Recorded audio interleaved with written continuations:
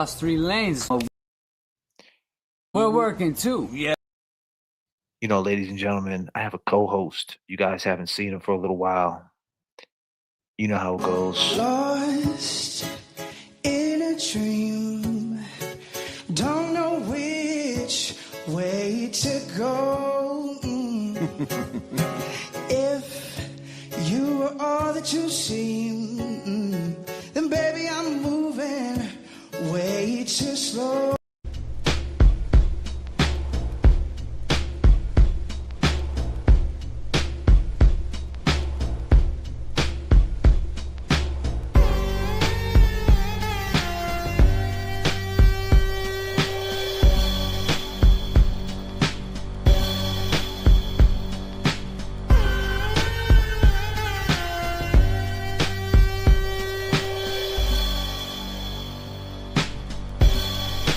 Beautiful.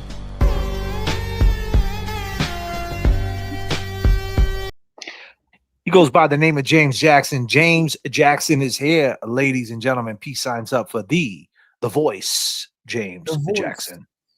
What's up, JFK? You know how we do it. Just, kicking a little monologue, waiting for you. Yeah, man. I'll tell you, I did not know what I was signing up for when I got this dog, man. Oh, man. She is. He loves you, though. She does. She does, man. But she's just like obsessed. I've never seen anything like it. Yeah, you have. Yeah. A disclaimer. Yes, you have.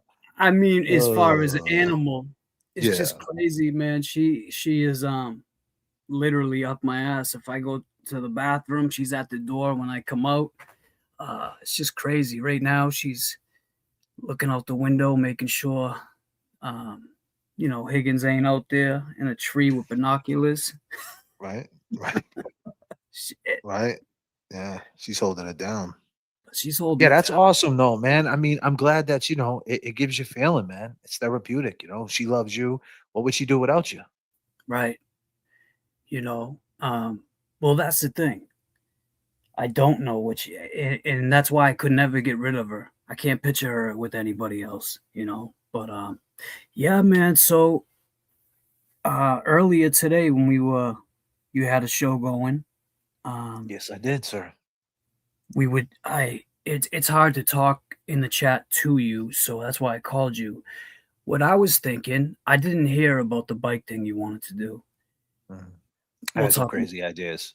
Yeah, I mean, well, we're not content creators by default, so we try to use our minds and our imagination, if you will, and we try to make it more interesting, more engaging.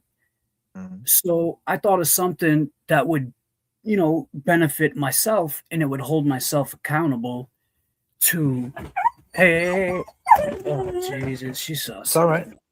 Take your time. It's all right, brother. Don't worry about it. She's about to freak out.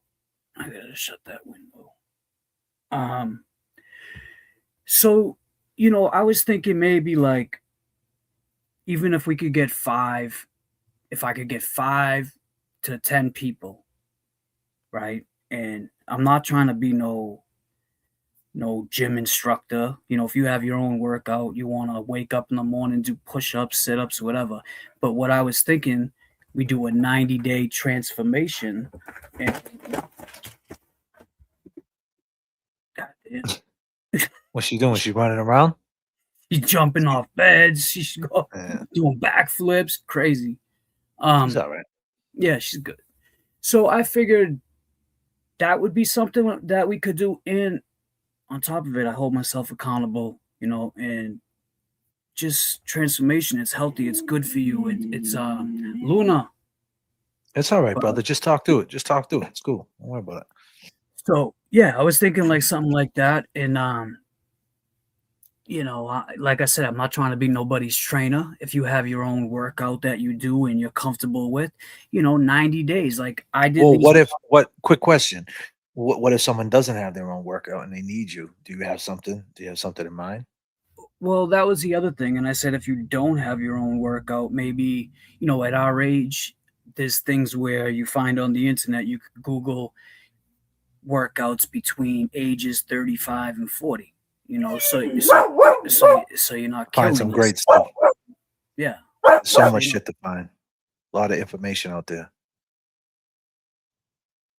It's all good, James. Don't worry about it, brother. James is just taking care of business real quick. Luna is seeing people and she wants to eat them. I'll tell you, a big rabbit just got hit like 2 houses down. He's in the middle of the street. I guarantee you she can smell it. I bet you. Yeah, for sure. Because, I mean, she's been like almost hanging out the window. It's closed. The screen's down, but the window's up like this much. Plus she can sense it. Like she can Yes. sense all that Well, stuff, you know? when the wind blows, it blows the scent off of it. I mean, And you don't know if another rabbit knows their mother rabbit or their friend Is rabbit, right is right there lurking around. They're trying to Yep. help it, and he's sensing all the activity, you know? Yeah. She's all the activity. Yeah. But yeah, so I was thinking like something like that, and hopefully everything's looking good by June. The end of June, I should be moved out. Now, the next thing I wanted to do was so you're moving to a different place. Yep, I'm gonna moving on up. Moving on up, man, and moving on up, taking a step. Yeah, it's a step, in the right direction. It's also a step where it's independent again. I haven't had an apartment since Lauren passed. I've been back with family, and so I'm looking forward to it, man. I'm really looking forward to just getting back into having my own place, doing my own thing, having my own routine, and that's awesome. Yeah, and I talked to you the other day about some stuff with my son, and usually I talk freely on here about my son, but after seeing everything that's been going on, in the last year. Yeah, there you go. Yeah. What has, this is so much. It's like, what do you do? Right. So it's like I came to the what's the word I'm looking for? Conclusion? Came to the conclusion that I'm not going to talk about my case with my son no more. After it was put out there and it was wrong information, I felt like I had to defend it. And then I was like, I don't have to defend it to these people, because at the end of the day, they don't even give a shit. They just, so yeah, it's still been going on. And that's the thing that someone said to me today, you look like you're doing great. You look so happy. And I said, wow, huh? I must put on a good face. Because like this morning I woke up and I'm a man. I'll be real, man. It was tough, the phone conversation I had with somebody this morning, and like, if you don't mind me asking, what was the subject matter about? It was about Jaden and his mom. Okay. Yeah, I talked with her other kid's father. Which is a crazy dynamic, huh? Yeah. That's different. That's different, that your kid has brothers and sisters, but they're not yours, and vice versa for him, and you guys are talking, you guys both have the best interest for the kids, but yet you guys both have this obstacle. Right. And it's wild too, because just to touch on that real quick, here's a kid that comes from money. He comes from big money. Big money. He got full custody. She has to pay him child support. Now, he told me that she hasn't seen her daughter since January, so it's just not normal. And it's like, what do I do now? The judge already ordered, so she's becoming what she doesn't want to become, a deadbeat. And she moved again, and she's not, responding. So it's just been really tough, man. And it's like, I started thinking. Well, you're nervous too. You're nervous because you right now you have all the rights. So Yeah, let's be don't know clear. what's Let's put is some he context. okay? You have all your rights back. So James has all the rights to his son to do whatever he wants to do. But the problem is he has this obstacle. And it's like he wants to go step right in, but he knows that that could turn ugly real quick if someone hits 911. Right? What do you do? Right. And I called that court from Newburyport on Thanksgiving, and I asked them to send me a copy of paper because, like when we spoke the other day, and you were like, just go see him. Right. That's of course that's the first thing we think of. Of Let's course. just go. But I was Easier gonna said than do done. that. Well, I was gonna do that, and then I started thinking about the Thanksgiving day, and I'm like, but I just spoke with them, and they told me everything. But I'm gonna wait until I have another piece of paper, and 3 pieces of paper. yeah, it's just crazy, man. And It I was is. It's thinking about tonight. traumatizing. It's traumatizing. It's like, at this point, my son, 7 more months, will be 18. At this point, is he gonna wanna? Is he gonna feel like he betrayed his mom if he comes to me? Like these are things I'm thinking of, like, and it's not right, man. It's like, how can you have a child with somebody and they Well, just pick? I don't think he would feel like that with you because that's not the way you are. You're not gonna tell him, hey, listen, F your mother and your mother did Right. this to us.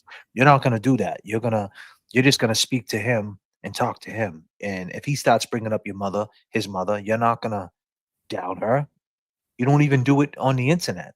I mean, Yeah. everybody throws their business out on the internet. You don't. So Yeah. why would No, you do it we'll to him? never. So Yeah, you we know what I never. mean? I don't think he's gonna think like that. If anything, he might say, wow, I didn't expect that. I thought maybe he would be on that type of time because that's how everybody is. They're vindictive, right?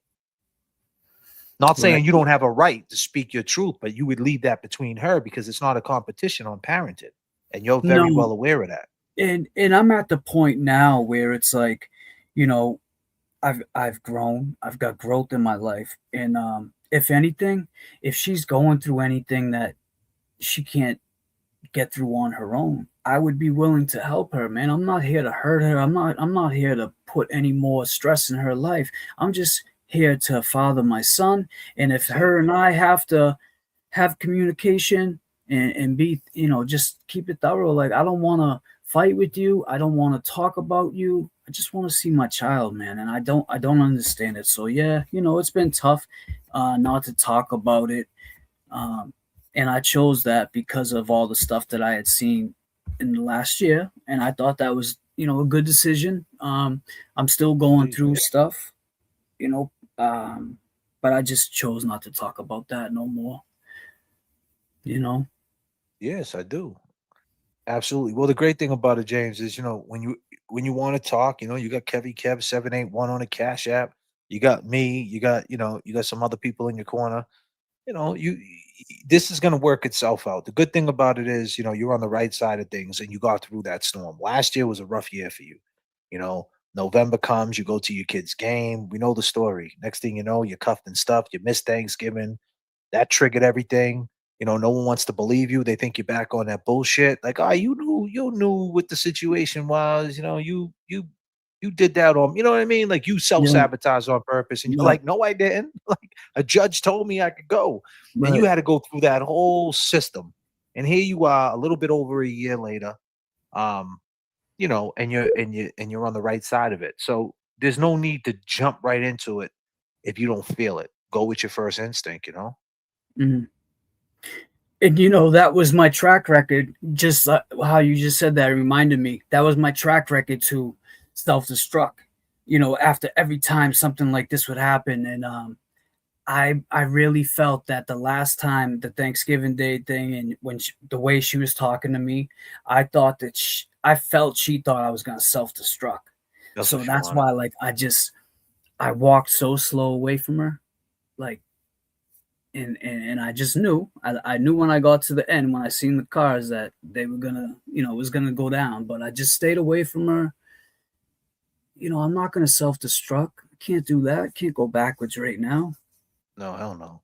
And I You think know. that this is, I said this before. I think that this whole journey that we went on for going on 3 years now, well, just about 3 years now, with this whole, live streaming and having an audience, long gamers, and this whole journey that we've been on, it gave you a serious baseline. If you self-destruct, you're gonna lose everything that you built, and you're gonna let people down who actually look for you to put a smile on their face, and so that gives you a baseline. When you ain't got shit to lose and you ain't got no love, and you could just click on the internet, kind of like what Jenny said. I think she just said, people have love for you. You kick on the internet and a bunch of people saying, "We love you, James."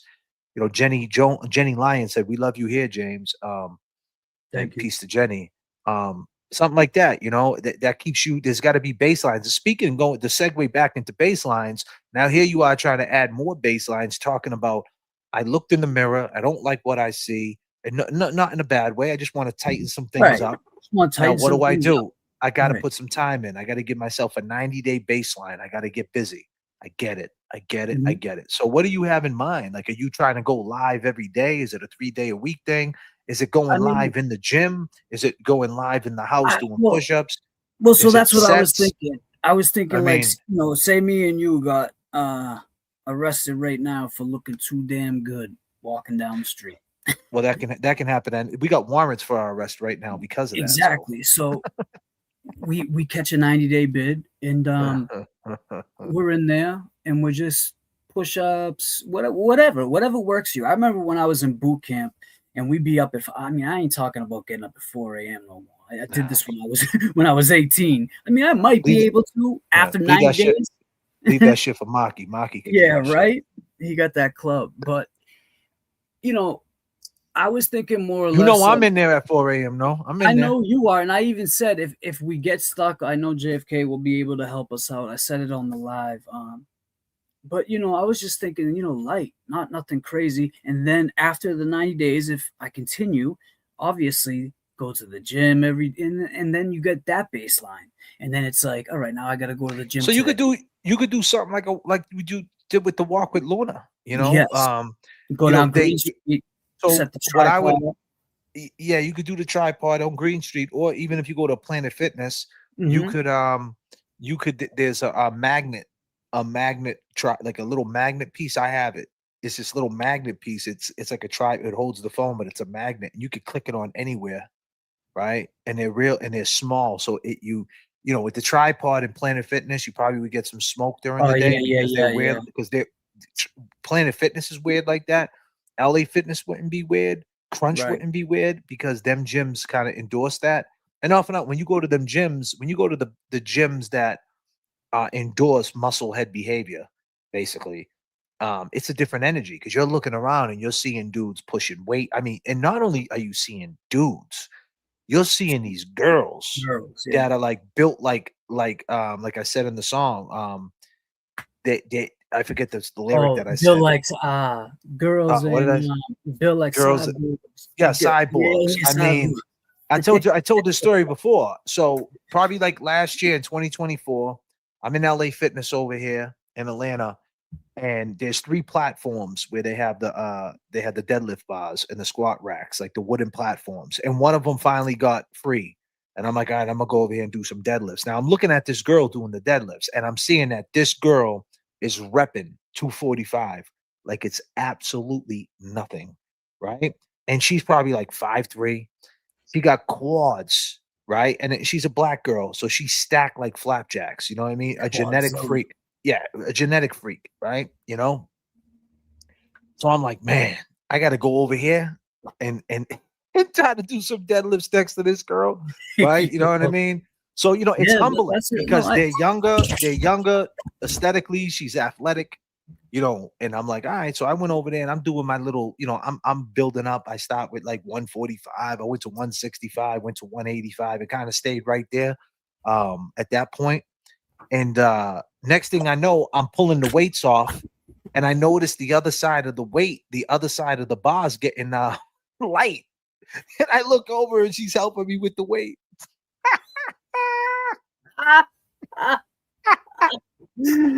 Whoa, she got her headphones on. She's not even talking to me. She's just helping me take the weights off. You know what I mean? Like a savage, but that type of stuff could get you, you know, some people can intimidate you, you know, when you're first starting out, Right, you know, and I'm right. not, but see, the thing is, there's levels to it, you know what I mean? And it's like when you lock, there's so many different levels to working out. I mean, it's like what I want, honestly, what I want to start doing. I told this to my daughter, you know, we know Nirvana, right? Yeah, I said, I said, I said, now she knows how to swim. I taught her how to swim. You know, she's basic how to swim, but she don't know how to swim. Like my older daughter, she knows how to swim. I took her to swimming classes. She knows how to swim, right? I don't know if she's still practicing as she got older, but like when she went to swimming class, like she was nice with it. You know what I mean? Like real, like, you know, the fundamentals and stuff. right.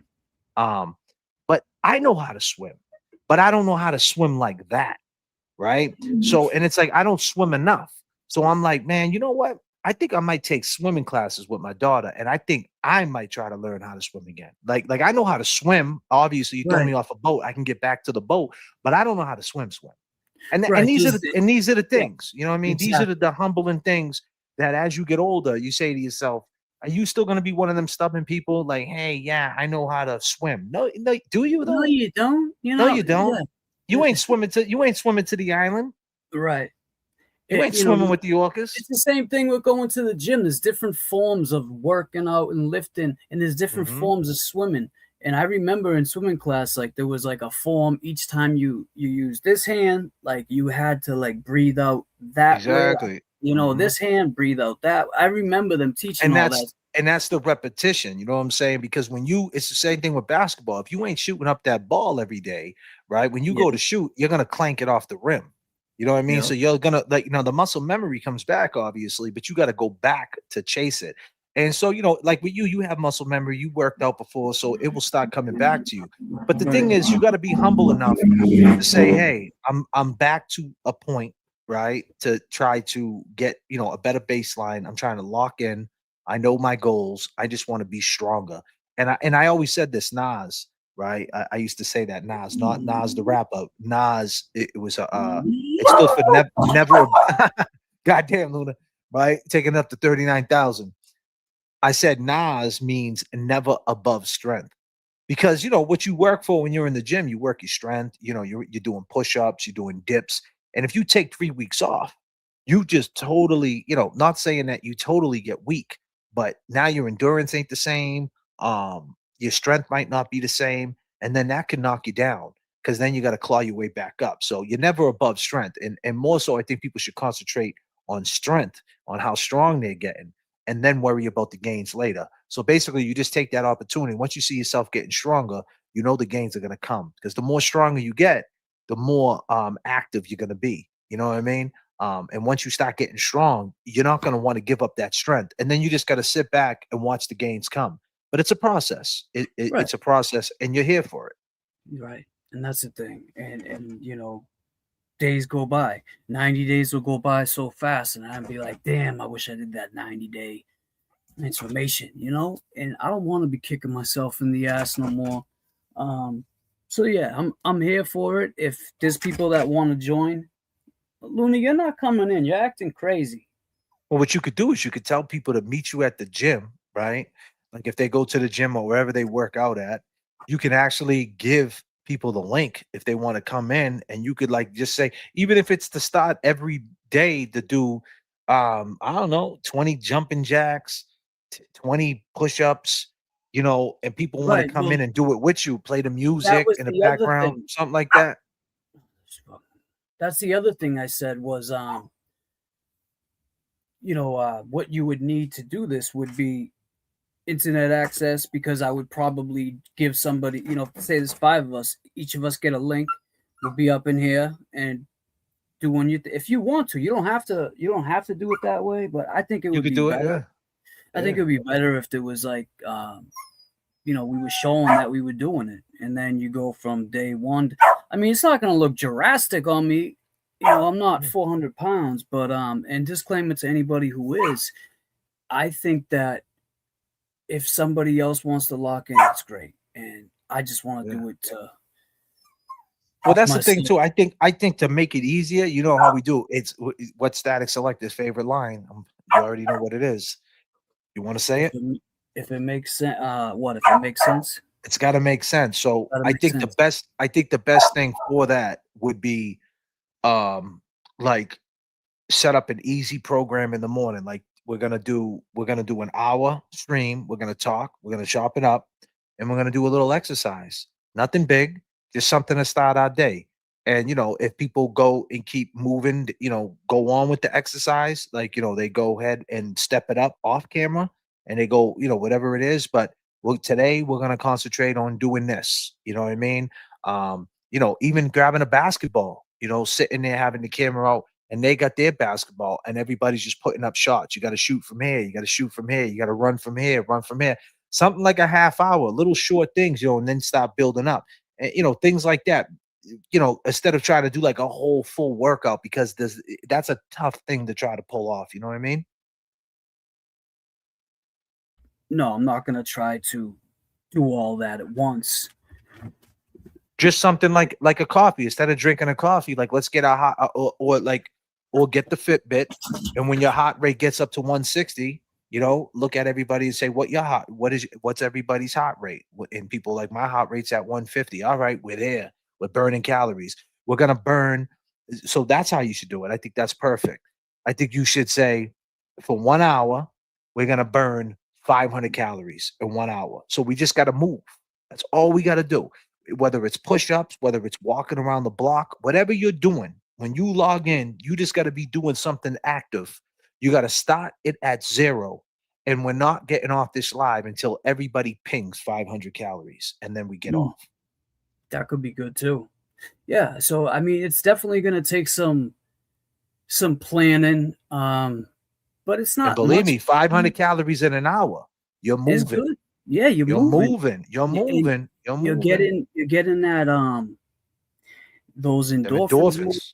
Yeah, and it's a good feeling. And that's where I just want to stay. It's where I want to be.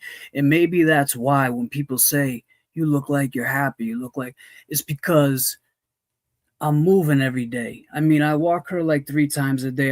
If I do a live, I'm only on 20. I haven't walked, obviously didn't walk Luna only 20 times since I've had her. I walk her 3 times a day, so I'm walking already a lot. And I'm just moving around anyway. But what's a good thing about that on the Fitbit? If it pings 500 calories, people can screenshot it from their Fitbit app, give it to you, and then on your next stream, you can post it. And be like, all right, the whole week you could post everybody's gain. So like at the end of the week, if you do it 3 times a week, that's 1,500 calories because you're putting yourself in a deficit. If you're burning 500 calories, right? Like I think you should do it early morning. I think it's nobody eats nothing. Burn 500 calories without nothing in your stomach. Because if you burn 500 with nothing, you're not burning from the food. You're burning from the fat that you already stored. You know what I mean? Yeah. So so that's like a good way of doing it too. That's like a morning coffee right there. Right. That's that's how I started. Honestly, you can help a lot of people. And I don't mean to cut you, but that you can help a lot of people out because if you're doing it just being James, walking, doing what James does, talking, people won't even realize that they're working out. Just if they're walking around, moving, dancing, they won't even realize it until they look down. They say, God damn, I just burned 500. Sometimes you just need that push, Yeah. And I think that's a great way to put it. People will definitely, there was a few people that said, yeah, I want to do it, but I just got to figure out, like you said, how we're all going to stay connected and know. I mean, that's the thing, is figuring it out. It shouldn't be too hard. A link, if you got a cell phone, a computer, you don't even have to have a computer. You just need to have a cell phone, Wi-Fi, and you're good. You just got to be present. Yeah, and you got to be present. Just show up. That's it. Just show up. Or you could be like James said, you could be behind. You don't have to jump on the link. You could just be in the chat and say, I'm at 200 calories. And now you could lie to kick it too. You could just be a liar and say, I'm at 300. I'm at 400. Right. Whatever floats your boat. Whatever your vice might be. And I said that too. I go, and even if you don't make it through the 90 days, it's kind of good because you want people that, and I hate to say it like this, but you kind of do want people that don't make it through the 90 days. So you can see that it's not that easy. And that the people that did make it to the 90 days, they really worked hard. So well, it's like this. If you check your calories that you burn from 12 a.m. till 12 the next day, right, without doing anything, right, just your normal activities, like whatever if you're a mother, if you're a grandmother, if you're working as a nurse, which they're moving around all day, if you're a construction worker, whatever it might be, if you check from 12 o'clock to 12 p.m. How much calories you burn, most people burn right around 4 to 5,000 calories, right? We'll just say give and take, right? So if you're burning 4 to 5,000 calories without doing anything, right? Just doing your ordinary workouts, what you want to do is you don't want to eat over that 5,000 calories. So that's the problem. That's how people gain the weight. It's called a calorie deficit. So if you always stay under the calories you burn, you stay in a deficit. Which means is if you eat less and you're burning more calories, then what happens? You're losing weight. If you eat more and you're burning less calories, you gain weight. So most people don't get it. They go to Starbucks. Let me get an oatmeal shake and espresso, right? Boom. That right there is 600 calories right there, that one drink, right? Then you have a donut. There's another 500 calories. Now you're at 1,100 calories, right? Now you only burn 5,000 calories a day. It's only 6 a.m. You already got 1,100 calories in you. The time the end of the day goes, you're at like 8,000 calories, and that's why you're fat. It's not rocket science. We're not putting men on the moon. When you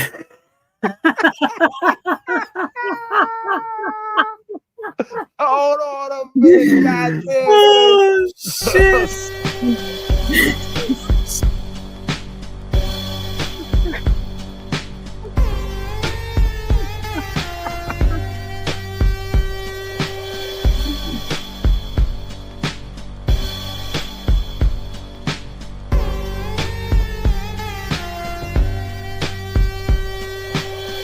Yes.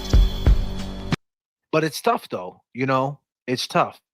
So what you do is you try to stay in it. So if you're burning 500 right off the bat, you're burning 500. And then what that does to you, right? By trying it, and I'm not telling you to count every calorie because it looks weird. Yeah, it's a little fuzzy, but it works itself out because what happens is your camera,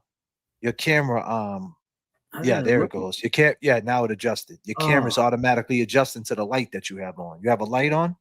Yeah, I got that ring light, but I'll tell you, yeah, that's what you see me do all the time. You always see me doing this because the camera adjusts to it. You know what I mean? And sometimes it makes you blurry or make you brighter. Yeah, so it's a pain in the ass, man. Because you're using the laptop camera, which are fugazi cameras anyway. If you had another web camera connected, it would adjust. That's what I was thinking about getting. I mean, your camera, the day when we were there, it looks clear as shit. Your camera. You look good right now. You look clear as shit right now. I got the light right on me. Yeah, but you look good now. But when you stop moving, you get out of focus. It does the focus. Okay. You know what I mean? Yeah, the light, the shadows make the camera adjust to the light. But what I'm saying is, it's like this, right? A sweet potato is only 100 calories, a little bit over 100 calories. A banana is 100 calories. Eggs are only 70 calories. So if you eat 10 eggs, that's only 700 calories, right? But that's like, I think every egg's 30 grams of protein. Well, no, every egg's 12 grams of protein, right? Yeah, so it's 12. I think it's 12 grams of protein. Every egg is 12 grams. So the point I'm trying to make is you want to eat more protein than you do carbs. You want to stay proteined up at all times, right? But you need you need carbs. So where are you going to get your carbs, right? Sweet potatoes is a great way to get carbs. They're good for you. They're high in fiber, and it's only 100 calories, right? That potassium, right? Things like that. Tuna fish, just out tuna fish. That's protein, but you could use other things on tuna fish. I mean, you could use a little bit of mayo. It's not going to kill you if you don't overdo it. But the point is that if you are conscious of your calories, if you realize, I just ate, you're trying to only eat 2,000 calories a day, right? That's all you're trying to eat. You're trying to max out at 2,000. Like you're 6 something, you're like 220. you want to eat only 2,000 calories a day. So if you woke up that morning and you decide to get a shaken espresso at Starbucks, right? And a fucking jelly donut, right? You just know you just ate 1,000 calories. You just gave up them calories. You're going to only eat 2,000. You just gave that up to that when you could have had chicken, sweet potatoes, steak, eggs, a little bit of And cheese. it keeps you You know what full I'm saying? longer. That shit don't You're fill gonna you up. you're gonna sacrifice that shit Right. for the good shit that you need, because now you're working out and now you're sore. You're sore. If you start hitting the creatine and start smashing that protein, then you start realizing, wow, I feel sore, but I feel pumped, and I don't Good. feel as sore because Yep. you're feeding the muscles. You know how it goes. You got to eat, rest, feed.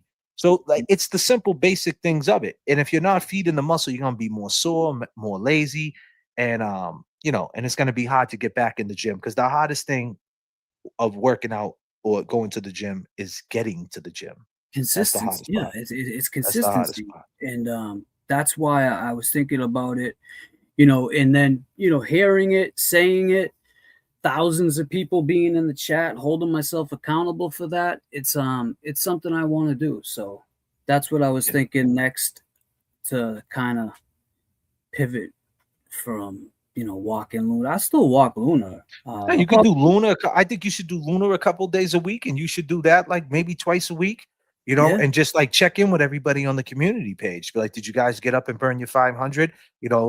Every Tuesday we're gonna go live, and Friday, and we're gonna check in, and then everybody send me their results on their Fitbit app. Show me the results, and I'll post it on the next live. Everybody Well, who's I been was active thinking doing it. too, if they want to. Like, I know a lot of people don't like, they feel whatever, maybe self-conscious, or they don't like seeing, or maybe they just like me. I didn't want to talk about my son because I knew all the bullshit that had gone on in the last year, and they don't want their pictures being blasted for something. I don't know, whatever your reason is. You might not want to post pictures, but I just think that if we go from day 1 to day 90, you're going to see some kind of result regardless. You're going to feel better about yourself. You have a community page. I think you should use the community page to interact with everybody every day, right? You're good at making, tell everybody, the people who are involved, tell them to send their Fitbit, their apps, whether it's Apple data, whatever it is, how much calories they burnt when you said. If you said, okay, every day from 8 o'clock to 9 in the morning, 9 to 10, wherever you do it, we're going to burn 500 for an hour. Everybody send me that data. And then every day you post it. Kelly burnt her 500. Becky burnt her 500. EPAG's burnt her 500. She's a scientist, right? You know what I mean? So, and then like, that's how you could stay up with it. And then every 2 days you can do a workout with everybody. So that way you don't overwhelm yourself. Because one thing I know about you is that you get overwhelmed real easy. So as your friend, as your brother, I'm trying to tell you, there's no need to stress over it. You have the community page. You could do it old school. Post the pictures, post the motivation up you're real good at writing, post it up there. As long as you're really doing what you say you're doing, though, too. You ain't faking the funk. And as long as you're doing it and you're posting your 500 calories, you don't really have to be streaming like that. You could do that twice a week, a couple of days a week, do the Luna, a couple of nights a week, or a couple of nights a week, do the fuckery. You could do the fuckery a couple of nights a week, and once you get settled into your new spot, and you can get more active and slide into an identity, and something that we lacked in Game 7. Yeah. Speaking of a crazy segue, Game 7 was horrible, man. Oof. It was so bad. It was so hard to watch, like, but it is what it is, We didn't have Tatum. We didn't have Tatum, but we still had a hell of a team. It's just the Sixers, they played better, for sure. They're getting stomped right now by New York. The last time I checked. Well, they're getting stomped. New York is like trying to take them out early, sweep them. Oh, yeah. They're going to sweep them. I don't know. They could. It's possible if they. New York Knicks are on a mission. I mean, they have a clear pathway to the finals. Really? Yeah. When's the last time the Knicks have been in the finals? It's been a while. I think they went to the finals in '99 or 2000 or something the last time, because I remember I was in Nashua Street and they went to the finals when they had our homeboy what was his name? Ewing. Ben Wallace Oh, was on the team. oh But yeah, Ben yeah, Wallace, yeah. He was a dude, beast. 128 to 90. That's one way to set it off. Yeah. Yeah. They playing in New York or Philly? NYC. So what I was going to say to segue up to Game 7. So right after Game 7, our boy Jaylen Brown went right and did a live stream. He had Green Runs Deep up there with him. He was with him. Green Runs Deep. They're all listen. It's a whole new world out there. You got a dude who work. Last time we seen him. Check this. 300 million this dude got, and after he played a Game 7 in the Boston Garden, you know what he did? He activated StreamYard and went live. Yeah, 300 million. That. Yeah, but that's what everybody's into. And who's he with? Green Runs Deep. And we was officially with Green Run Deep, doing when I was running amok out there. And that was now Green's Run all the Karen Reed stuff too. Yeah, that was before. This was early, man. That's when we was out there when they beat Miami that year. We were sitting out there, 2021, bro.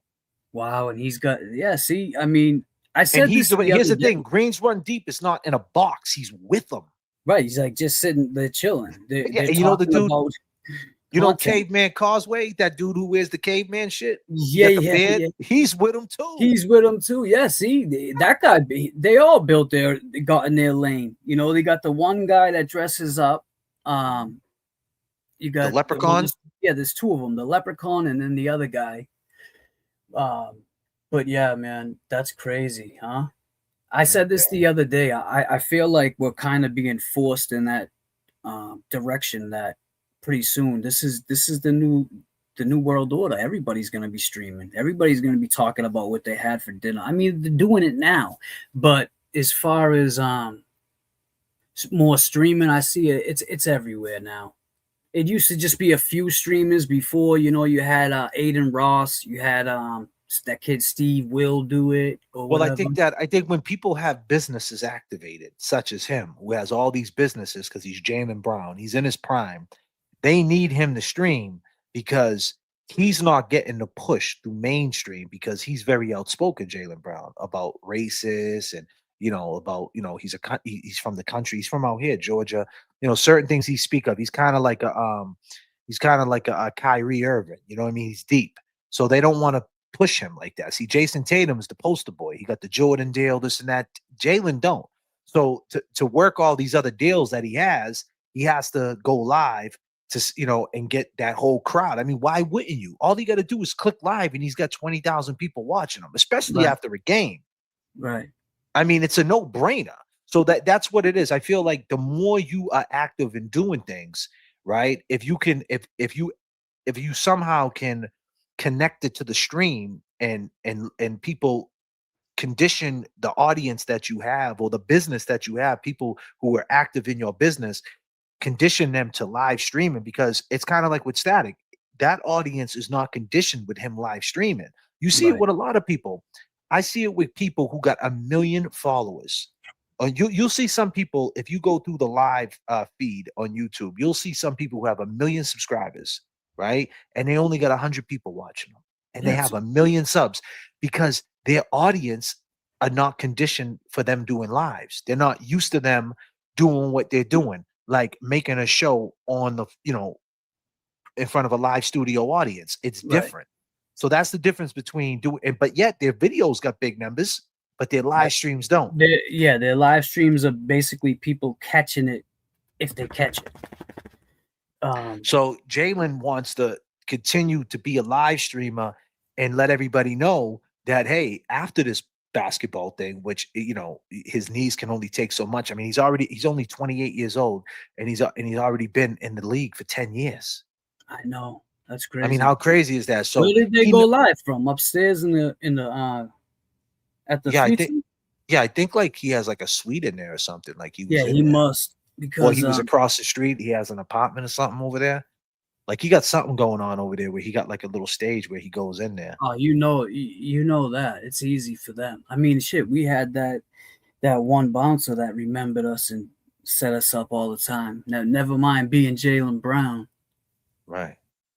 But ladies and gentlemen, James Jackson is here. And I'm about to bring someone else up to the stage. You know how it goes. We're going one by one tonight. James Jackson is here. We got our other guy, our other third person in the fold.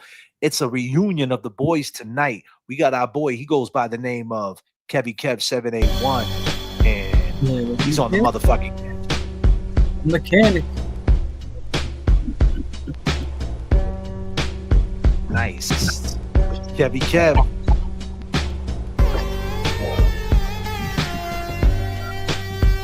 You gotta lower your phone a little bit, Kev. Where is he? I just he's loading. He's loading for you? Yeah. I can see him. Might be your neck. Let me see. Oh, you know what? I see him. What up, Kevin? He's echo. Yeah, he's got to lower his mic or something. Your mic. Go ahead. Let's get a mic check, Kev. Mic check. Mic check. Yeah. Yeah, you good now, brother? You good now? Good. You sounding good, man. You sounding good. You got the headset. You gotta lower it just a little bit. Try to lower it a little, as much as you can. Yeah, I think that's good. Nah, I can't hear you. Now we can't hear you.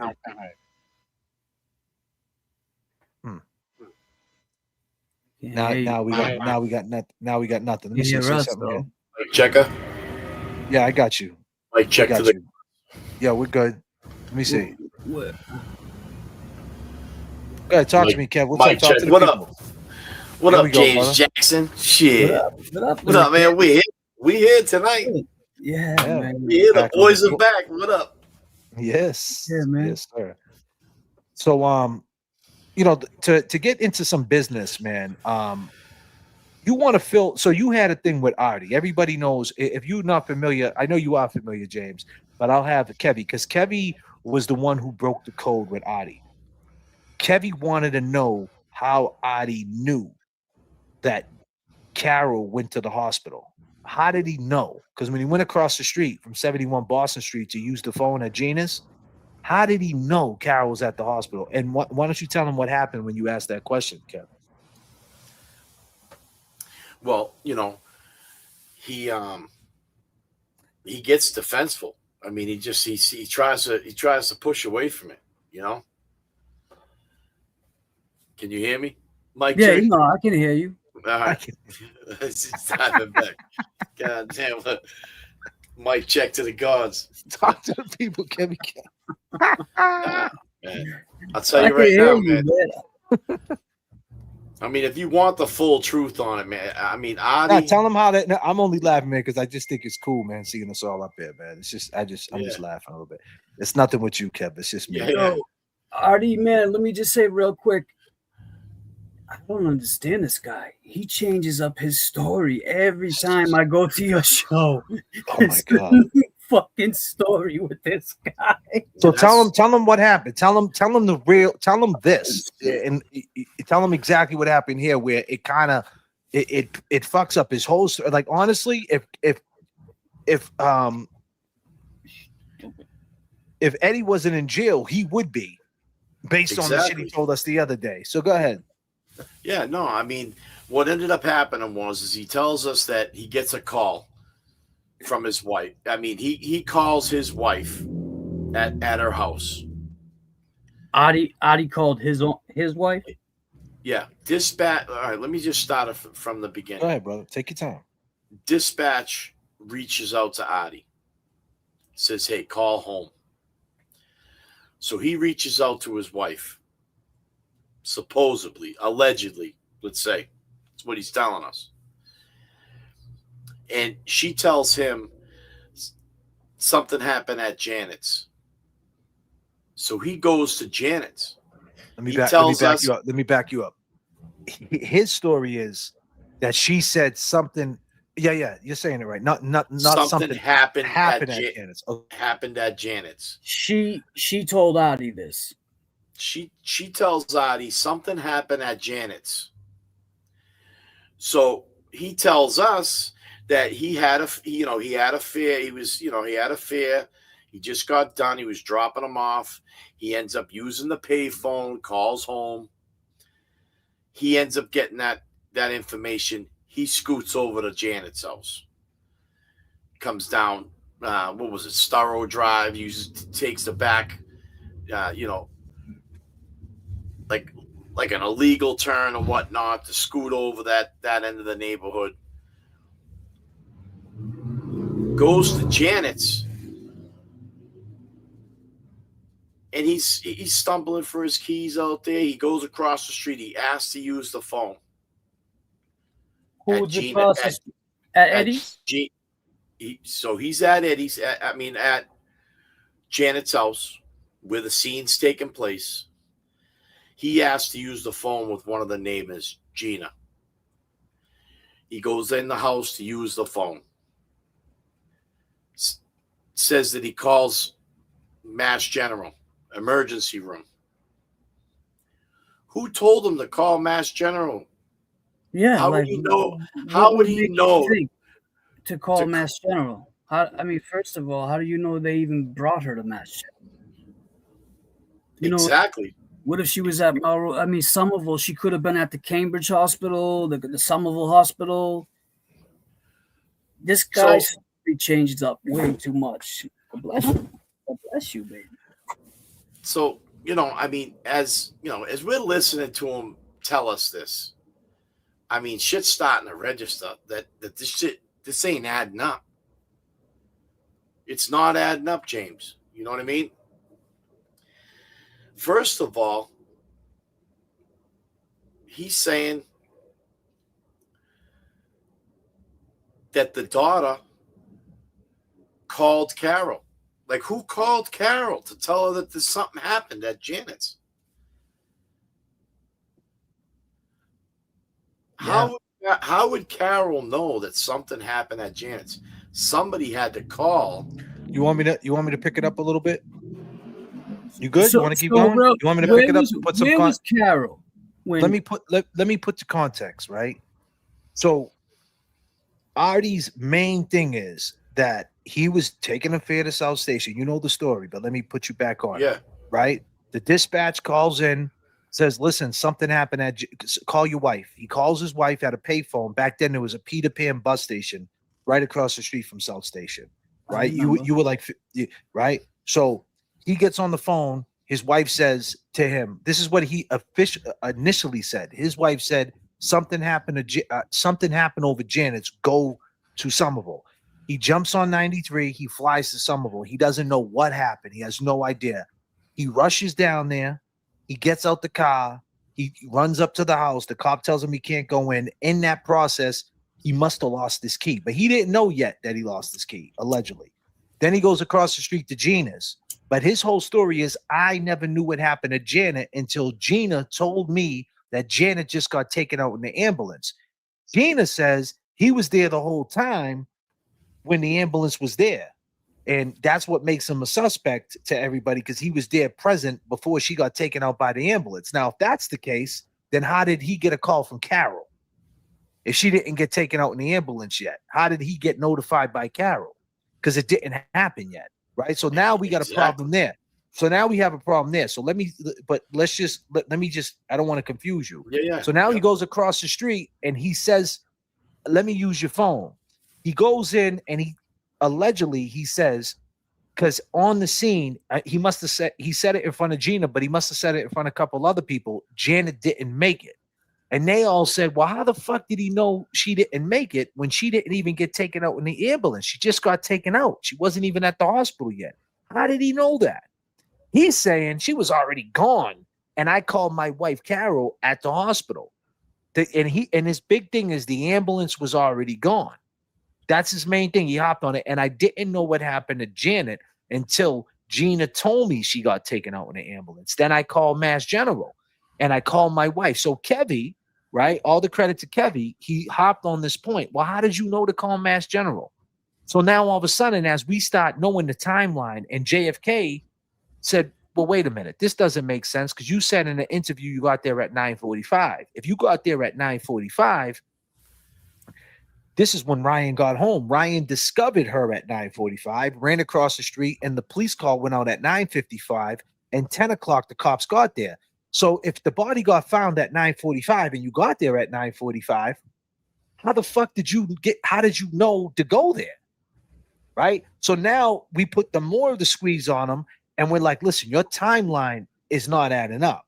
Nope. And so Kevy hopped on, well, how did you know she was at the hospital? So then he turns around and goes, because at the end of the conversation with with Carol, he said, she said, I'm on my way to the hospital. But here's the problem with that. If she's on her way to the hospital and you're at South Station, like JBRILL brought up, why the fuck did you go to Somerville? Why didn't you go to Mass General? Mass General, that's right there. Why'd you go back to Somerville? Be with your wife. So now, if he's lying, now here's JFK's point. So now we got Kevy's point, the second, right? We got a little bit of JFK's point, the Kev point, the JBRILL point. Why didn't you go back to why didn't you just go to the hospital? And then we go to JFK's main point, that the phone call must have never happened. And if that is the truth, that the phone call never happened and he was there, that means all this time his wife Carol, which is Janet's sister, knows that he's fucking lying. I was just going to ask you that when you were done talking. What does Carol, how does she feel towards Adi about this whole situation? I don't know. And with that being said, before we go any further, since we're going up one by one, coming to the stage, ladies and gentlemen,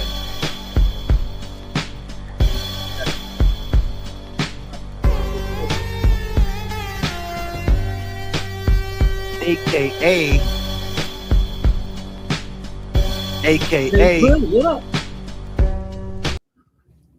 here we go. The boys are back. Are we all going to fit in this cab, Adi? Are we going to fit in the cab? Adi, the walls are closing in. So James Jackson had a question. Did you hear him back there, bro? Yeah. So what was the question? My question was, after they told me all that, how does Carol feel towards Adi, and what does she think about this whole situation? We can't get a hold of Carol, and Adi always gets so defensive when we talk about her, says that she wasn't in good health, don't bother with her. So I'm still working on trying to get a hold of her. But she's still alive and stuff? Yep. I see her posting on Instagram all the time. But you guys have no idea if she's... Oh, so he still talks to her then? If he's saying leave her alone, you don't know. He could just be saying that. I don't know. From what I hear, that they don't talk at all. They have a bad relationship. From what he said, they still talk, and their relationship is cordial. Well, of course, he's going to say that. I mean, it's Adi. God damn, huh? So then he got offered $2,100 for 1 hour one night. So Freebird jumps in the chat, says, I'll put up 500 if Adi comes up here and talks. I said, all right, I'll add another 500. Then a cat named Sully jumps in, says, I'll throw 250. Then the shooting informants not drugs said, I'll throw 500 on it. The time it was all said and done, we had 2,100 for an hour. He doesn't come up. Oh, he was present in the chat, though. He was present in the chat. Yeah. But he wouldn't come up. He said, so then the next night, right? Obviously, we couldn't raise that money the next night, but we got it up to like 1,600. He doesn't come up. Last night, we had it up to like 1,200. He didn't come up. And I told him 1,200 for 15 minutes. Wow. I mean, he's either got his old attorney or somebody that worked with that attorney telling him, you know, stay the hell away from the internet and stop talking to those guys. Bro, he's still in every chat. He was just in every chat. He can't help it, man. Some of these people, though, they can't help it. You know, he was in where? Where was he? He was in Can We Keep It Real's chat. Oh, yeah? What was he saying? They got it all wrong, too. So where do we have it wrong? Tell us where we're wrong. Who said you had it wrong? Keep it real? Adi. Adi keeps telling us we have it wrong. Adi said, or listen, Adi says word for word. Let me tell you some inconsistencies. Adi said word for word, line for line on this show. He did this. All right. Keep in mind, right? This is what he typed. All right. James Jackson, I'm gonna pull up a screenshot. Now keep in mind, I'll pass it to JBRILL. What time was Carol found? I mean, excuse me, Janet found JBRILL. Janet was found at 9:45. This is what he says when I asked him what time he got there. This is what he says. All right, on a live. This is memorialized. Check this out. Watch this shit.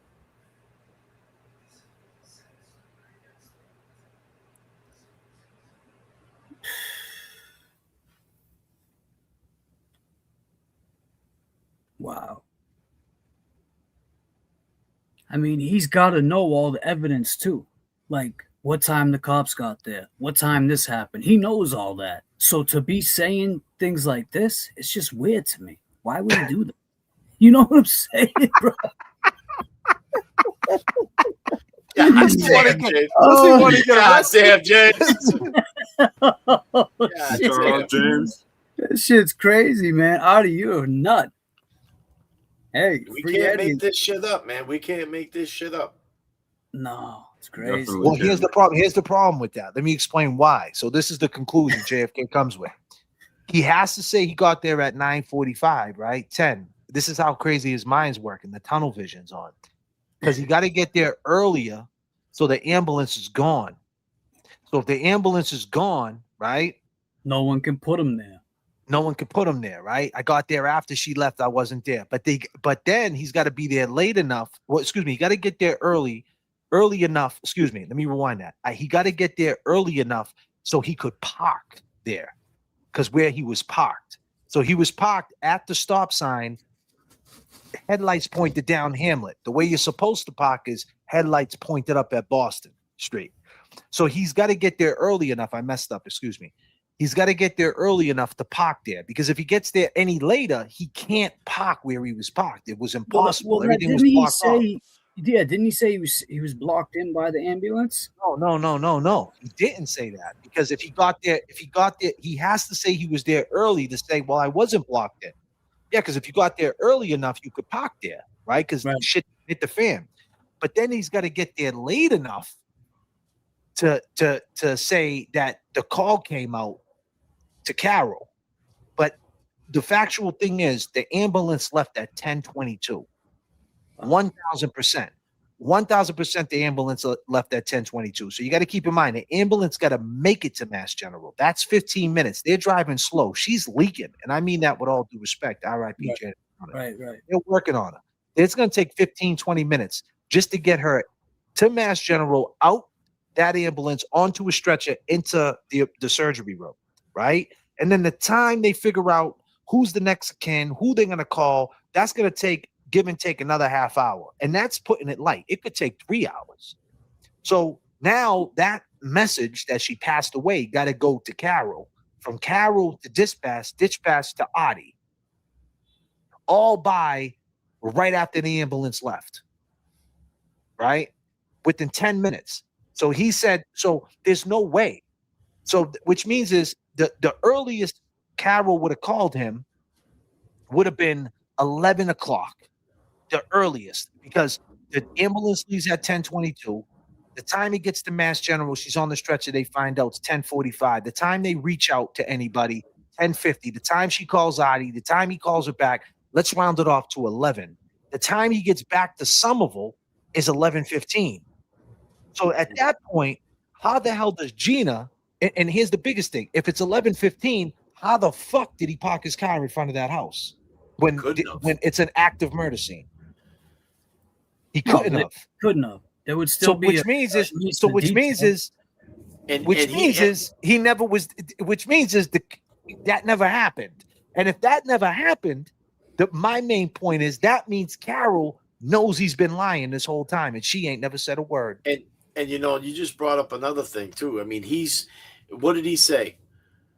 Well, I seen the yellow tape, and where I'm from, we know what that means. Like, so the yellow tape was up. There's no fucking way he pulled up to that house. Bro, they're not letting him pass that yellow tape. He's a fucking cab driver. They're gonna be like, buddy, go back in your cab. God damn. He wouldn't have made it up the street. And keep in mind, you want to tell everybody, I'll let JBRILL take the mic. Name all the people that we interviewed that came back up Boston Street and was in that neighborhood at that time, and what they say, their statements to us on this show. There was Michelle. There was Jeannie. There was Gina.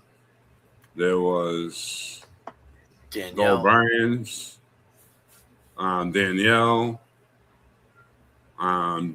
John, what's his name? Roberts. John Roberts. What's the kid saying in that? What's his name? And they Sorry. all said that the whole road was blocked, that you couldn't get through there. But Yeah. what's the kid? I'm sorry. What's his name? I don't want to say the kid. The one that found her. Her son. Is that her son? Ryan. What's he saying about Artie? Is he saying Artie did show it, that this is no one has talked to him either, huh? No. I mean, that could be why Artie's saying don't talk to what's her name and making up these excuses, because he doesn't want her to fumble her words. Well, why is he the one? Why is he the only one talking for this family? Why does he feel like he needs to talk the most? Yeah. Right. And does Why the wouldn't he fan- just come up? Why wouldn't he just come up here and say, "Listen," and set the? It's kind of like with Higgins. Higgins called in and he lied, right? That's like a Right. consciousness of guilt. Why not just say, "This is Higgins, right? ATF agent. You guys are bullshitting. The girl Carol that you guys are white knighting for did that shit. All right. I like what you and James are doing. Click. That's it. But instead, he got to lie, manipulate, move things around. Why? Yeah. Why do that? Once you put shit in the mix and clean dirt with dirt, everything gets muddied up. Yep. Especially the severity of the case. It's not like someone was hit by a snowball or something. This was a serious. It was a sick crime, and then he said that time, "Oh, I just said that to see how you guys would act." Like And we haven't even brought that up. Like it's like, why are we you playing started games? And like, that's not for another no- thing. Not for nothing. And here's something else that bothered me too that we probably haven't brought up. But like, he states that, you know, he had the kids, the family, write how great of a person. They all wrote like a letter to submit to state that he's a great person. Wow. But like, Yeah, and now- he read it on the True Crime Garage now, back in 2020. so that's in 2020, and we find out that he attacks his ex-wife In 05. in 10 years later. 05. But, and but these- hold and up. these Why kids- does he need all those letters though? If he didn't do, like, if he wasn't there, if he was nowhere near the house, if he was like, why are they writing these letters I'm of? trying to clear his name.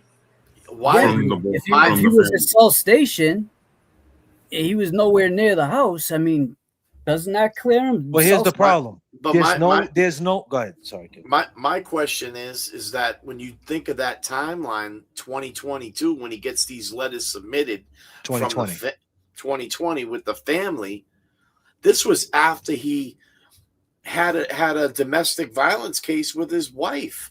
Like, they're on, And pulled out a knife and they, Pulled out on a knife. Carol. and they're Yeah. cool. On a woman that got stabbed. Her sister got stabbed 98 times, and he pulls out a knife. You want to talk about traumatizing? Yeah, and these Yeah. nephews and nieces are writing, yeah, he's such a great dude, like my Uncle Adi, yay. You know what I'm saying? God, it just seems like there's more to it. Like, I Yeah, don't but then know. here's the so let's theory. since all right. So since let's add a little bit more sauce to Adi, right? So not only that, Mr. James Jackson, he said on the True Crime Garage that the next day they found the blood. He said on our show that night when he got to his cab, when he got out of his cab, he seen the blood in back of his trunk. And we said, "You seen blood?" Yeah, and we said, "Well, what do you mean you seen blood? You seen a bunch of blood?" He goes, "Yeah." We said, "Did you tell the cops?" He said, "No, they were already there." And the way he said it, they were already there.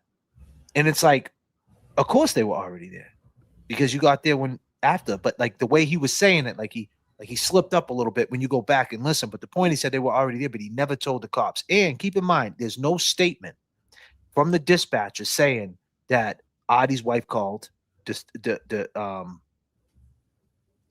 cab company. There's nothing written that corroborates this story that the dispatcher got a call to call Adi. He was on a fare to South Station. There's none of that. And then here's another big thing.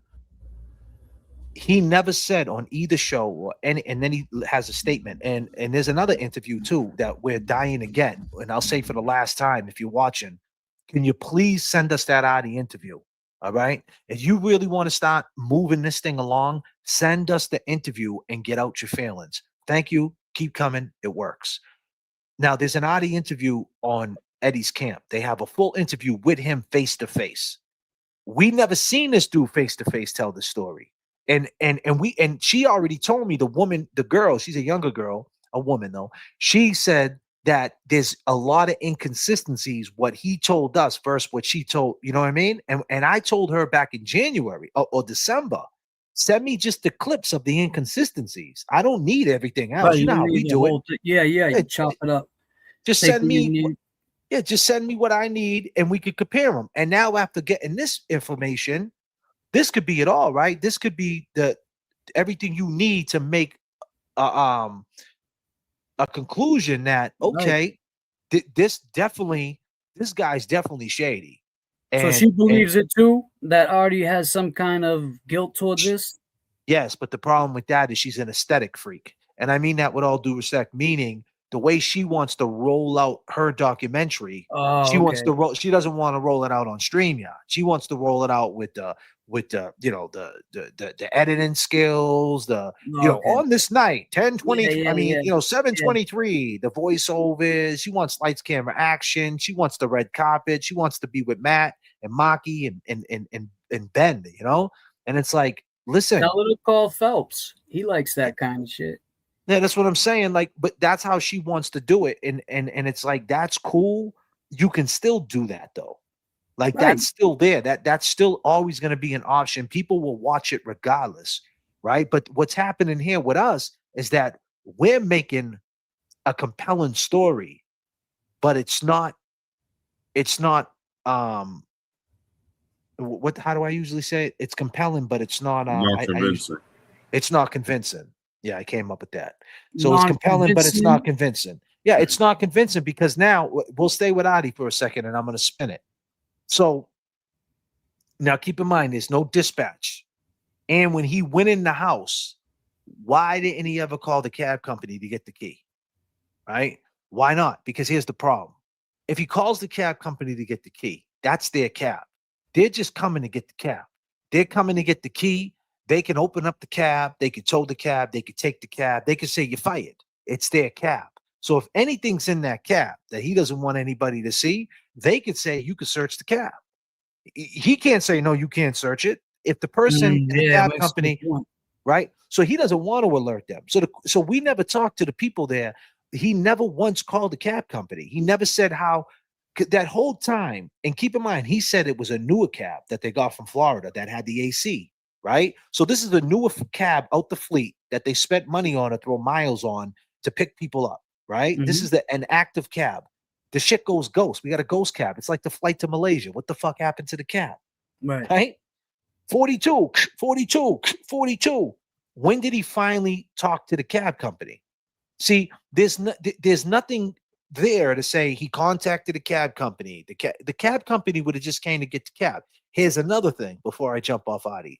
How did he get to work that day? If he took his car, he could have just left there, went to the cab company. Either way, he could have did this. He could have just walked down to the cab company because the cab company is right next to Assembly Square Mall, Assembly Road now. What was it, the green cab with the shamrocks? Yeah, green. Yeah. So it's only like a 20-minute walk. I think it's like an 8-minute drive or something, and like a 20-minute walk or something. He could have walked it. Or he could have, like I said, called the cab company, and he's a cat. They would have just came to pick him up. Came and picked him up, right? I mean, he works for them. So it doesn't make any sense why, to JBRILL's point, he even went back to Somerville. And then, and here's the craziest part: he still sticks to that. This is where he got caught up in more of a lie. Okay, I'll pull it up. Okay, I'll show you. All right, and this is before we get off him. And then I want to tell you the inconsistencies of the man himself, Eddie O'Brien. Right? So I don't know if you can read this, but he says right here, he says, I got to blow it up a little bit. He says, she told me on the phone what happened to Janet. Right? He goes, at Janet's, my bad. So he doubles back. She still never says he said, what happened to Janet? Right. But now he's got to still make it. She never told me what happened to Janet. Right. He's still like, well, she never told me what happened to Janet. Because at the end of the conversation, when she told me something happened to Janet, there was no need to call home. She was on the way to the hospital. So he still says when something happened to Janet. Right. Then he goes, Gina sent her daughters in the house to get me the phone so I could talk outside. I never used the phone upstairs when we were smoking the joint. And to get your people straight, Carol was never a nurse or worked at the hospital. I knew her family were there because that's where she was taken. Man to man, if that was said to you, JFK, wouldn't you rush to your family's house? Because if her sister and I think you would do the same thing, if your wife called you and said, get to someone's house, you're going to just go. Well, here's the problem with that, right? So even if that was the case, she told you to go to Janet's house, right? His thing is, I still didn't know anything happened to Janet. I still had no idea what happened over there. But you do know what happened over there because people just don't say they're going to the hospital. She didn't say I'm going to the hospital because I got a sore throat. She told you the reason why she was going to the hospital. I'm going to the hospital because Janet is going to the hospital. So you did know something happened to Janet. Now, to give him a little bit of grace, he might not have known what happened to Janet, but he knew something happened to Janet. So now he says she's going to the hospital. Now, even if she says, don't go to the hospital, go there. When he gets there, there's a huge problem.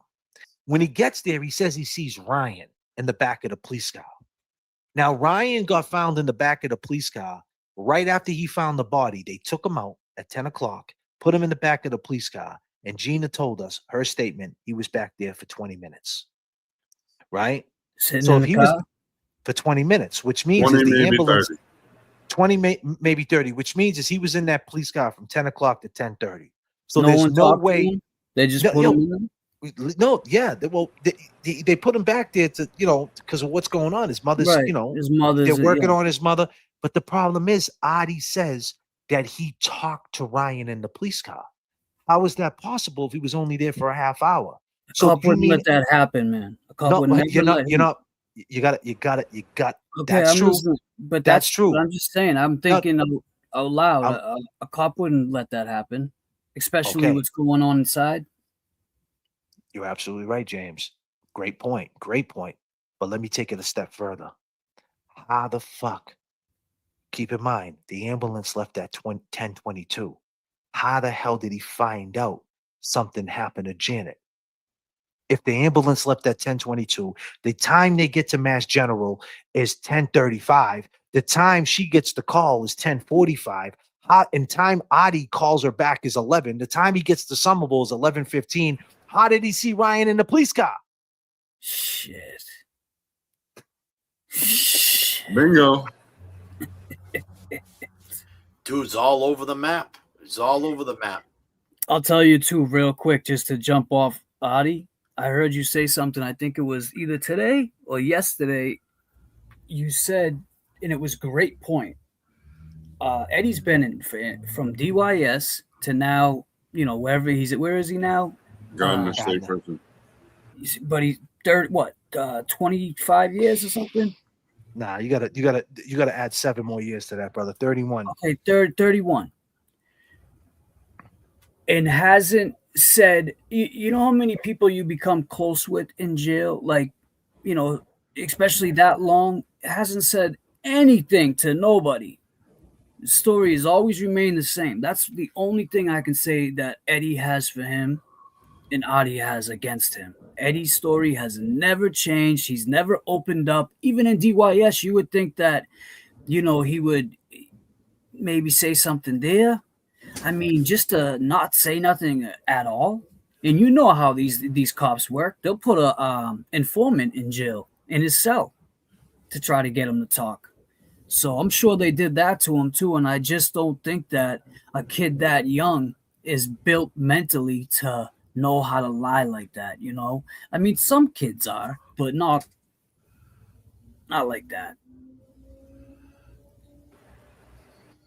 That shit is wild. Artie's, Yeah. like JFK said, there's no way that coming from South Station and getting to Somerville, that's about, even if there's no traffic, it's probably like close to 20, maybe 25 minutes. Yeah. Shit's nuts. I'll tell you, I mean, the way Artie's gone about, his presentation to what happened with how he puts it down. He's trying to get ahead of something, and he keeps fucking himself. He never thought in a million years that this would happen to him. That this would come back up. He never thought. I mean, 31 years. I would think that he thinks about, like, you definitely think about it. When's that day? It's the same thing that I'm sure Higgins and Brian Albert. Today? What are you saying? Was that today? That message you just sent me, JBRILL? Yeah, right there, and at 11:16. Today? Norman just put it in the chat. No, today? that night. He said, How? Yeah, he said right now. How does he know? How do you know that, Norman Corey? Go ahead, just say it. I mean, it's not a secret. What did Norman Corey say? Artie was on Boston Street at 8:30. Artie was on Boston Street at 8:30. That night. Yep, that night. That's what he's saying. I mean, is that just speculation or is that facts? That's so let's talk asking. Let's talk about Eddie O'Brien. Let's talk about premeditated murder. Right. But let's talk about Adi too, both of them. Now, for this to happen for Adi, you got to keep in mind they pulled her bra off and they stabbed her bra 9 times in one cup, something like 19 in the other, 14 in the back, something crazy. They stabbed up this bra, they took it off her, and then they placed it on her. Right? That's how it became a sexual obsession, which means it was premeditated, right? Meaning that it was a sexual thing. They went in there to do it. So if that's the case, why would Adi park his car at the corner of the stop sign, a taxi, when he's on duty, and go in there and do that to her, knowing that everybody, it's right across the street from Gina's house. You can't miss the cab. Everybody knows he's the cab man. He would get caught, right? And if you say it was rage, why would he? Now, Janet said that she was scared of him. People are saying he had drugs in the house and that it could have been she caught him doing something. He freaked out and he crashed out. But then it doesn't make sense why he would take the bra off and stab the bra. Yeah. So now let's talk about Eddie. Now, Eddie, he worked at Midnight Variety. You've been in Midnight Variety, right? Why don't you tell me a little bit about that place? It's I remember it exactly how it used to be back probably when Eddie was in there. It's set up like you walk in, there's like 3 steps you walk up. They got the register, get your cigarettes, you're gambling, and then if you look straight to the back, they got those saloon doors. Yeah. And swing open, and then on one side is adults, and another side is like not so much adults. Like comic books and stuff like that, I think, but it's just mostly, porn stuff in there. So there you go. Yeah. So keep in mind that her bra was off, right? Keep in mind he told Ryan, the son, right? This is what Ryan says, that his mother was a lesbian, right? KEV, you want to say some things about Eddie, some inconsistencies about Eddie? Yeah. I mean, that was one fact that, he could remember, in the very beginning when we heard about this case, that Eddie had yelled over to Ryan at some point and said, "Hey, yeah, your mom's a lesbian,"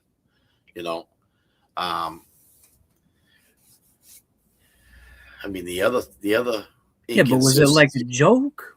He just out of nowhere, your mom's a lesbian. Like, were they fight? But Were they still, it still kind of describes sexual shit though, like in some ways, like Oh like yeah. To bring it up, I get. You know, What you're I mean, saying. there was there was a claim that they thought he might have been peeping out his windows and stuff. There was a telescope in the window. There was There was a telescope in his window. Yeah. Supposedly, he was watching Janet through his window with a telescope. Did the telescope point towards Janet's?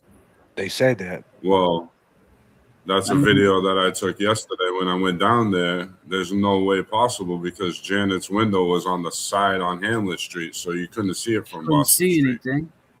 Could you see in any bathrooms or anything?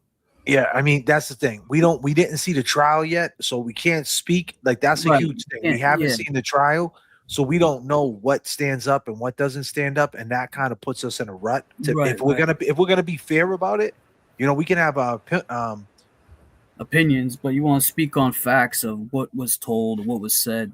Trish is in the chat. Eddie's mom's here. They doing. I got a response from Court TV too. They said they can't do anything better than the 90 in a second. So that's $200,000. That's what I'm saying. That's like crazy. That's like price gouging because they're the only ones who has it. Other than do you understand what I'm saying? 200,000. Is it $90 an hour? Footage? $90 a second. And it's $90 a second with a $250 down. Yeah, so it's $90 a second, and so if it's $90 a second and it's 45 hours, I think someone did the math yesterday. It came to like 200,000 or more than that. It's 14 mil. I think Norman Corey said 14 million. Yeah, someone's saying 14 mil. Well, they got to be wrong, man. You must be talking to a fucking bot or something, bro. It's over 200,000 K. Everyone's saying 14 mil. I mean, where does that make sense? Like, I mean 14 mil for. Let's keep it real. The footage they have of. No, we're talking about the trial. So they're trying to sell it for 200,000. It's a license agreement or something. Wow, bro, this shit don't make no sense, bro. That there's something wrong with that. There's a glitch in the matrix. I cannot believe that. That shit couldn't. I can't believe that's legal. Personally, that's highway robbery. No, I mean, if it was even that girl, go ahead. My bad. No, I think if it was $90 an hour for 45 hours, I mean, you're looking at, close to fucking 40 grand. You know what I mean? I could see that. I mean. No, I still can't. I sent JFK the email. It's 90 a second. Damn. But even when we first started this, and one of the women that was trying to help us get the trial, it was $98 a second for her. Didn't you say Trisha went up in the attic one day looking for it on VCR tape, or she had it on a disc? Obviously, that didn't happen, Trisha. Right? You couldn't find it, or I no rush. I mean, I'm not trying to. What she they haven't got back to me yet. They're still looking. She probably has it on VHS. But here's the problem. There's a guy named Robert, right? That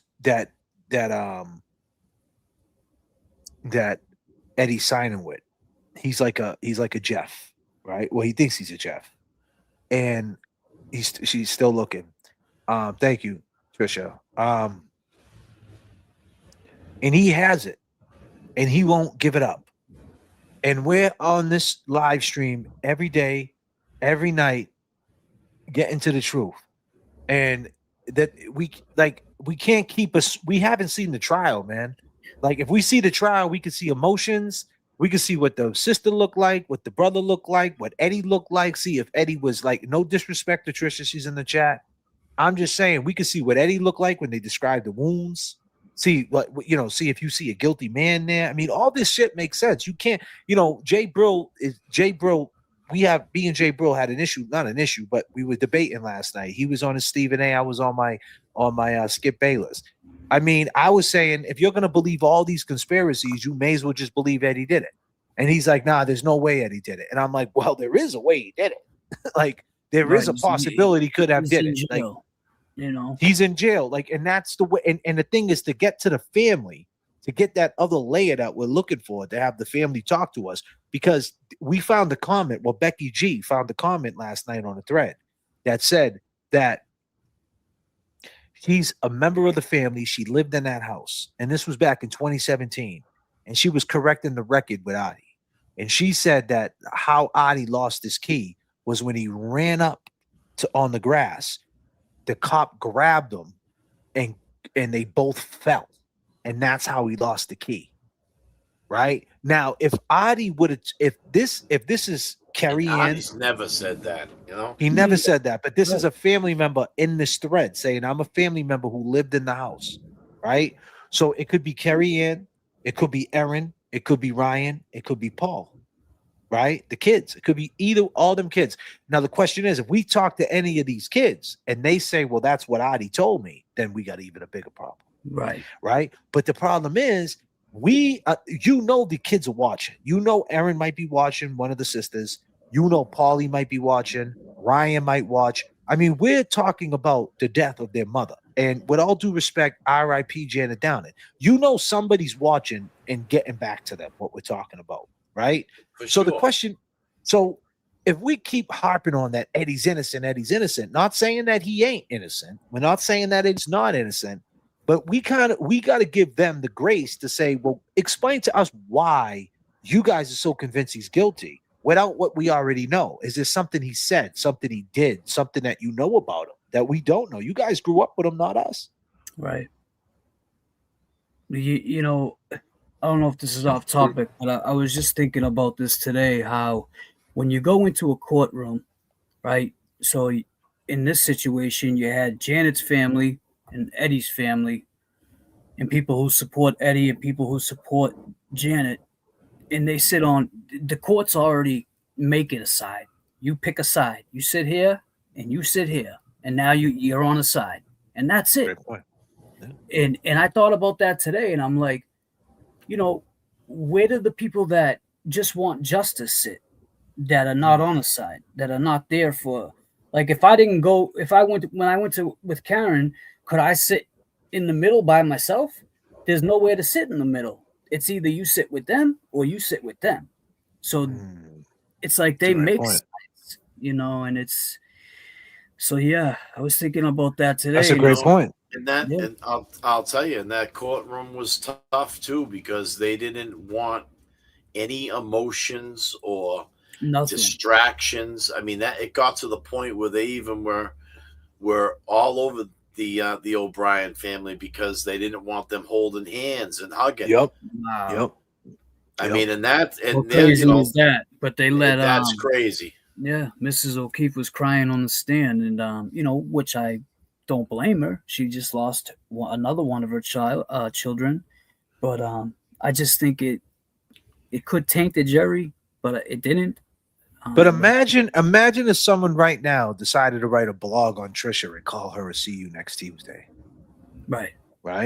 You know what I'm saying? You know what I mean?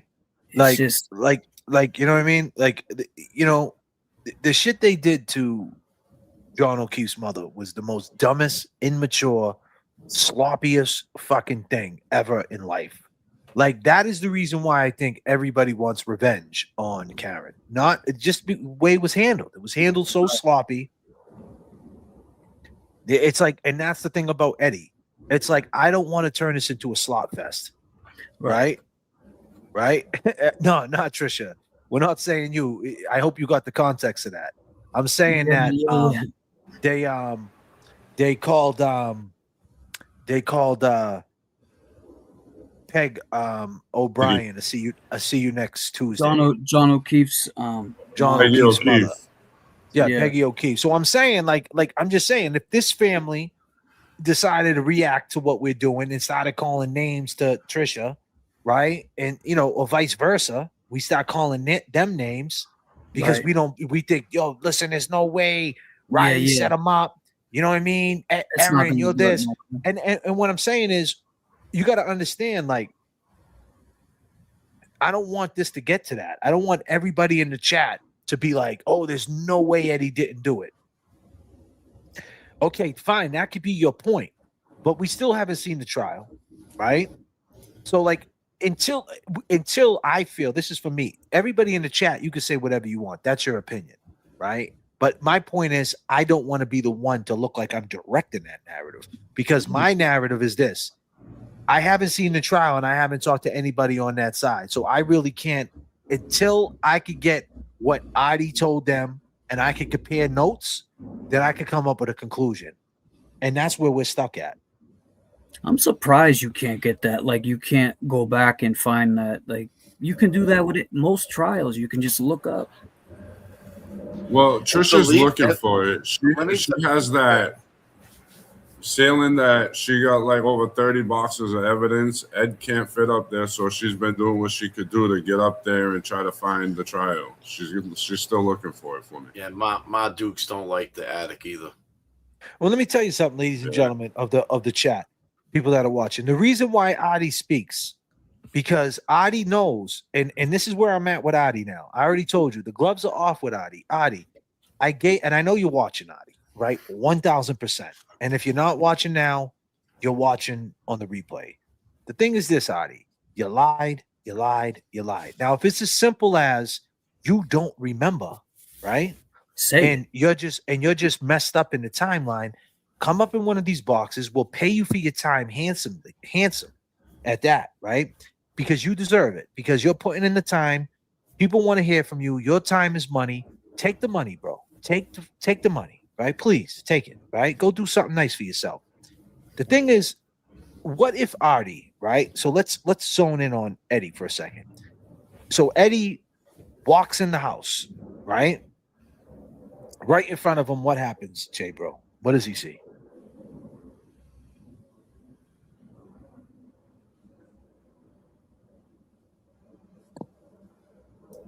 Yo, JBRILL, you out there? My computer just froze up. What was that? I'm sorry. So Eddie walks across the street, walks inside the house. What happens? He sees Janet's body. Then he gets threatened by a masked man, which I know is Artie. Told him to shut the door because the kids were knocking. Why? Hold up, my bad. Back up. After he seen Artie in there, Artie tried to cut him with a knife. Then he shut the door because the kids knocked. Artie told him to shut the door. That gave him enough time to escape out the back, and Artie chased him out the back. That's my theory. Keep going. And then, what does he do after that? I believe he lost the sight of Eddie, so he went back in the house, cleaned up. What did Eddie did. What did Eddie do? We're talking about Eddie. Eddie went to Burger King, supposedly wet his face, caught his composure, and then went to midnight convenience or wherever he worked. That's when they called 911, and he said that he was mugged. Yeah, that's gonna be I know his mom's in the chat, but that's a tough story to go with. I mean, his age, right?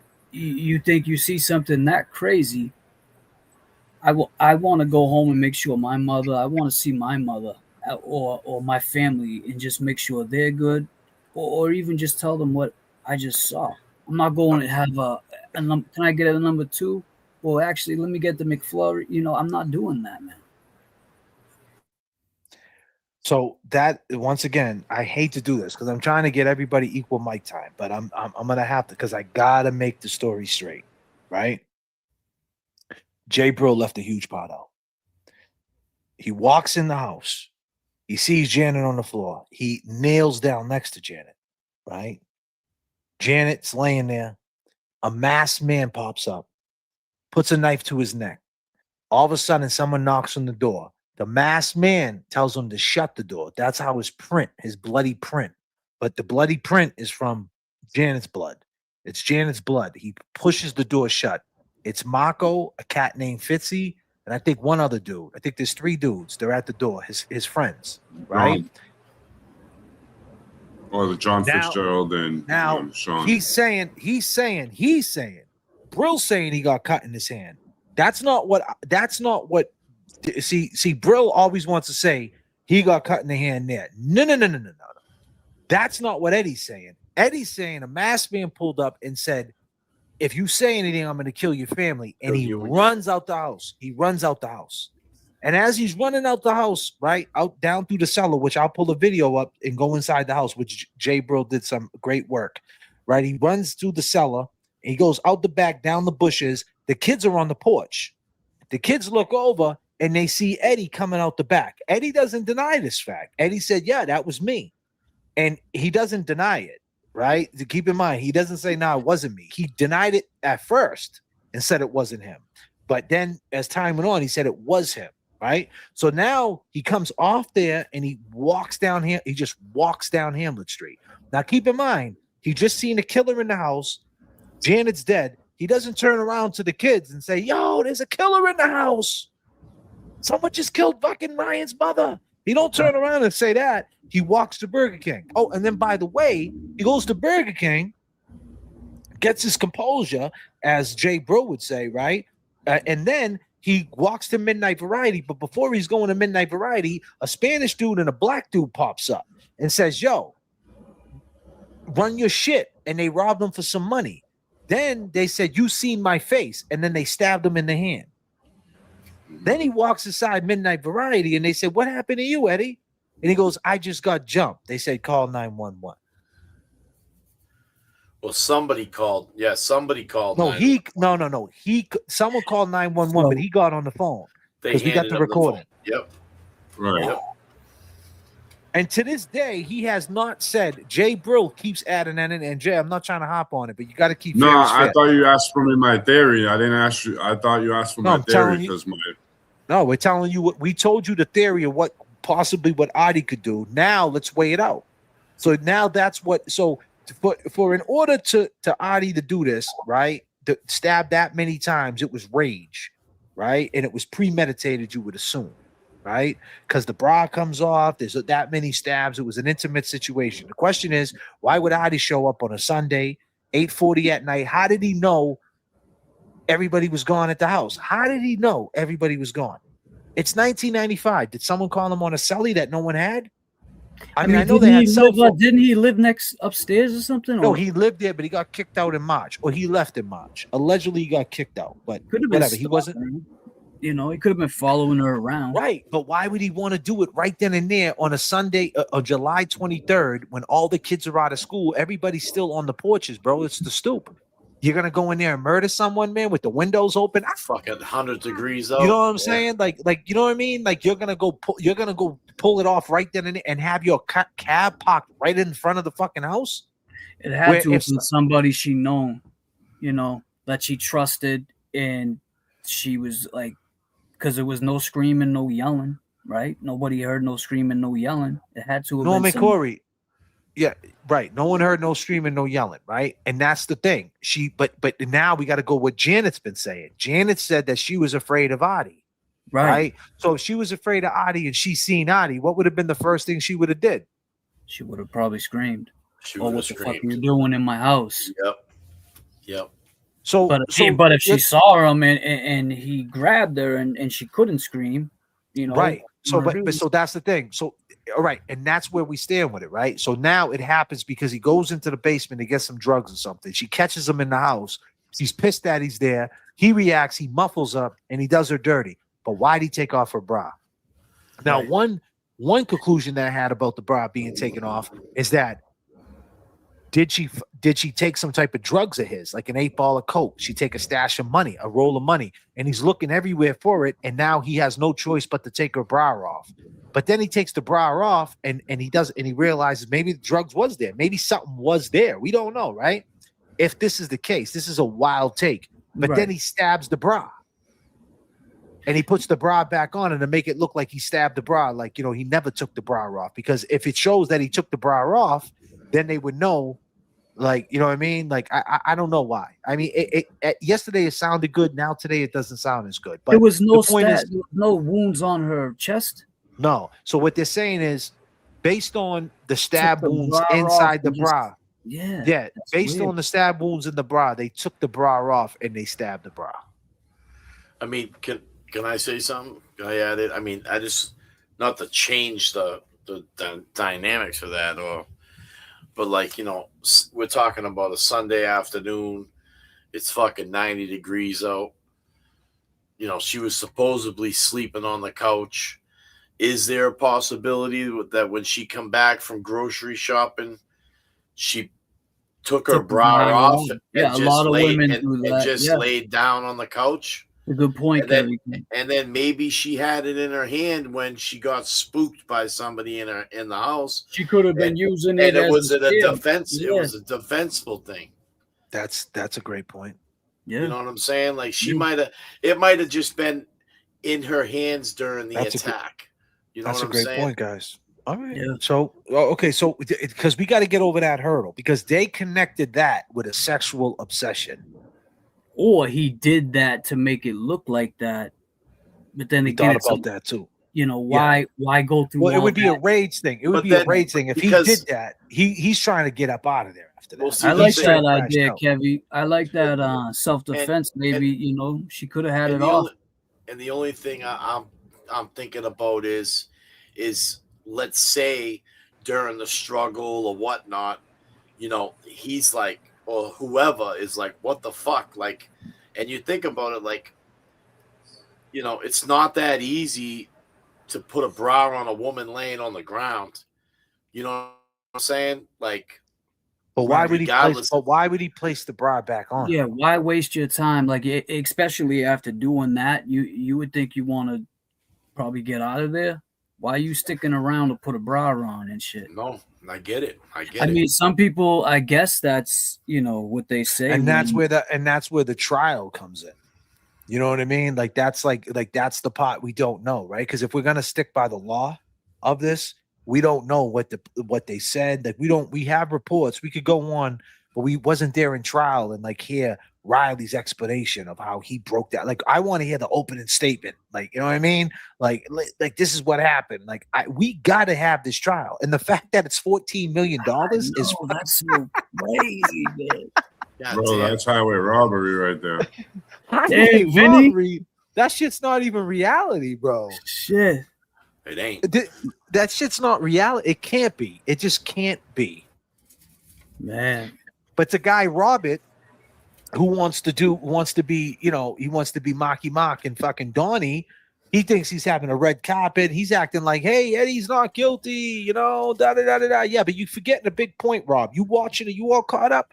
Listen, your man JFK knows people, number one. Number two, I've been in the business a lot longer than you. I can assure you that. Maybe at the same time, but I've been in the biggest houses in Beverly Hills. I know how this shit works. If Netflix is going to come in or anybody's going to write a documentary about this, it's not going to happen until that Rule 30 gets ruled on, right? Number one. And guess what? All the footage that you have, they don't care. They're going to do their own documentary. They don't care about you. They might use something from you if they can't get it, but if they could go out and get it themselves, they're not going to use you. They're going to do it their own way. That's how they do things. So I don't know what you're thinking, that there's gonna, like, someone's gonna sign you, you're gonna make some type of money. You're not doing, you don't even have a YouTube channel. You're not even handling business on the regional side of things. Like, we got regional success. We got people in Ireland, national success. This channel, put your ones up if you're from another country. Put your ones up right now if you're from another country and intrigued by the Eddie O'Brien story. Put your ones up if you're from another country. Put your twos up if you're from another state.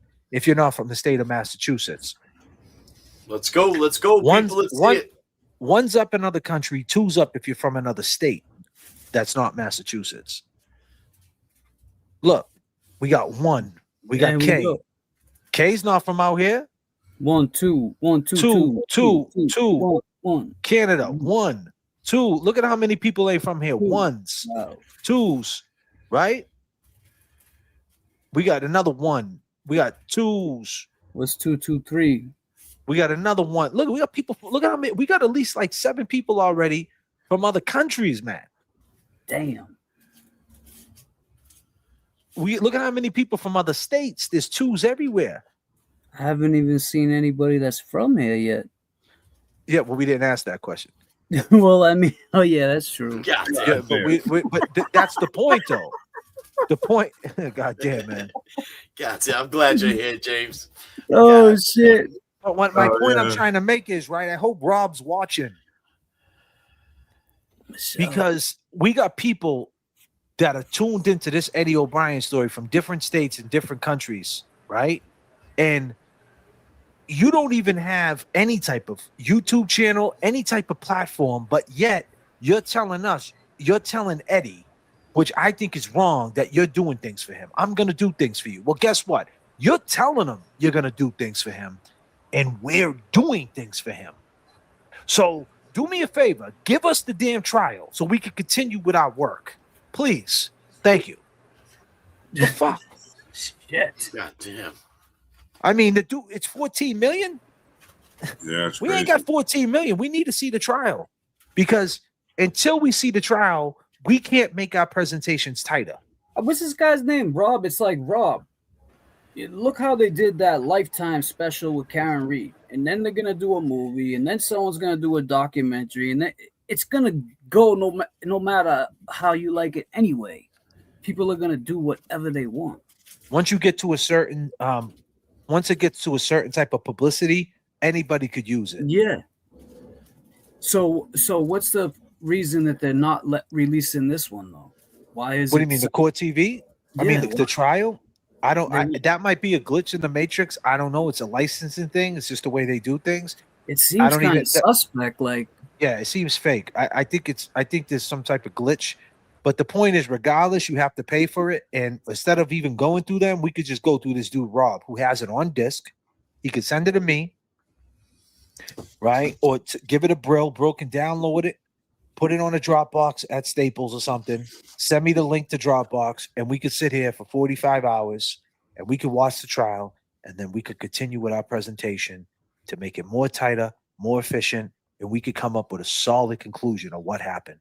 But you're not doing that. And you're not making it, and you're not letting us see what we need to see. And you're not, and that's, I think, the trial. I think the more and more we uncover, the more and more we tighten it up. We have a state trooper coming on this week. The more that happens, I feel like the other side will see it, and they'll say, hey, I want to tell you something. I want to talk. This is my opinion. And that's what we need to help Eddie. Or do they not want to help Eddie? So the thing is, I told this to JBRILL. I told this to KEV. The more we keep unraveling stuff, if Eddie is guilty, it's going to unravel that too. Right. Unfortunately. You know what I mean? Unfortunately. Absolutely. So keep in mind, if Eddie's 1000% innocent, we're going to find out. But if he is guilty, we're going to find that out too. So We need that trial. Yeah. So that's why Greek Princess just said. I was just thinking they can't give it to Eddie's parents. They can't request like the trial. You would think they would be able to give it to family, no problem. good point. Or his lawyer. Yeah. What about Margot Nash? She probably has it. Margot Nash hates us, man. She locked us up last night. Me and him was in the basement of the court. God damn. Sometimes. Margot. Yeah, man. She likes me, man. We know you're not afraid of the truth, Trisha. We're just saying, man, we got to say this, man. We have to say it. I'm trying to have a platform that Erin could look at and not feel that it's what she's accustomed to. When she goes on these platforms, unfortunate for whoever started these platforms, the Free Eddie O'Brien, the Truth About Eddie O'Brien, which is great. There was no grace whatsoever to the family. It's like that when the family spoke, it was, Adi started speaking, and honestly, it's not you guys' fault. It's Adi's fault, because he started speaking for the family, and he turned this into a battle, and it got sloppy. And when things get sloppy, no one wants to talk. And all we're trying to do over here is put together a great presentation and try to make every live better. And like having James Jackson up here, a neutral person, and explaining, you're hearing a guy who's not up here every night say, "Hey, man, I don't know about that one. So let's keep going. So he gets to Burger Midnight King. Variety. They Late call at midnight. 911. What happens next, Kevy Kev? They call 911. What happens? Well, Ryan, we're picking back up from 71 Boston, right? No, picking up with now Eddie leaving the Eddie. house. Eddie's at Midnight Variety. He Midnight called Variety. 911 with a cut on his hand. So he goes into Midnight Variety and shows that his co-workers, they realize that he's got a cut in his hand. You know, they don't think it's that bad. But he explains that, I just got jumped. Well, somebody in the store dials 911, hands the phone to Eddie. We hear the call. We got the 911 call. He gets on the phone. Yeah, this is Ed O'Brien. I was just jumped in the square. So now he's in Midnight Variety with, they must have come outside or whatnot. The police show up. Meanwhile, there's a commotion going on at 71 Boston. And you got those three boys that were knocking on the door and had the door shut, claim they see Eddie run out. Okay? Now it goes over the walkie-talkie probably. Yep. Description.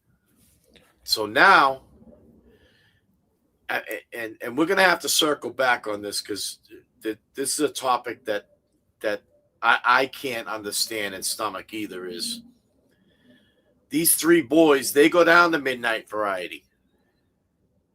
They take a walk down and they see Eddie out there. And they see Ed talking with the cops.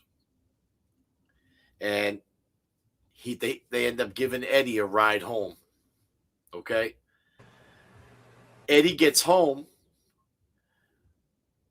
goes in the house. They see that Eddie's cut. Eddie's grandfather suggests, hey, what do you mean? You got jumped down the square? Regardless if it don't look that bad, you should go to the hospital and get a tetanus shot. At least get it looked at and get it cleaned up. So now he ends up taking a ride into the hospital. I believe his parents bring him, to the hospital. Now to circle back on the Midnight Variety situation and the boys going down there. Let's think about it, James, for 1 minute. You got 3 14, 15-year-old boys. There was just a horrific scene at their best friend's house. They just seen someone come out of the house and go in an ambulance and get taken out of there. All right. Why would those boys leave that scene? Like, wouldn't you be standing there gawking? Wouldn't you be standing there like, yo, what the fuck just happened? Would you just be out? You got all these police cars pulling up. Well, I could see what you're saying, but like I said prior, the description must have went out when the boys were telling the cops that they were around. No, they never told the cops didn't. They didn't tell the cops that. They didn't. They never told the cops that they seen Eddie coming out the house. So keep in mind, they went across the street. Another big thing is, to Eddie's, to compliment Eddie, they went across the street to use Big Ed's phone, right, to call Janet's house. And when they went in to use Janet's phone, that's after they seen Eddie run out. And they never mentioned to Big Ed, they just seen Eddie running out that house. Although when they called Janet's phone, they didn't know what happened to Janet yet, but they never mentioned to Big Ed, I just seen Eddie running out the house looking crazy. Their testimony was, because we got pieces of it, that Eddie looked crazy. His eyes were sticking out of his head. He was walking like a zombie. But they never told his dad that. Oh. Yeah, and then they never said it. So, as you see, this is what I'm saying. Everything gets mushed together. And I hate to keep butting in. I want everybody to tell the story. But, so basically, Kevy's saying after seeing all that, seeing Eddie, if it's true what they said, they seen Eddie, and now they find out that what happened to Janet, right? Got stabbed. They don't stick around to say, hey, we just seen Eddie coming out the bushes. They don't even hang around. They go down to Midnight Variety because they heard the call go out that something happened at Midnight Variety. Eddie was down there. So they walk down to Midnight Variety. So when they go down to Midnight Variety, they never say to Ed, at that point, they're still friends. They never say to Ed, hey, Ed, we just seen you coming out the bushes. Who the fuck stabbed you, man? Yeah. Oh, my God. They ask Eddie, do you know what happened to Janet? And Ed says, yeah, I heard what happened to Janet. But they never say, we seen you coming out the bushes. They never said Not that. once. Yep. Never once. So did they really see him come out the But bushes? didn't you say he said that? I mean, that he admitted that he's seen them, or that they got eye Yeah, contact? he admitted. Yeah, he admit. No, so yeah, so no. See, Eddie admits that he's not saying that he's seen them. Eddie's not saying that he's seen them, but he's admitting that he ran out the house, jumped off the wall, and he walked down Hamlet. So yeah, he's saying, yeah, they could have seen me. Yeah, because I did do that. I did run. Oh, okay. Yeah, I mean, but the problem with that is, see, here's the big problem. So let me keep it going, right? To move it along a little bit. So now Eddie, the police roll up. What happens? I got jumped. He goes back home. He doesn't say anything, right? He goes to the police station. I mean, he goes down to the hospital. We got word by a woman who works at the hospital. Everything was real shady in that hospital. She doesn't want to speak. She left a comment basically insinuating that there was some shady business going on in that hospital, but in the Somerville hospital, but she doesn't want to speak because she's still active in what she does. She was 23 at the time, which is a missed opportunity for us. right. But so now Eddie goes to the hospital. They take a bunch of blood, and guess who pops up on the scene? Riley, aka Morrissey's twin brother. He pops up on the scene, right? David Yannetti's mentor. David Yannetti hit me up the other night because I put a thing up, and he told me I can't work on Eddie's case because of Riley's my mentor, and that was my boss. Wow. Yeah, Mr. Riley, your boy. That's your boy too, right? So, I mean, excuse me, Yannetti's your boy. Yannetti's your boy, right? Which is a fact, right? So, so anyway, and Yannetti was working there at this time. Keep in mind, Yannetti was in the DA's office at this time. So when this was going on, Yannetti was who's the dude that did the case? Karen. Oh, Lally. George. No, he was Lally. He was Lally. He was a Lally. But you got to keep in mind, Riley was the DA of Middlesex County. He showed up to the scene, and he's the one that started asking all the questions. He's the one that interviewed Marco and the boys on the stairs. He was, not even the cops, him. Oh. You know what I mean? So this guy had his hand in the mix the whole time. So the problem is now they get all the blood from Eddie. Eddie's still going with the jump story. They arrest Eddie 2 weeks later. Eddie still doesn't say anything. Right? 2 days later, he gets a rain, this and that. Keep in mind, Eddie 2 weeks later finally comes out and says, a man was in the house and put a knife to me and said, I'm going to kill your family. Right? Now he admits that I was in the house, but I didn't kill her. Right? I didn't kill her, but I was in the house 2 weeks later. Right? Now, Trisha, Big Ed, the word is he was a scared 15-year-old. JBRILL says he was a scared 15-year-old. He doesn't want to say it was Adi. He doesn't want to say it was Adi. The problem with that is he's not saying that the jumping thing still didn't happen. He's not saying that Adi was the one. Well, a dude pulled out a knife and cut me, and I ran, and I got it. Right. And I got cut, and I made up the jumping story. He's saying no, there was a guy with a mask on. Oh, and by the way, I left there, then I got jumped. And he's staying with that jump story? Staying with that jump story. He hasn't changed it yet. Shit. I mean, it's just so tough, too, because, like, over the years, like, and especially someone with those kind of charges, they don't just walk around in population like Eddie has been his whole bid. So a lot of people have told me over the years when I spoke to them about this case, they believe Eddie. They believe Eddie's innocent, a lot. So I think it would be great to watch that trial. I'm just not paying $4 million. You No, know, we don't. I don't have $4 million. I'll be the first one to tell you. me neither. But yeah, no. When does doesn't he go up for his new hearing soon, or is there another hearing or something? Talk to this guy right here. Which one? Next to you. KEVY? I mean JBRILL? JBRILL. When's the next hearing for Eddie? Or I what's don't know exactly, but he's supposed to be filing his Rule 30 motion in by the end of June, and I'm pretty sure, I don't know if it's this month, but I'm gonna find out about when that parole hearing is gonna take place. Explain what that is. So they are allowing Eddie to add some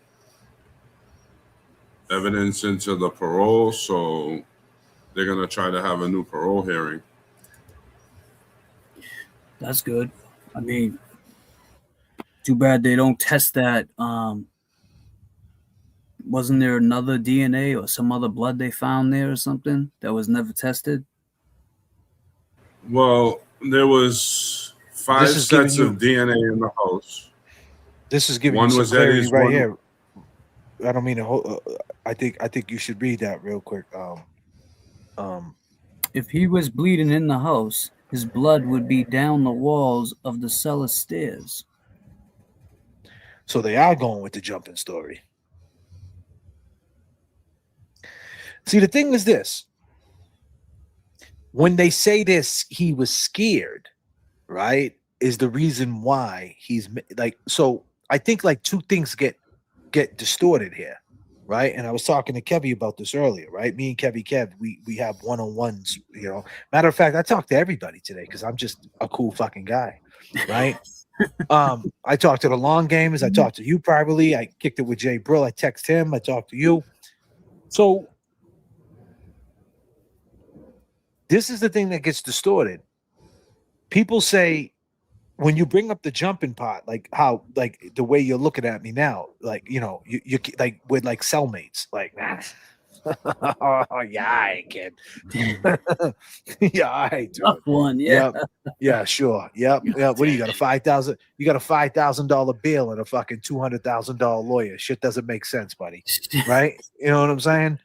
My fucking lawyer was $5 million, dude. How much is your bill? 200. Yeah, all right. Oh, Beat it. shit. Gotta get out of here. Right? So the shit don't make sense. But how it's getting corroded is people are saying that he made up the jumping story because he was scared. Right? But here's the thing. He really isn't scared because technically he did rat out the person in the house. Not rat them out, but put them on to someone else because he said a masked man put a knife to me. Right? So then he did name it with somebody else. So now they have a right to look who could be that masked man. So if you turn it around, it's Adi, right? That's the third party, right? Boom, it's him. But here's the thing. He's still saying that he walked down the street and got jumped. Yeah. He's not saying that I was scared and made up that whole shit. And that would make sense to me. But what doesn't make sense is he's saying he was scared, but yet you did say someone pulled a knife to you, but then you say you walked down the street and got jumped. So now all of a sudden the story goes from I understand to fuck, I don't understand. Right. So, Mike, I have one. Was Eddie's blood found in that house at all? Yeah. Yeah, on the You door. know it was found. You know it was found. On the door. I'm just saying. I'm reading. Kev, I'm reading. Kev, his house, his blood is 1,000% found in that house. Well, I mean, no, Trisha I played the sound bite. I played the sound bite. If he was cut in that house, she's saying going down the cellar stairs, it would have been. But she's saying that's what she's saying. She's saying if he was cut in that house, meaning that if he was cut the way he was cut when they found him at the thing, there would have been more blood in the house. Yeah, it would have been going down the stairs, going out wherever he went. I mean, unless he got cut and put his hand, you know what I mean? But there was no blood on his clothes or nothing. But the point is, So was she Trisha still. just was she saying in the chat that he had a full bloody handprint on the overhang? So when I went down to the basement, remember I told you I had to bend down? Like Not I literally Eddie's. It says, hold on, but it wasn't Eddie's. It wasn't Eddie's. The It's blood. not Eddie's. I think. Yeah, it's not Eddie's print, and it was planted. Trisha's saying. So, But see, that's the thing. That's what, and I mean this with all due respect. That's what Trish is saying, right? You know what I'm saying? Like, so, and if we see the trial, we talk to the family, then we hear what they say. You know what I mean? Like, these, you got to understand, right? Like, it's the same thing as what JFK means, and I can just all of us. Please know help this. me. Can you get back on your co-host duties and save me? It's I'm gonna put you up here. It's the same thing as Yo, what up, bro? If we ask not John O'Keefe. If we ask Karen's dad, Mr. Reed, he's gonna say that Karen's innocent. He's not ever gonna say, because that's his belief. He believes that. Trisha believes what she believes, and she has every right to. That's her son. She believes what she believes. She's not going to change her mind. So, but Eddie's blood, but Trisha, Eddie's blood was found in the house. Yes or no? Wasn't caught. I'm not saying that there wasn't a bloody fingerprint on the wall that was somebody else's, but was Eddie's blood found in the house? She said it was planted. Yeah, so how? Where? Planted down where JBRILL, where you said downstairs. So when you go down the stairs to the basement, there's like a wall. You know how when you go down, there's the wall from like maybe stairs there. Yeah, well, like in front of you. That wall, you had to. He would have had to put his hand there to bend down, because he was 2 inches taller than me when he was 15. And I had to bend literally down. Gina had to bend down, and we had to put our hand on that. To bend down to hold you. Yeah. That's where his was. Right. So you think, JBRILL, you think that he got cut in the house by Adi? Yeah, I do. You do. But Trish is saying that he didn't get cut in the house. So what do you feel about that tonight?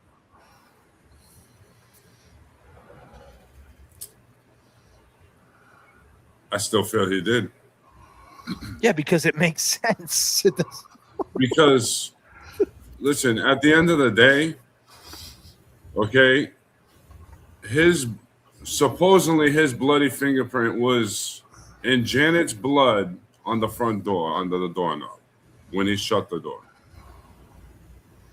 He could have used the opposite hand of what hand got cut. But you understand what I'm saying? So if he got cut in the right hand, I don't know exactly what hand he got cut in right now, because I don't have the diagram in front of me. But if he got cut on his right hand, who's to say he didn't use his left hand? Okay, but Trish is saying, we're not denying that he didn't get cut, but you're saying the cut that was on his hand did not happen by getting jumped. It happened by Adi. That's your take. Yes. And he used the jumping story because Adi. But her take is that he got jumped. The mother of Eddie O'Brien, a woman that's been there for 31 years. You've been here since November. She said fact is stranger than fiction. I'm just saying, bro.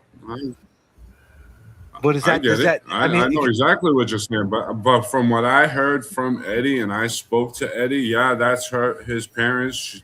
They've been through the whole situation a lot longer, but they're also running on emotion. I'm not. A little bit longer. You think? God damn. But like I said, they're also running on emotions. I'm not. I'm neutral. I'm a nobody trying to help someone I don't even know. You know, right. So I'm seeing it from different angles. Yeah, but you said by talking to Eddie, she talks to Eddie too, and she knows what's in that Rule 30 too. I mean, she's talking from a perspective. And she remembers that trial too. Don't get that. She remembers that trial, and you got to understand when you file a Rule 30, you got to go. You're disputing. Yep. Like what they said was there. So basically, she's saying that he didn't get cut in that house, and the evidence was planted. You're saying he did get cut. That's what I'm trying to say. Like, so it would make sense, right, to look at it in this way. Why wouldn't Eddie just say he got cut in the house, and then that would explain the blood? Why would he still go with the jump story, right? Maybe he didn't get cut in the house. There you go. Then maybe he didn't get cut in the house, right? Maybe he really did get jumped. I mean, he said he came out of the house. Even if I didn't come that's out, a bad night, bro. I would have. God damn. Stay away from him. You might get hit by a bus, dude, hanging with that dude. God damn. But yeah, I mean, it's just wild. Like, to think that, you know what's so crazy? My dad was asking about you, and he's like, "So what are you guys gonna do now that the Karen Reed case is over?" I said, "Well, JFK, we're gonna steal it. We're gonna take his Corvette. That's what we're gonna do next." I said, "Well, actually, JFK's been talking about that case with Eddie O'Brien and Janet down, and he's like, you don't remember Janet? She used to love you kids. I used to take you over to Harvard Pilgrim in Medford." I'm like, "Yeah." He goes, "Yeah, she worked the desk at the Harvard Pilgrim in Medford." I'm like, "I don't remember that." He goes, "That's an OG." Yeah, that's back. Dad had the Grand Nash. He probably had a Chevelle back then. Yeah, taking us over there. But James's dad had all the bad boys back in the day. He got an ill vet now. He got a white vet, but he had the Grand Nash. He probably wishes he never got rid of that. They're selling for big money now, those cars. God damn. Those Grand Nationals. Whew. Yeah. I'd take it for a ride. Yeah, I'd like to get my hands on one for a night. For a night inside the St. Mary's parking lot. You know, just sit there and light them up. Just a little, you know. The best part about that car too, that had a little boost gauge. Yeah, well, I had one. I had a Grand National, but it wasn't a Grand National. Well, I mean, I had plenty of Grand Nationals in my day, but the one that I owned, I had the Turbo Trans Am. I had the '89 Turbo Trans Am, number 634. It had the GNX. The GNX engine in it. Yep. It served two purposes. It was the 20th year anniversary of Trans Am, and it was the Indiana Pace car. It was number 634. It looked just like a GTA, but the difference is that it had the Grand National engine. And when you hit the gas, it went. Yeah, it was like a gear. It was like it sounded like JetBlue, man. When you take it off, when you hear the engines barking at you and shit, you're like, "What's that?" Yeah. You're like, "Yo, what's the engine do?" You're all shook and shit. Car lifts up, then you just yeah. It just had mad torque, Yep. But I ended up getting rid of that. That's another story. But here's the thing: she's saying that happened, right? So I think now I just seen Nomad, Night Shift Nomad, right? Night Shift Nomad is saying, well, who said he's still going with that story? Because it would be a lot easier to turn that story around and say I got cut in the house. It would make a lot of sense. But it seems that he's still going with that story. Based on the last time I heard him speak at that parole hearing, it sounds like he's still going with that story. And I think it's kind of getting mixed up. Yes, he did name someone was in the house, but he's also saying that, yeah, someone was in the house, and after I left there, after someone put a knife to my neck and said they were going to kill me and my family, I went down the street and then they were going to kill me again. I just had a bad night. But I had nothing to do with Janet's death at all. I mean, that's a tough one to sell to, especially to dirty cops back. I mean, Somerville has always been in some, corruption, or whether it was the mayor, the police. I mean, it was always some shit going on. But yeah, it's just a hell of a night to have, huh?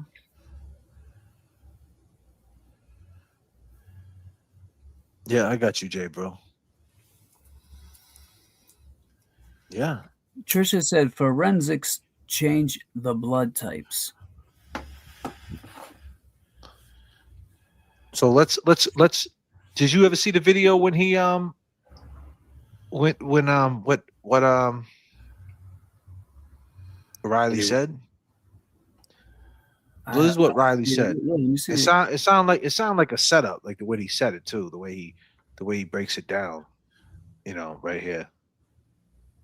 He says, Well, that's when they check this passed out. that law too, right? That year? You didn't hurt Janet Downing? No, Did you kill her? no. He never accounts.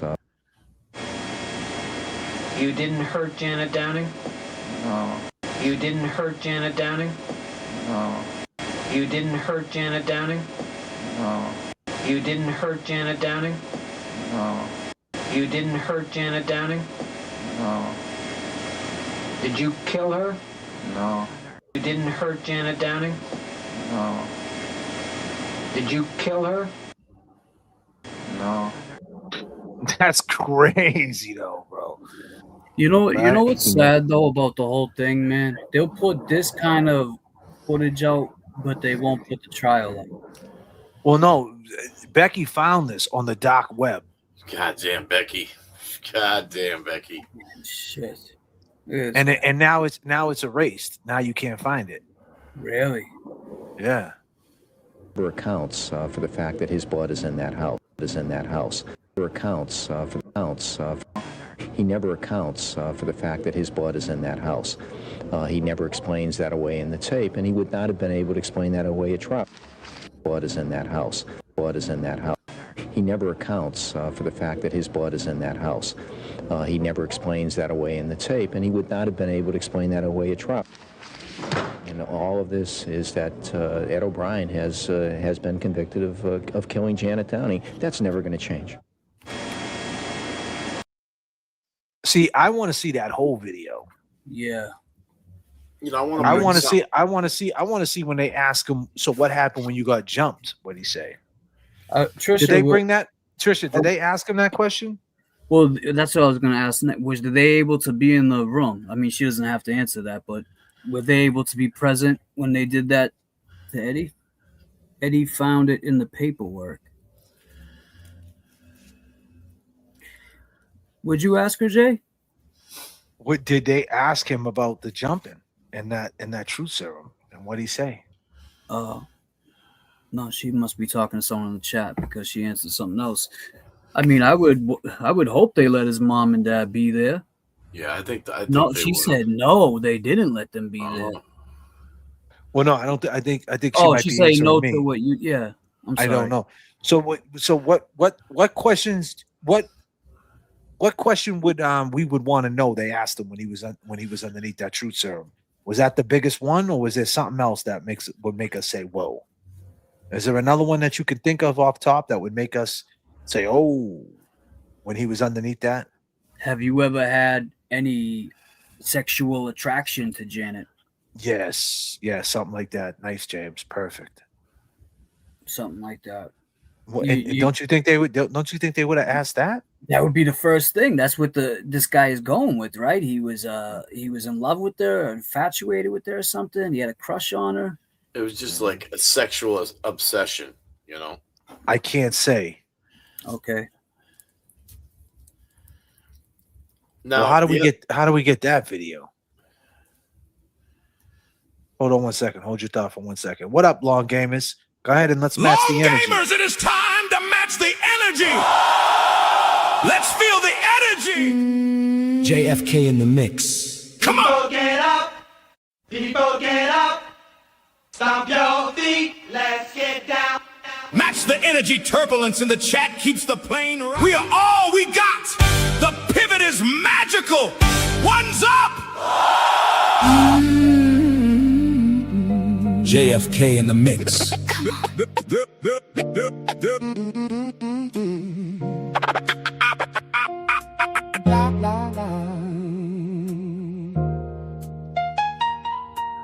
Summer. Summer. Yeah. Summer of 1995. Hot night in July. Why did Janet have to die? This is the story of Eddie, Commonwealth of Massachusetts. The system is petty. Juvenile law and politics so deadly. 15 years old, known as Big Lovable Teddy. Yeah, Janet Downing, 42 years old. What's the motive? Killed in her home, young mother devoted. Eddie went in the house, the door was open. She was on the kitchen floor laying there frozen. Eddie claims this was not what he planned to see. A man with the mask grabbed him. Be quiet. I will kill your whole family. Eddie left the house, ran up the street, around the corner, washed up in the bathroom at Burger King. Janet was stabbed multiple times. It was a gruesome murder scene. Eddie went to his work, said he got jumped, but never said a thing. About Janet lying there lifeless, his friend's mother from across the street. He was in the house. But Janet had a brother-in-law she kicked out for selling drugs. Said if anything ever happened to her, it's him you bring up. The night of the murder, he showed up, was acting suspicious in the front yard. Gina in Virginia says he was looking for his keys. It was humid and muggy, but he was showered and neat. He was a cab driver looking for his key. Looking for a key to one of the cabs in the fleet. Yes. How did he know something happened on that street? He says he is innocent, and the cab driver did it. Who do you believe? Believe. DNA under Jaded's fingernail, unidentified. Who do you believe? Come on. This is the story of Eddie, 15 years old, life in prison. This the story of Janet, life taken and stolen for no reason. It was the summer. July of 1995. Long gamers, it is time to match the energy. Let's feel the energy. In the cage of murder that he always denied. People get up, stomp your feet, let's get down.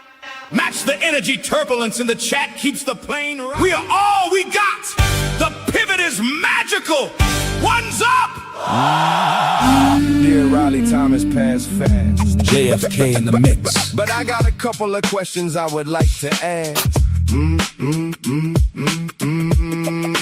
Come on.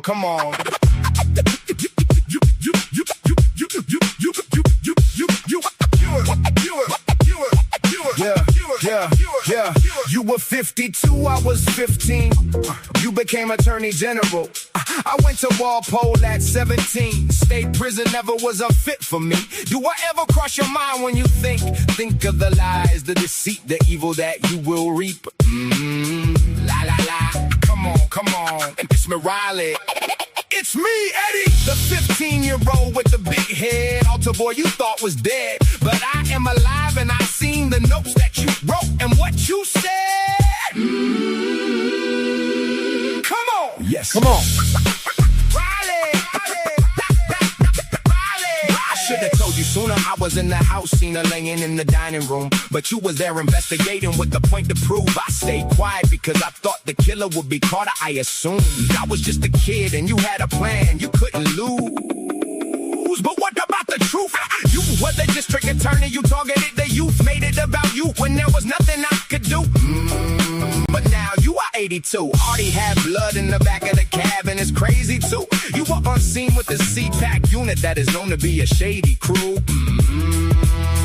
Come on, Riley! Times changed since you were in charge. The internet is talking, you are becoming a star. You are supposed to be older, relaxing in your yard, but we want answers for these scars. My dad is older, mom is too, for these scars. Walpole State Prison, Shirley Max, for these scars. Riley.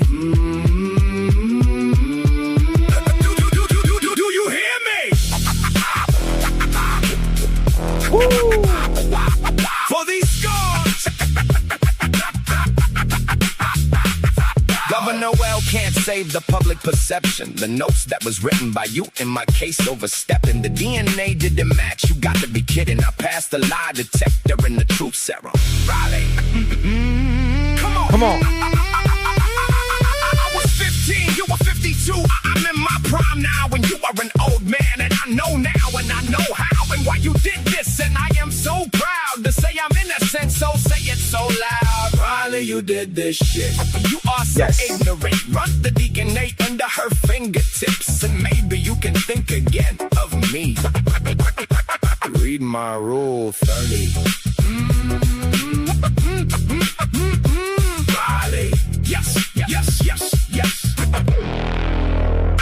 Riley.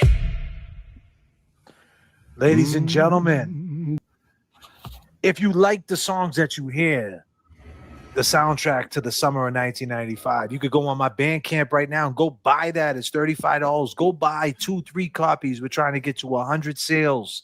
And when we get to 100, we're going to get a chunk of money. And we're going to take a chunk of that money and we're going to give it to Trisha. We're going to give it to Eddie.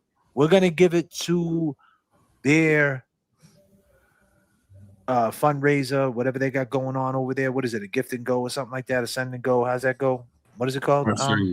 Yeah, give, send, go. Gifts and go. So I'm just waiting to get a chunk. As soon as I get a chunk, I will send the chunk that way.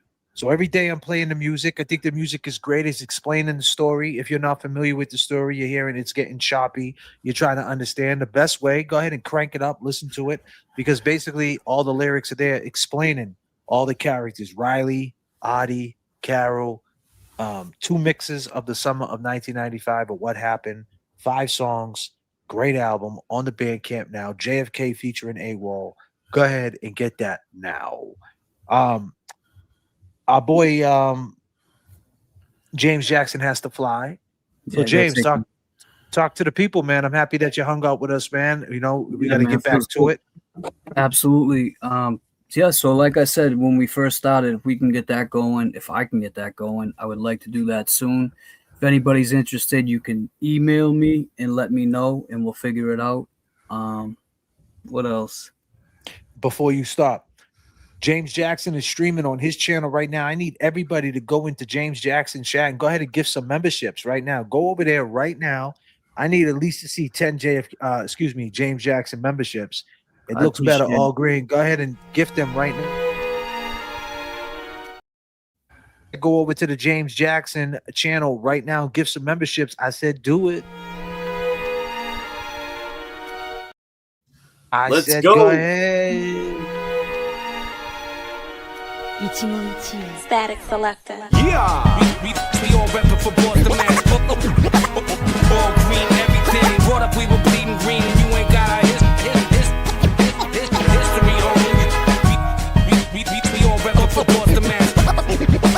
All green, everything. Brought up, we were bleeding green. You ain't got our history on you. Yes, I appreciate it. Thank you, Becky. God. What happened? I was just reading the chat and shit. Bob L. Jackson. Bob L. Jackson and shit. God damn. God damn. You all right up there? God damn. Oh, you want time out, man. Calm the fuck down. Man. God damn. Damn, Bob L. Jackson. I'm a scientist. Leave me alone. All right, guys. You guys have a good night. My brother, we'll talk soon, man. Peace and love, my man. Love you, bro. Love you. All right, Peace and guys. love. Love you guys. Peace. Yes. That was some funny shit. That shit had me funny. Yeah. Bob L. Jackson. I like that. I mean, we learned a lot tonight, man, about this, man.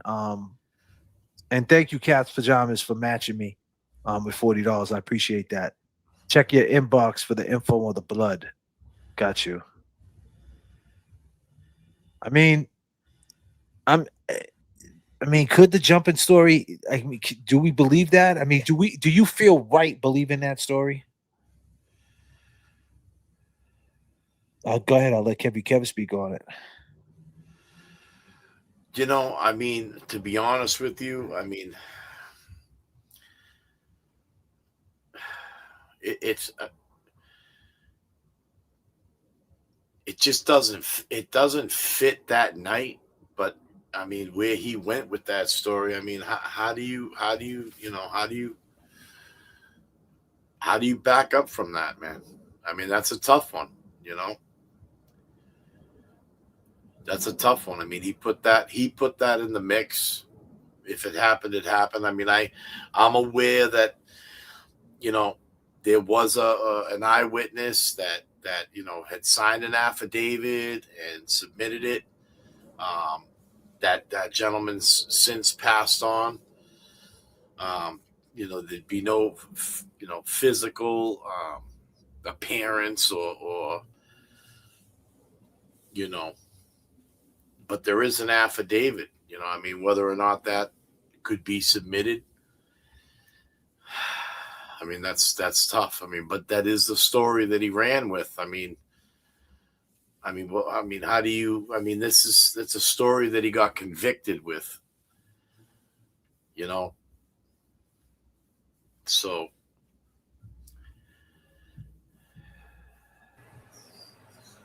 I mean, I say a story he got convicted with. I mean, you know, it you know, very very well possibly could be the truth. You know.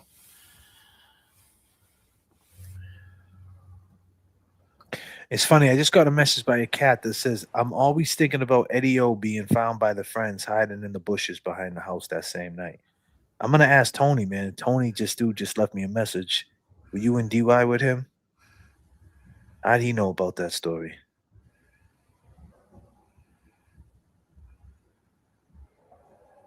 This dude just left me a message on that. The kid I grew up with. I haven't yet to go down that route. Talk to people that were actually in there with him, because there's a lot of people that been in there. Yeah. Does that change your attitude on this? You still believe that it was what it was? All right, so you know me, I'm Mr. Think a lot, overthink and everything. So I've been thinking, Eddie's been saying that I got it wrong. Patricia insists that he didn't get stabbed in the house. So that only leads me to believe, because of what I spoke to Eddie about, if Eddie did chase and already did chase Eddie, he could have cut him down the street, and that's how he's saying he got jumped. And it wasn't in the house, and it was on the way to Midnight Convenient. That's the only way I can see that story fitting in.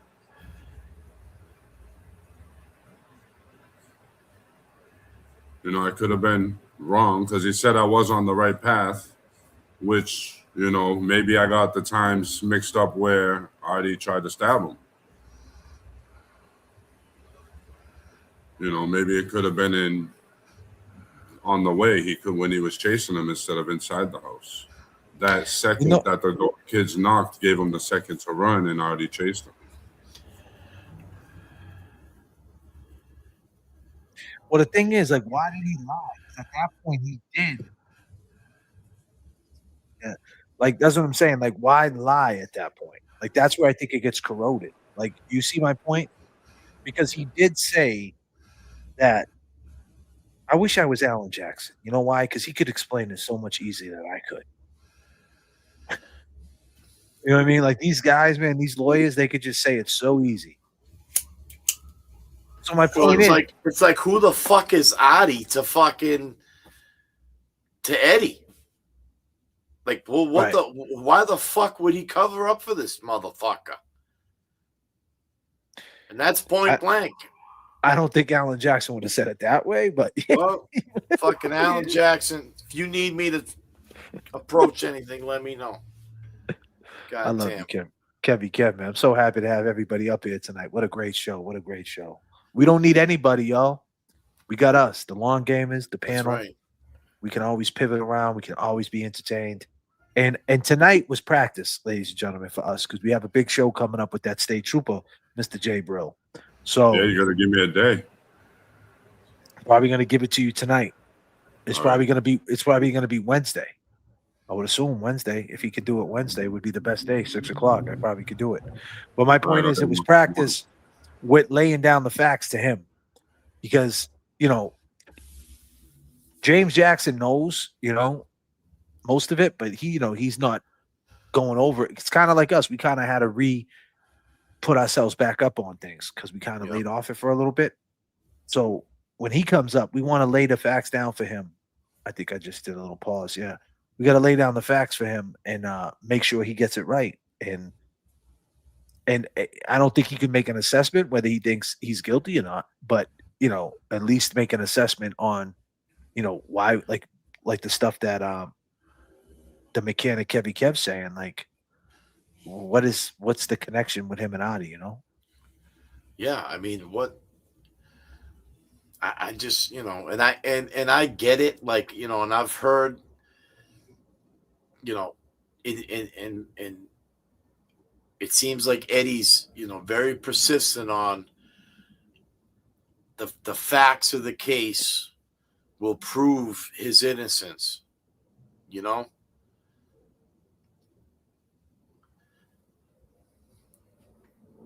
So that, it would be, it sounds like he wants, Adi's DNA ran against, whatever was, under either Janet's fingernails or whatever. Now, what about that message that I got, that comment that I got, that the DNA was ran and that there wasn't enough to run? What about that? Did we get any clarity on that? We got Night Shift Nomad coming in with a purple chip. She said blood type listed on the results as A and B means blood from a person with type A and a person with type B. Adi was type B, Janet was type A and B. Results, they say A and B is from Janet. Results of A and B means two different people.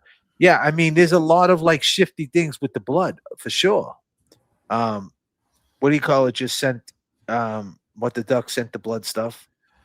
Now, I mean, this is something that I wanted to highlight, that we were talking about blood, and I seen Mrs. O'Brien comment about, things being planted or whatnot. I could see that happening. Very possible. Very, very, very possible that could have happened. So let me just put a scenario. They start realizing shit's being planted, right? But see, this is not the story. This becomes my story. And this is why I don't like to, like, my point is, like, this is a story we never heard. But if things are starting to get planted and Big Ed starts realizing they're trying to go after his son, because within 48 hours, they arrested him. So within that time, there's got to be cops creeping around. I mean, cops are around anyway because the scene's right there. So, I mean, then you got Big Ed, Ed's dad upstairs, right? He knows the mood or the you know what I mean? He knows like what direction. He could sense where they're going with this. Of course. So at that point, did they, they know this, they were getting framed up, and that's the reason why they kind of just fell back and they just ran with their story and just, and just didn't want nothing to do with it. And they thought that justice would prevail. Did they think that? Did they think like, oh, you guys got this so wrong, we're not going to hand it to you? But the problem with that is 2 weeks later, he says someone's in the house. So he did point it in a different direction. So he wasn't scared. So being scared 2 weeks later, he still pointed it in that direction. Yeah. And I think people mistake him being scared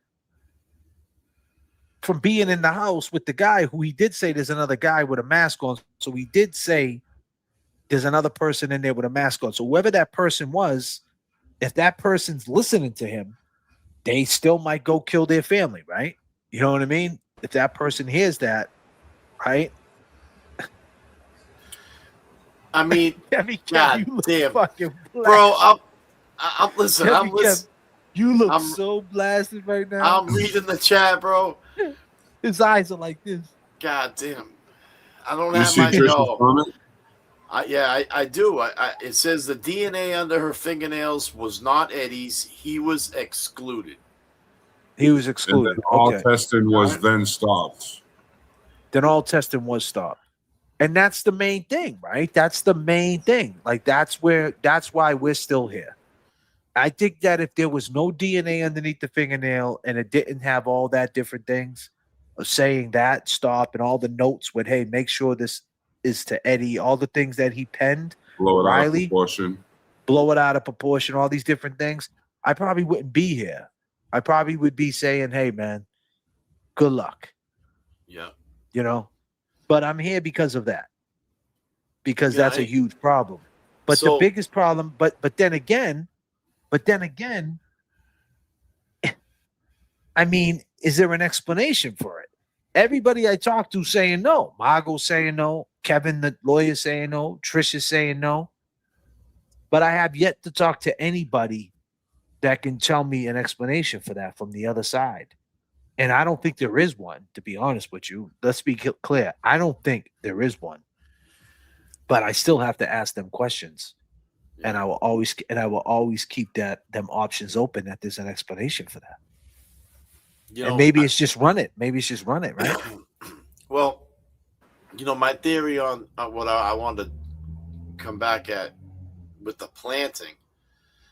Now, I mean, I'm going to throw this out there, but I mean, I don't know if this is accurate or not. And like, the DNA or the testing of the blood. But if Eddie went to the hospital and to have his wound looked at, now this is before he was charged or, questioned about this murder. He's in the hospital. He gets a tetanus shot. Now, I would believe that a tetanus shot. Yeah, you said this before. Yeah, this is a good point. Would be in his blood sample, because I mean, that kind of a shot or medical treatment that's going to run its course. So I mean, if you're talking 48 hours, his blood's going to be tainted with that. So whatever blood they're matching, if they're going to break that down, I'm sure they're going to find, that he just had a serum put in him. I mean, and that would really. Here's the thing. Pinpoint, you know what I'm saying? Like, here's the thing, Eddie's blood. Here's the thing. No matter what. So let me ask you this, Trisha. So since you're in the chat. If the blood, my bad. If the if the blood in that house was found, and it had a taint of serum on it, then it got planted after he fucking was in the house. After he got his blood taken, after he got charged. You said this, and you said this before, 1,000. But you said this early. Yeah, he did. But, goddamn. Right now, no, 1,000%. I mean, I mean, I never second guess you, Kevy. You said this before, but I think there was an answer. I think there was an answer to that, though. Maybe I don't know. I might have to go on a rerun. Yeah, I'm gonna have to start going back to the basics and look into everything all over again. But here's the thing, man. Here's the thing. That's great, right? But this is I said it at the beginning of the monologue when you guys were eating your food, your steak tip subs, and I was here by myself waiting for you guys, right? Like a sucker. But anyway. Wow. I was I was trying to get that ice cream out of that cowboy. Yeah. I said at the beginning of the monologue when I opened up the show, could it be that it was a play by design, so to speak, where time just went by, man, and it's just not good? Like all these things that you're saying, like how do they do that blood? Where's that blood at? You know what I mean? Like, well, see, that's the other like thing, all these different things, and then that fingernail DNA, man, is that even around? Like Eddie's like, and that's the thing. Like, what if Eddie knows that they can't get that fingernail DNA, and then he says, "Well, hey, listen, there was fingernail DNA. Now there's not. So whose problem's that at that point?" It's the state's problem, right? Yeah, right. That's what I'm saying. So let's just say that Eddie, right, and I mean this with all due respect, right, and this is a crazy wild take. Please, Trisha. Don't come through the phone and smack me in the face. This is a crazy take. But let's just say Eddie, he learned the law so good. He waited and he waited and he waited and he waited, right? And then he realized so much time went by, and he realized maybe certain evidence would be lost, tainted, whatever it might be. And he decides to look into some things. And he finds out, there was DNA that they never ran. It excluded me. Now, my whole thing is run the DNA. They turn around and say, all right, we're going to run it, but there's no DNA. So now what does that do? Does that automatically give him another trial because they can't find the DNA?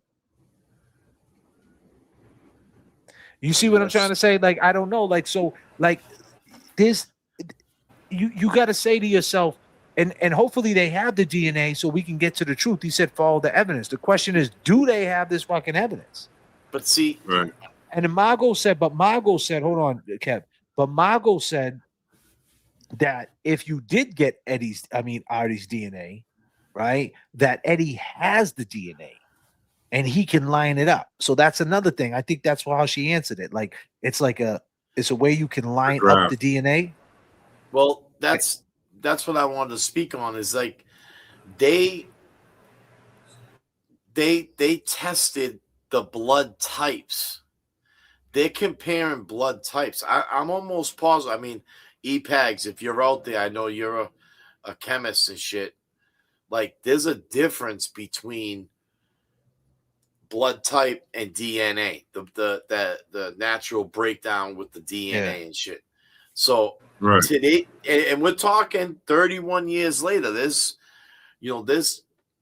a better way of testing that today than there was in 97. You know what I'm saying? During the trial or up until that point, Come on, they're running DNA and getting people convicted from 30 years ago today.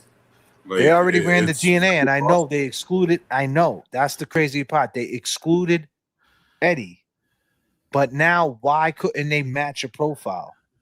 So do they? And like that just doesn't even make sense. Like, you know what I mean? Like, that's the craziest part about it. So let me ask this, right? I get it. I'm aware they excluded him, but let me ask. I had a good question I want to ask Trisha since you was here. I got to figure out. I lost my train of thought. There was something I was going to ask her. Shit. It was a good question too, but I'm going to have to think about it. Go ahead, KEVY, kid. Say something, will you? So I can think a little bit. Yeah, no, I wanted to bring that up about, his hospital visit and having the tetanus shot and stuff, because, I wouldn't put it past, the way, when I've read Riley's notes, there were a lot of things that. I got my thought. I'm sorry. Right. Yep. Please, before I forget about it. Thank you. Go at it. Yep. Trisha, this is a question I want to ask you. So we came to the conclusion, me, the mechanic, and my boy JBRILL, aka, you don't know what that means, Google it. We came to the conclusion if Artie did this. So who did it? Artie Ortiz. You were the first one to say it before anybody. Right? So since you're in the chat, the same way we talk to Artie in the chat, we're going to talk to you now. One thing about Artie, he answers questions.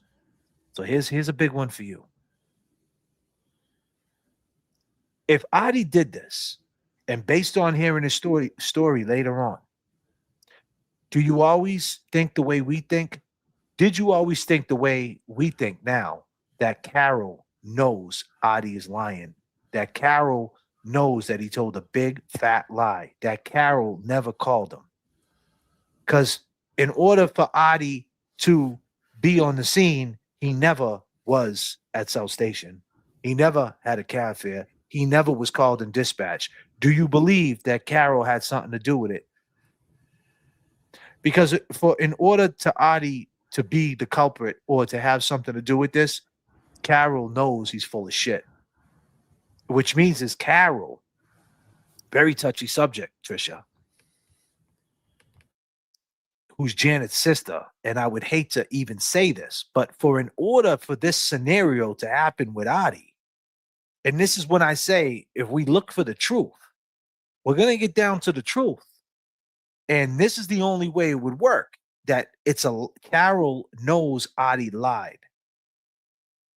Paul was in the house and then he called someone. Okay, Paul was in the house, then he called someone. Okay. I hate to break it down into like these little like, no, I think Carol's scared, very, very shy girl. So can I say something real quick about that? You can say whatever you want, Jay, bro. This is a discussion anytime. When I was talking with Gina yesterday, she did say Carol was afraid of her own shadow. And when she was in a room, she was crept to the back of the room. Like, she didn't really talk to nobody. Does she act kind of like this? Can I show you how it is, how it's done? Your pet? Oh, this friggin' guy.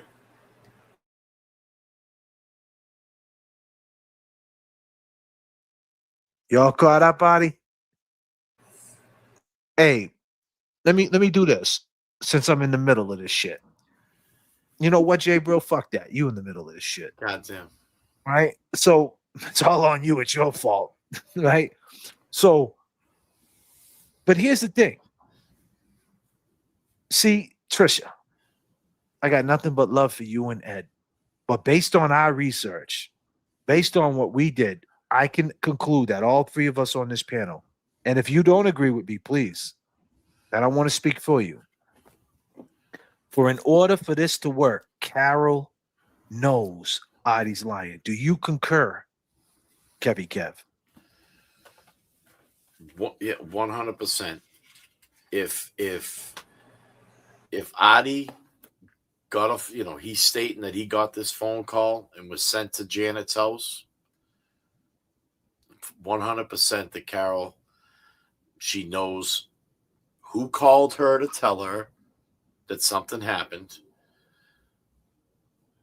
and she related that to Adi. If that even happened. If that even happened. If Adi's, yeah, and that's the fucked up thing is that, Adi has not been truthful with us from the get. So. But I don't want to blame Carol. But there's nothing to show that there was a dispatch call. There's no report at all. You could concur, right, Trisha, that there's no report from a dispatch saying that, yeah, his wife called and this is the time she called and this is when it went down. And if you could get that, then that exonerates Adi right there. And wouldn't that be the first thing he would do during this shit? Wouldn't that be the first thing? What? They're saying I did it? Where's the dispatcher? Where's he at? Right? What time was it? You know what I mean? We got this on record. She said she knows. All right, you got it.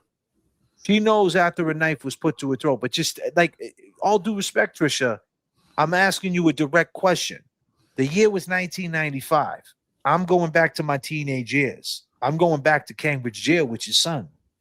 What I'm trying to tell you is when you were blaming Adi, which you did. You said it out of your mouth. You said, who did this? Adi Ortiz. And if no one could see that, they're blind. That's what you said. For in order for Adi Ortiz to do this, then did you guys ever come up with the conclusion that Carol knew about it? And if that is the case, why didn't you ever go after Carol? Because based on everything we ripped apart and went over night in and night out, Carol has to know. Right? Yeah, am I tripping? No, I mean, it sounds like the Carol knew before Ryan went to your house. If it's what Adi says. Exactly. And that right there, I mean. Okay, so she said she did. So do you think still Carol has something to do with it? 31 years later. And what do we do?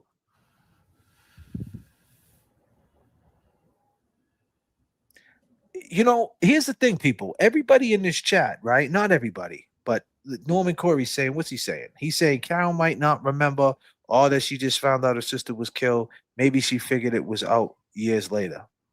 See, Norman. See,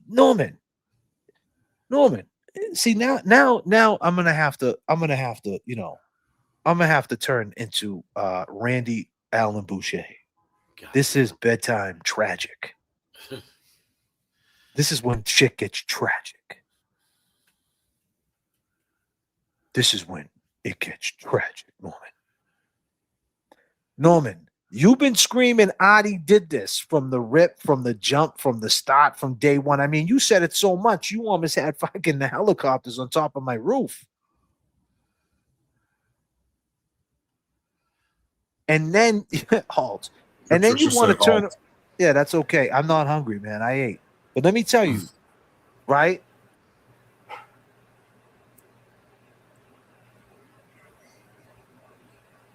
I spent hours Let me ask you this. Is there anybody else besides us, the long gamers in this panel right here, that's right, and other than obviously the O'Briens, because obviously O'Brien and Eddie, but other than the immediate family of Eddie, is there anybody else, the long gamers in this panel right here, spent this much time on this fucking case?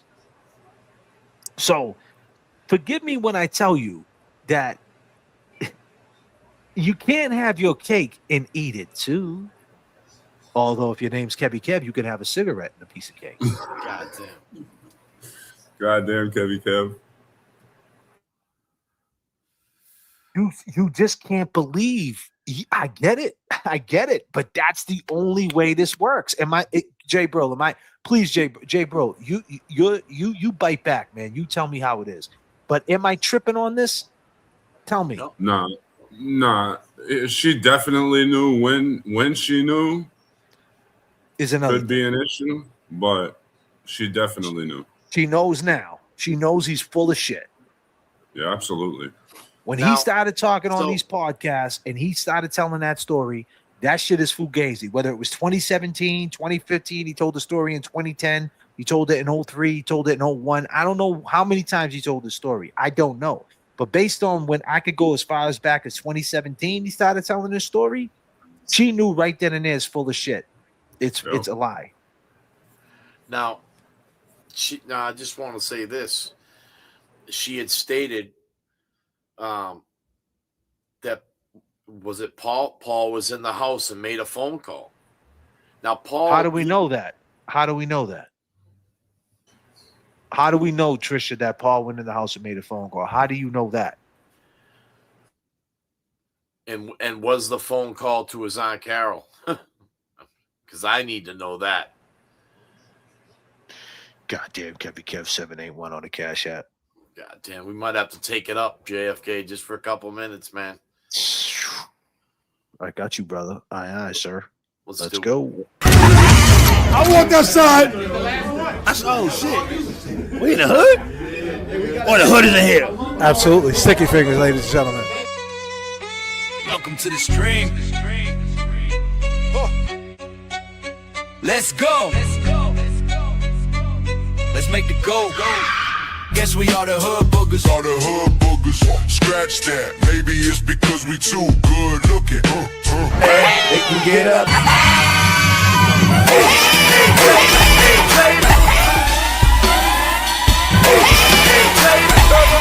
Turbulence in the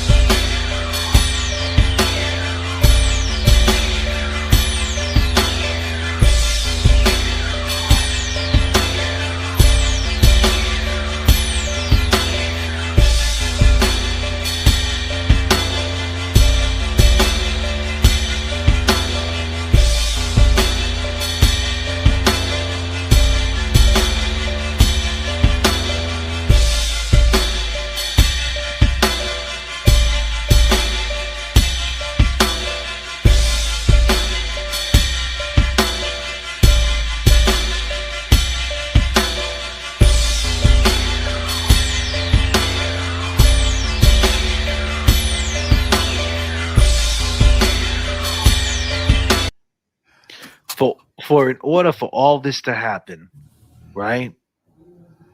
There would have to be the illest conspiracy, the frame up. You would have to say Adi pulled up, right? So if Adi got a call to go there, that's something. So did Paul tell him what he did to and how do we know? We heard that you said that he to finish the job, to come help. But you mean to tell me Paul just left at 8:15? He leaves at 8:15 to go with your daughter to the beach. So he does something to his mother, allegedly, right? calls Carol to call Adi, and then just goes to the beach and hangs out with your daughter like nothing happened? Not for nothing. I think Paul would have called Ryan before he called anyone else because that's his twin. Twins well, hold on. I get you, but let's bond. not. I got you, my brother. I appreciate that, but let's have Trisha answer that. How do you know he called Adi? And who said he made a call? How do you know he made a call? She said he probably called Okay, Adi. but fine. So he probably could have called Ryan. He probably could have called President Trump. But how do you know he made a call? That's the question. Right? They did get the phone records. I mean, I don't know whether that, you know. Well, if you got the phone records, you would know who he called, right? Because they had to have get the phone records to realize that the calls were deleted after a certain time. So I would think that they had phone calls prior, up until 11 o'clock. Yeah, but do you know that? Or are you making assumptions? That's what I'm saying. I don't know the trial. No, That's what I'm saying. Like we can assume, like if it, like I don't want to really assume that. Margot Nash. Well, they got the phone records. They got the phone records. Margot Nash. No, you said they erased the answer machine. I think all the phone calls in and out were deleted. How do we know that though? And how were they deleted? I don't understand. How were they deleted on a landline? How does that work? Well, I mean, now hold on. It was caller ID back in the day that you plug into your. Nah. I want to fucking say something right now because. Go ahead, brother. Take that shit, man. Go ahead, rock it. Now, rock that shit. Earlier tonight, we were going over it with James, and Adi had mentioned in the chat that he didn't go in the house and use the phone. He asked them to bring the phone out to him. So now I'm just thinking, back in the day, everybody got these cordless phones. You know what I'm saying? These Radio Shack, 30-yard. You could, answer your phone out on the fucking sidewalk. Okay? And they all had bases in the house. Built-in answering services. I could see you being able to somebody manually deleting something, I wouldn't think that it would be like the old tape recorder style where you got a tape in it. But, those headsets and bases, you could do a lot with it. So if they took that. But you're not answering the question. And I appreciate all the. How the hell do you delete the in and out calls? It's not a cell phone. How do they delete it on a main line? I mean, I really want to know. I don't know. Back in the day, you had that option where you can go through, like on the cordless phones, they had that caller ID built in. You can go through and delete. So that's what it was. They had a cordless phone. You're saying? Well, if she brought it outside, it must have been a cordless phone. Is that? That's what I'm thinking. Who brought it outside? No. We're talking about Janet's phone. Hey, listen to me though. What I'm trying to say is that when Adi said that he asked Gina to use her phone, they brought it out to him. So I'm thinking, just saying, you're asking how could these things be deleted like this? At that time frame, that's what was hip, bro. You know what I'm saying? That's what. What do you mean, though? Whose phone? Whose phone you talking about? Janet's. It would. Okay. I would think that they would have a cordless phone in that house. So but here's the thing: you would think, did she have a cordless phone? Well, that would have to be a question we'd have to ask some. And was that? And was that a cordless phone? Obviously, based on what she's saying in your description, since you had a cordless phone since 1985, because fucking you were rich growing up and you had 3 Escalades in a big house. I got so you guys are just rich people. We didn't have cordless phones. We had we had the big long wires. Yeah. But listen, I mean, she worked the service merchandise, right? Didn't Paul work a service merchandise? He probably had a bunch of. There you go. He had camcorders and everything else in the fucking. Had everything else. He probably got the. I mean, who knows what this dude got on film? But what I'm trying to say is, the calls. So they were deleted. So we're just assuming Paul made a call and they were deleted. And so now our eyes are on Paul, because the thing is, you did say, if we go back to 1997, you did say Paul was coming out the house. Paul was in the house, right? With Virginia Reckley. What did she say? How did she say it? Let's go back to 1997. Do you still stand on what you said in 1997? I think that's fair. No, Jay, bro? Help me out here, man. I think it's fair. How about you, Kevy Kev? Is it fair? Sorry, I'm just reading the chat. She said the phones and service were different. The state police had custody of the phone records. They said there were none. So on the phone, it was deleted. Yeah. But on the phone records, the state police said there was none. So once again, the state police held information up. That's what it sounds like to me. Is that what she's saying? Yeah. Am I on the right track? I believe so. The phones and service were different. So, okay, so on the phone itself, on the thing, they deleted it. There was deleted calls.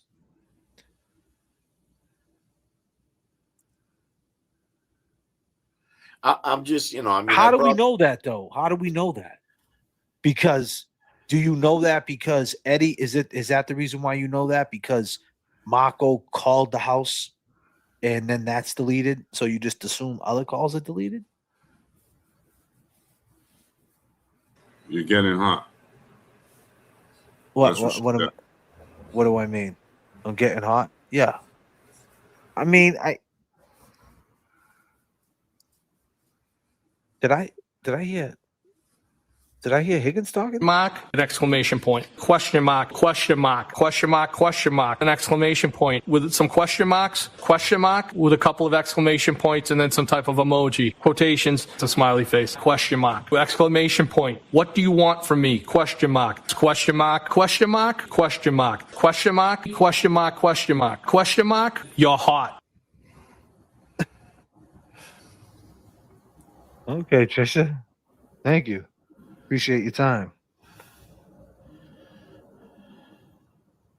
Let's go like this. So brutal. Break. She did see that the heard her go down the stairs at 8:15. Adi Ortez's cab. Her son was in the house when she went down the stairs. And I don't know how that person's blood. That's correct. Political career was on the line, and that's all he cared about. And I don't know how that man sleeps at night. I'll tell you. Her son was in the house when she went down the stairs. You heard the testimony of the neighbor that heard her go down the stairs at 8:15. Adi Ortez's cab had to be towed from Hamlet Street where the blood drops were going down the hill. The judge would not allow that to get out in court. Adi Ortez. And if anybody can't see that, they're blind. Okay. Do we still stand on that? Damn, that sounds like it.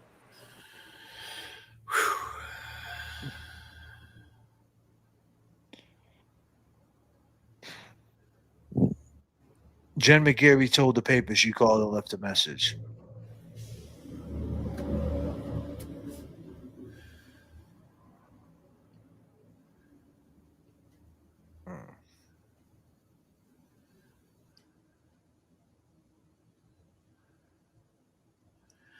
I mean, so now she said, so now based on what she's saying, we're getting hot and Higgins popped up, right?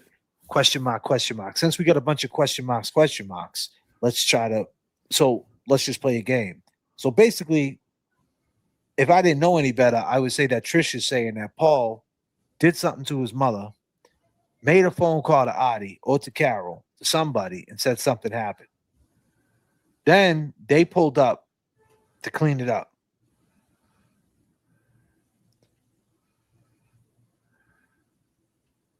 Why would he park right there in the front? Why would he park the wrong way? And, right, you got to ask that question. And then, why did he have a knife in his hand? And he put it to Eddie's throat. Because if he just went there to clean something up, why would he have a knife? Right? Question mark. You got a question mark? You got one? Any questions? Well, didn't they say that she was cut again after, like it was after she died, she was cut again or Postpart. something Yeah. like that? So you mean to tell me he did the rest? Like that's what we got to believe? I mean, we're gonna like I'm just saying. Question mark. Audie and Ryan? Question mark. What's that mean? Audie and Ryan. I've been saying that. Oh, okay. Calm down there, JBRILL. All right, we know you've been saying it, Stephen A. All right, we get it, man. Fucking you bet on the Patriots, okay? We get it. We get it, Stephen A. God damn. Damn, Stephen A. God damn, bro. Shit. Is this ESPN or is this JBRILL TV? God damn, JBRILL on the motherfucking cash. Someone said No, this is the JFK show. Yeah, I don't know. Damn, I wouldn't know. It sounds like fucking Stephen A. Brill. Hold on. She's saying Audie and Ryan. So what's going on though? She said that her son went down the stairs. What son went down the stairs? Was it Paul or was it Ryan? Was she talking about in that clip? Paul. So wait a minute. So it's a 3-man weave. Well, that might. So hold on. I mean, let's stay here for a minute. I'm here. Question. Because, I mean, Ryan. There's a statement about how when Ryan goes to when Paul goes to the hospital, that he's like, I'm sorry, Ma. And I don't think I locked the door. I'm sorry for earlier, Ma, and I don't think I locked the door.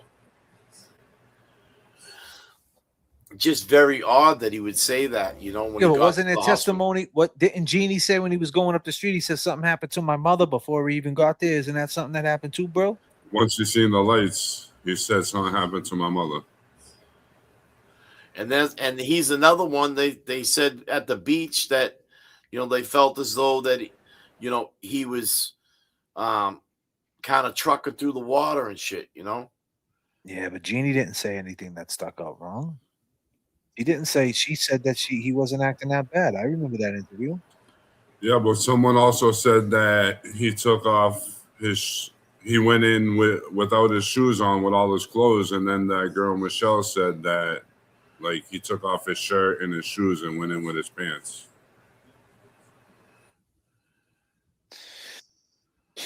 And then wasn't there a knife in his bag? They took a backpack out of the car and there was a knife, the right? backpack in her trunk the next day. Do we talk to that girl, Rachel? Was that her name? Michelle. She won't talk. Remember I sent you all the messages and then she deleted them? She thinks Eddie did it though, didn't she? At first she didn't, but then I guess she did because she was gonna visit Eddie right after it happened. And then now she believes he did it, right? She changed her heart. She did it. What does she say in the messages? He says some wild shit. Dude. Can you just say some of them? Yeah, let's throw her on blast. Hey, Michelle. Question mark. Question mark. Question mark.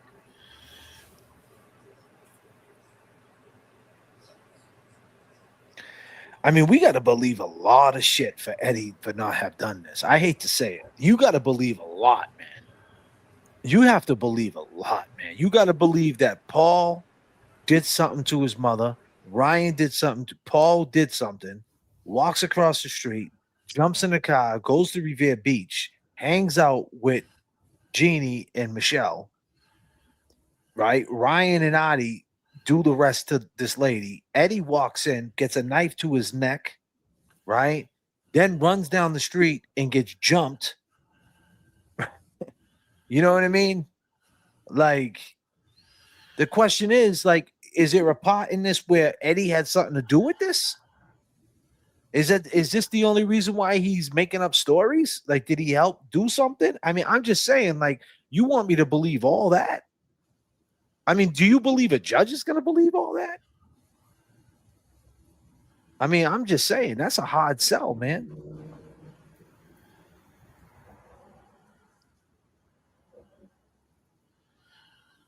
You know what blows my mind, man, is like, and I said this the other night, man. Ryan finding his mom like that. I mean, I wouldn't have left my mother.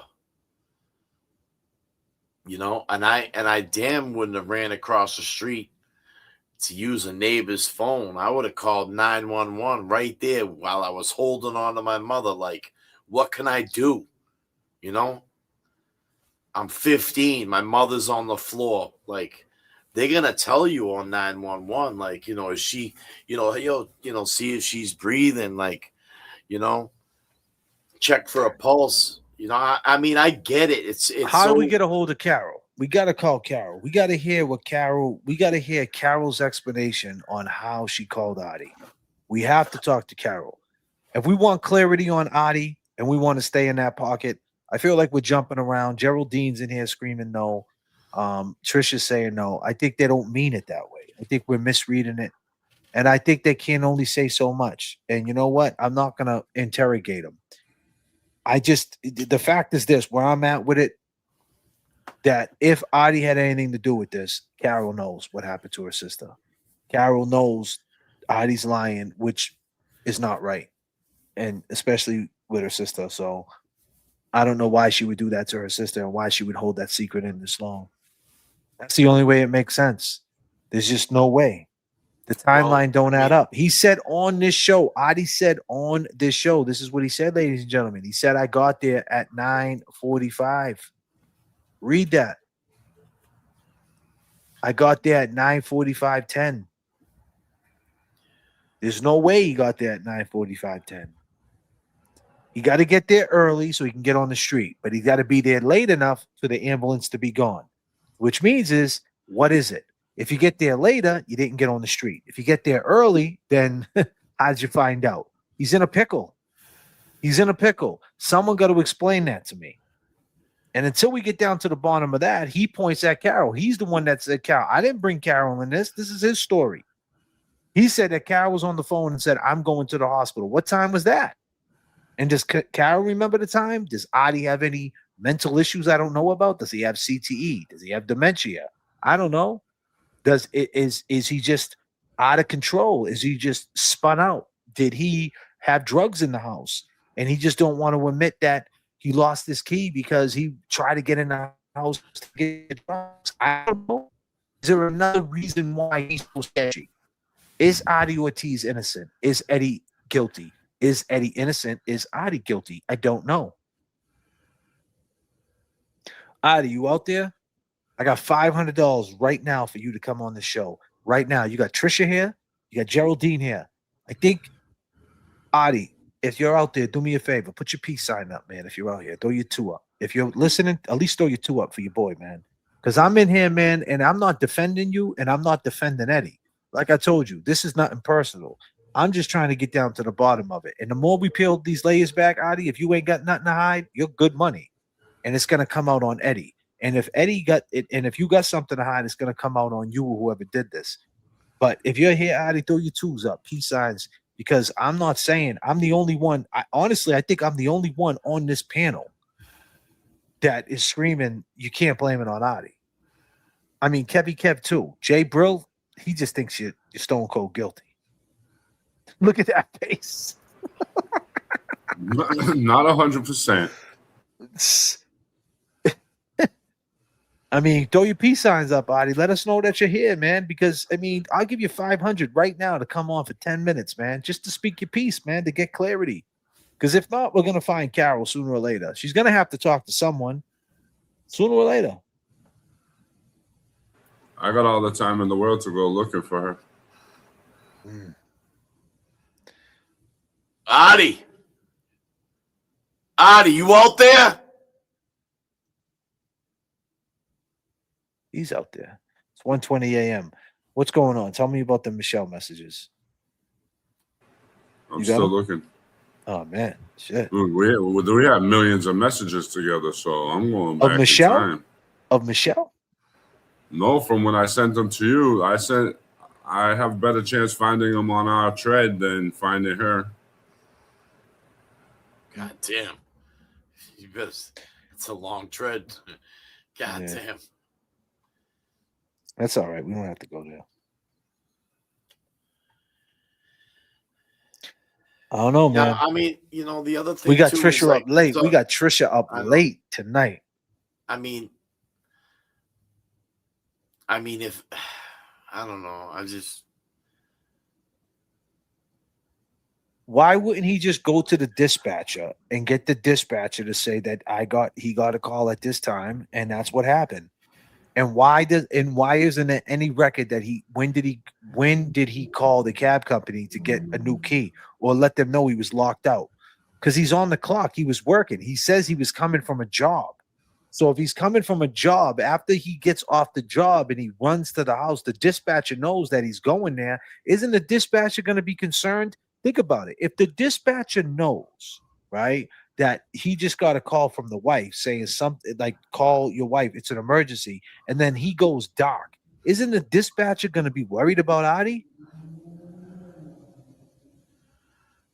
Like, you know what I'm saying? Is he going to be like, damn, man, like what happened to Adi, man? Where'd he go? Did something happen to him? right? Yeah.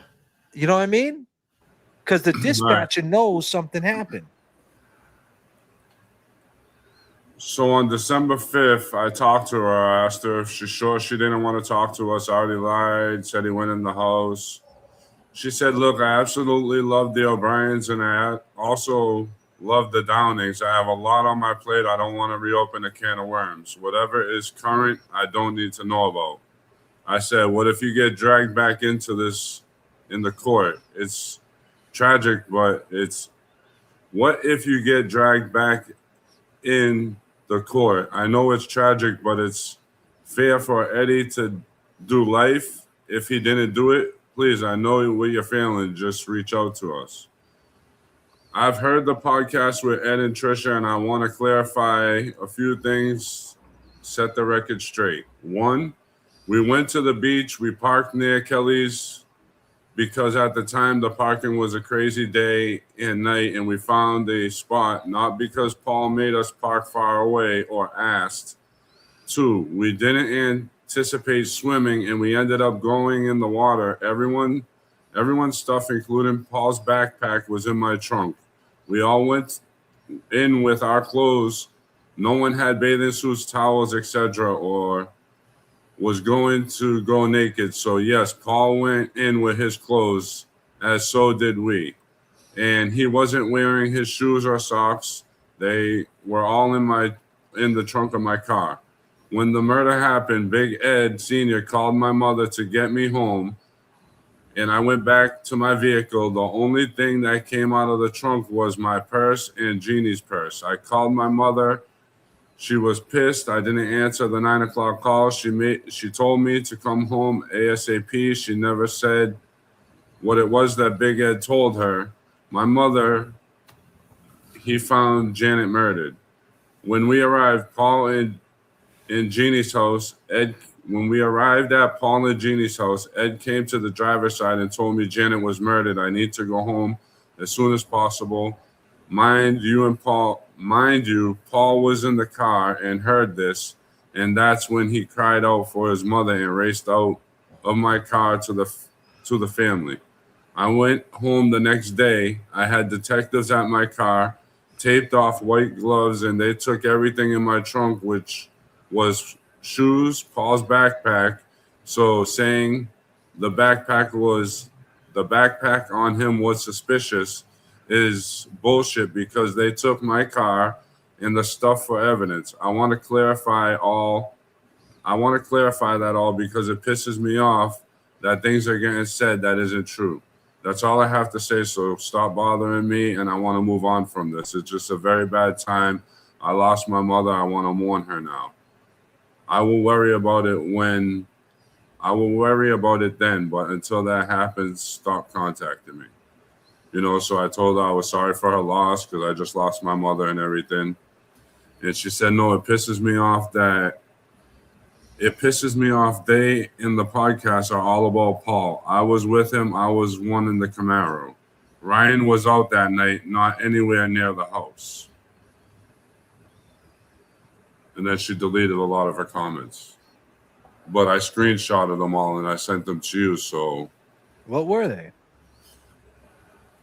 Just about, we had like a hour-long conversation after she said she didn't want to talk to me. And what was it about? Was she said that she thinks he did it, right? You Um, don't remember? You don't remember what they were? Did you send them to me on Messenger?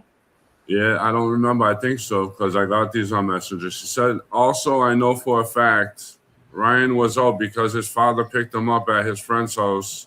And when they arrived, my mother took the twins back to my house. Well, that night was very clear in my head like it happened yesterday. And then she deleted everything. She did say that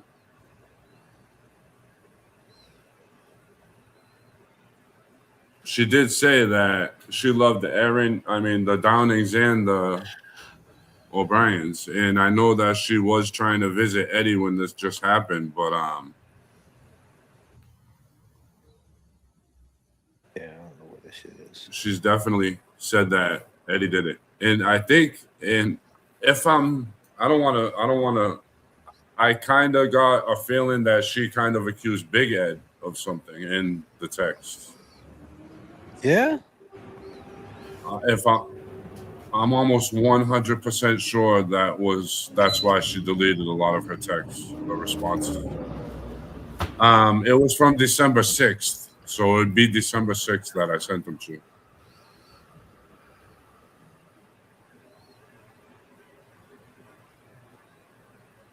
The thing is, you can't go back. You can't go into December 6th. You can't just put in December 6th. Right, you got to scroll all the way back up, and then it freezes till the page refreshes, and then you can scroll up more. That's what was taking me so long. So you sent them to me on this. You don't have them though. You deleted them. I don't delete anything.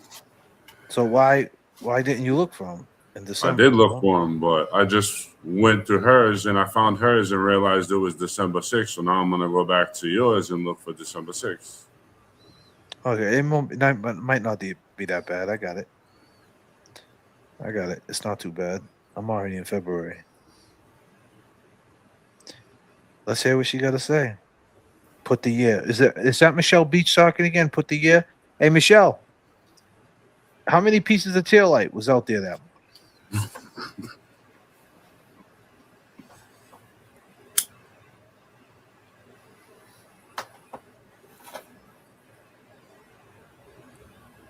$47. Thank you, Michelle. They just must have missed that too, right? They just missed it.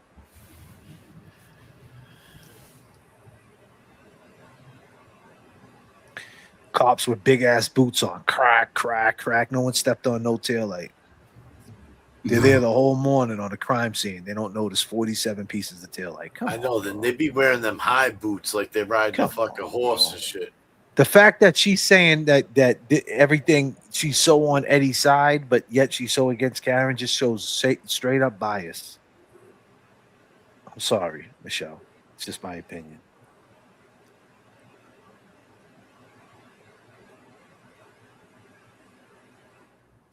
You don't like Karen.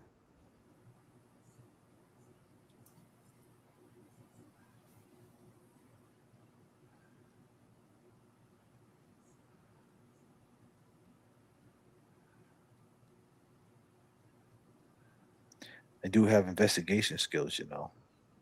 Yeah, but you can't explain how a whole police force was in front of 34 Fairview when the snow didn't even blizzard out. Just a couple hours before that, 47 pieces of tail light. No one stepped on them. No one found them. They were out there. Yeah. A sneaker, a hat. They didn't find none of that shit right then and there. Fucking leaf blower. Yeah, and they just left. They didn't even put crime tape up. They just left. All right, guys, we're gone. Nothing to see here. Gotta go. It's wild, man. And that property's small, dude. This shit was fucking postage stamp. Front of that house, man. This shit was. You know what we were, the pictures we seen and how it was depicted, you know, throughout that trial. I bet I was out there. I was in front of that mailbox and shit. That shit was tiny. What you send me on the email, Aunt B? Anything good?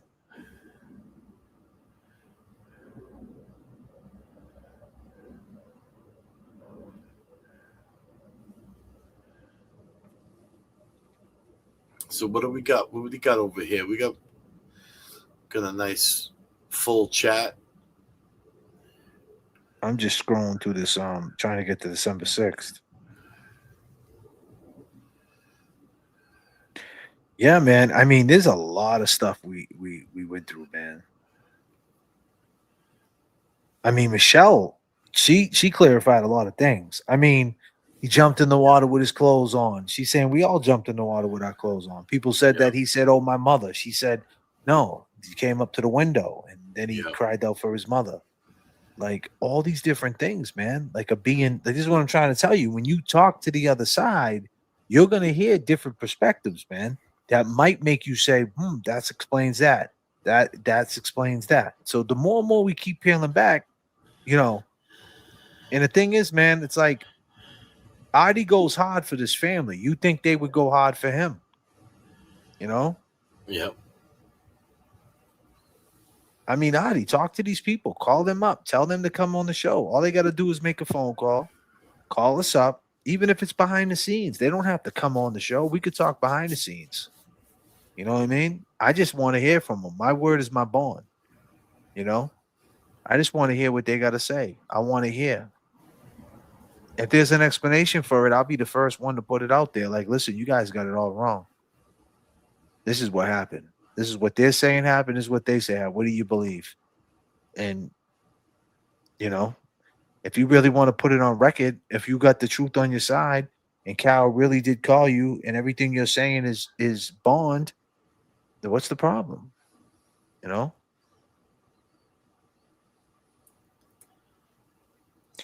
But I'm telling you right now, this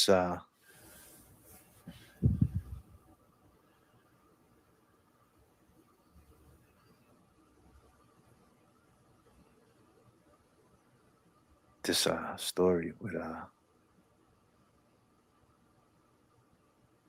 all these different things that we got to believe a bunch of stuff. Am I right though? Yeah, I mean, I think, the other thing too is I think, we're just here. I feel like we're on the porch right now. We are on the porch. For sure. And, when I think about it, man, like, I mean, I had friends that like, I could like, go over their house and shit. But to be honest with you, I was never that type of person that would just walk in an open door. You know what I'm saying, man? I just shit like that, man, just kind of like any one of those kids could have walked up to Big Ed and Trisha's house and just walked through an open door. Like, that's cool. What kind of house was that? Like, what kind of house was Janet's house? Was it that type of house where she was a single mother with kids and the neighborhood kids played Sega on the fight, just came in and out, fucking, I just,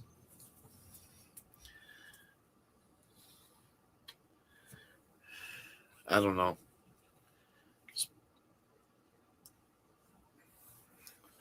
Yeah, like, exactly, Becky. Like, it makes me think that her house was just a hangout.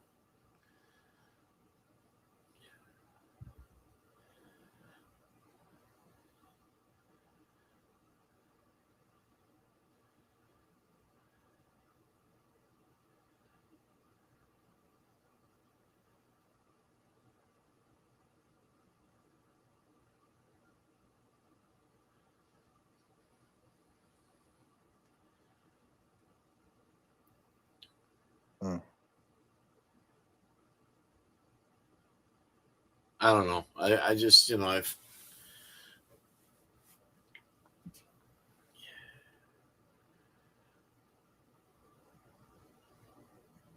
I mean, I don't know. I often wonder, like, what were Big Ed and Trisha's reaction to that? To what? To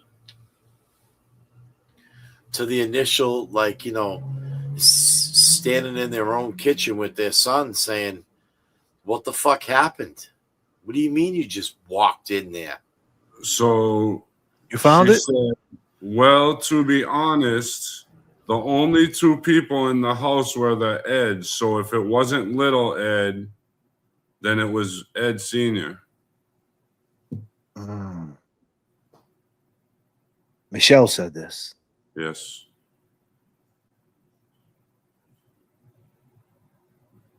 And then again, if Eddie knew Ryan wasn't home and Paul was with me, why would Ed feel the need to knock at Janet's door or open Janet's door knowing the twins weren't home? Why would he need to be in the house at all when the twins were out?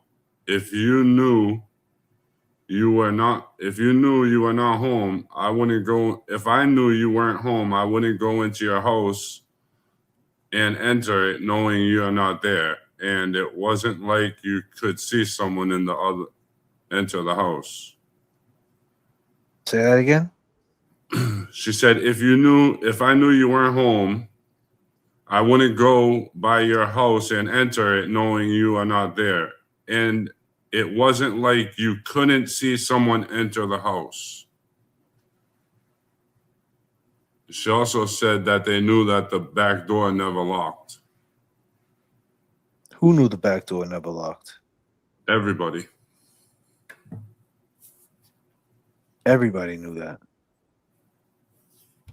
And there was a certain, like, there was a tricky routine you had to do to open and operate the basement door. Yeah, to lock it, there was a tricky way to lock it or unlock it or something. But she said they never locked it. So what is she saying? She's saying what? What's her take-home point? Well, she said that. Hold on, I'll go back to it. Believe me, I'm not saying Ed did it, but I was part of the whole ordeal, and I know what I saw and read and was also told. I said, right, but the DA was trying to change the law back then to lock up juveniles. She said, look, they framed Artie. I honestly don't want to be a part of this. Who framed Artie? They did? She's saying Artie's innocent. She's saying they framed Artie. I don't know who they is. I think maybe. Obviously, yeah. She's talking about the O'Briens. Yeah, obviously. I don't want to be a part of this. I want it behind me. My mother was Janet's best friend. I was Erin's. I want her to just now be in peace, however it works out, but I want no part. I said, who framed Artie? The family. I meant to say, just frame him then, and all the evidence stacked to him. There was a fingerprint of Ed's on the beam in the basement. Ed also knew that the basement door never locked. Also, okay, so I said yes because he was told to get out. He rolled Janet over, whatever. Okay, no, whatever. What do you say? He rolled Janet over. I said yes because about the blood on him or whatever. Yes, because he was told to get out of the house. He rolled Janet over, which is why he had her blood on his hands. The fingerprint was his with her blood, not his blood. Okay, so why would he exit through the basement and not the front door? And then I said, they took 6 vials of blood. She was in the dining room. When she was found, she was in the dining room. Why would you run out the basement to leave, especially when you came upon what you came upon and you knew it wasn't you? I said, because the friends knocked on the door and he was leaving, and whoever was in the house told him to get out of here. If you say anything, I'll kill you and your family. So he ran through the basement outside. She said, and Eddie knew the boys weren't home. I was with Paul and Ryan. Was I was with Paul. Ryan was out. So why would he feel the need to go looking for a person who he knew wasn't home and enter a house where he knew the kids weren't in? I says, because his friends knocked at the front door while he was still in there, because it kind of don't make sense, because she said like 3 and It's I all right. said something. Keep going. Keep going. Keep going. We got it. We got it. Because his friends knocked at the front door while he was in there with the killer. He was supposedly swimming at Ricky's house. I saw everything about this case. And she said, well, to be honest, the only 2 people that were in the house were the Eds. So if it wasn't little Ed, then it was Ed Sr. I said, Ryan got Ed Sr. when he found his mom. Ryan found his mother. That's 100% fact. She said, okay, again, if Eddie knew Ryan wasn't there, Paul was with me, why would Ed feel the need to knock at Janet's door or open Janet's door knowing the twins weren't home? Why would he need to be in the house when the twins were out? If I knew, I already read that part, so I'll go to the next one. If Ed went into the house because he thought Ryan was home, and the person who was in there was the person who murdered Janet, correct? I said, yes, but he was still in there when Eddie went in. Why would the person who did the murder tell Eddie to leave and they wouldn't leave themselves knowing they committed a murder? Eddie walked in on it pretty much. Why wouldn't they attack and murder Ed, who saw evidence? Who knows who did it and can literally take them down for it? Why would a murderer leave themselves exposed? And that's why I'm thinking he never got mugged. Whoever was in the house probably tried to stab him because he had a cut on his hand. Looks like he could have grabbed a knife from stabbing him. So let me tell you this.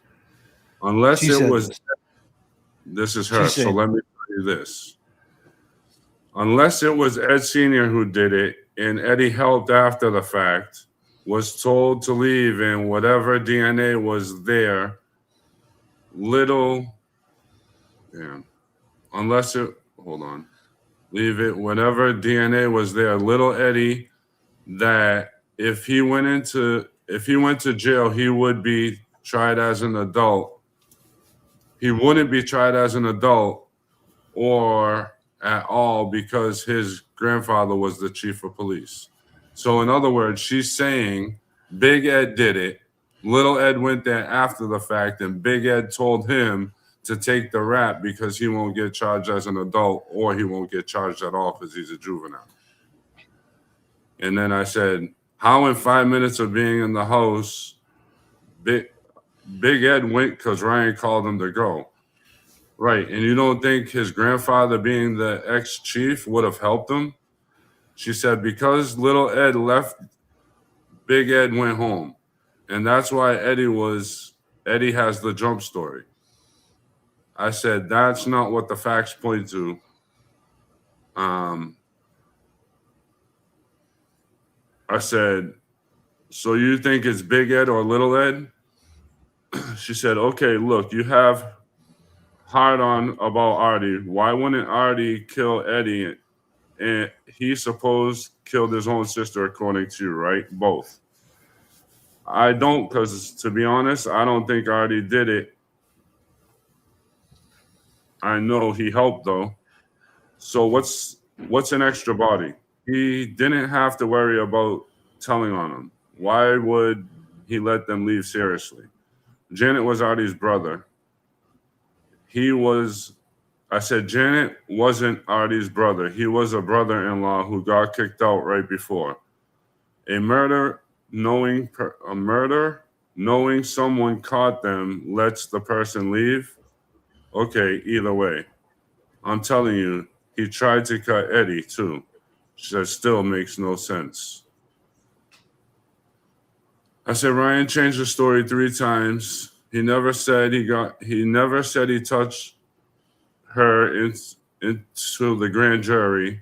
He always said he went in and saw her and ran to Big's house, and all of a sudden he touched her. Why wasn't his hands bloody if he touched her? Ryan was with his friends. His father picked him up and went to my house. I don't know. I have facts. I can prove everything I'm saying, but no matter what is implanted in everyone that it was Eddie and it was a sexually motivated murder. Don't you think she would have been sexually assaulted, but she wasn't? We have 27 episodes about it, looking really good for Ed, just being honest. And just so you know, we started to get justice for Janet, not free Eddie. That's just the way the facts took us. I said, have a good night. I'm here if you want to chat. Thank you. Okay, well, okay, if you have all this stuff, be his lawyer, defend him. No matter what I say, you say Artie. She's right. No matter what you say Artie. But I also told her I don't think he did it. And this was in the beginning. I don't think he did it, but I know he has something to do with it. Yeah, but you wasn't excluding Ed though. Like you excluded Ed. And honestly, you got far with her, but that's my point. See, that's a person that was there. That's a person that had Paul in the car. That's a person that knows Ed. That's a person that knows Erin. Her mother is Janet's best friend. Right. So everybody in this chat, she said that they're bullshitting. That family is bullshitting. These are the witnesses that the state, if they retry this case, if he did get a Rule 30, them are the ones she's going on the stand. So you was with Paul. The thing about women, let me just say this. Hold on. Let me finish. She said that they did investigate. They went there and took her whip. Yeah. They took the contents out of the trunk. But still, they investigated the whip. They confiscated. Yeah, she said right. They investigated the whip. If you think about it, she said that Ryan was out of town, nowhere around. Then she said Ryan was swimming at her friend's house. And then she said they all went back to her house afterwards when they actually went to Ryan's father's house in Wilmington or wherever they were. How do you know? She's telling you where it went. She's saying that the kid got picked up and went to her house. Janet's mother's best friend, dude. That's where he took her. I'm pretty sure there's a statement from one of the kids that they went to the father's house after they went to the hospital. Because but what is that? Yo, listen. Yo, you don't believe what that girl got to say? I'm not saying I don't believe her, but I'm just saying if you think about it. If I think about what? I'm thinking about a girl who was with Paul, right? So Ryan was supposedly swimming. Ryan was supposedly swimming with his friends. She's saying Ryan was out of town. That's what she said. Ryan wasn't even around nowhere. Okay, but out of town could mean he could have been in Cambridge, bro. He could have been in Method, bro. Out of town is one town over, bro. Could have been in Charlestown, right around the corner, bro. He could have been at the North End, it's right down the street. I mean, he could, come on, out of town. But every statement says he was swimming at Garvey's house or whatever. So maybe that's what she meant. I mean, so you think she's covering for them? She's just saying her truth, bro. That's her truth. That's a strong truth right there.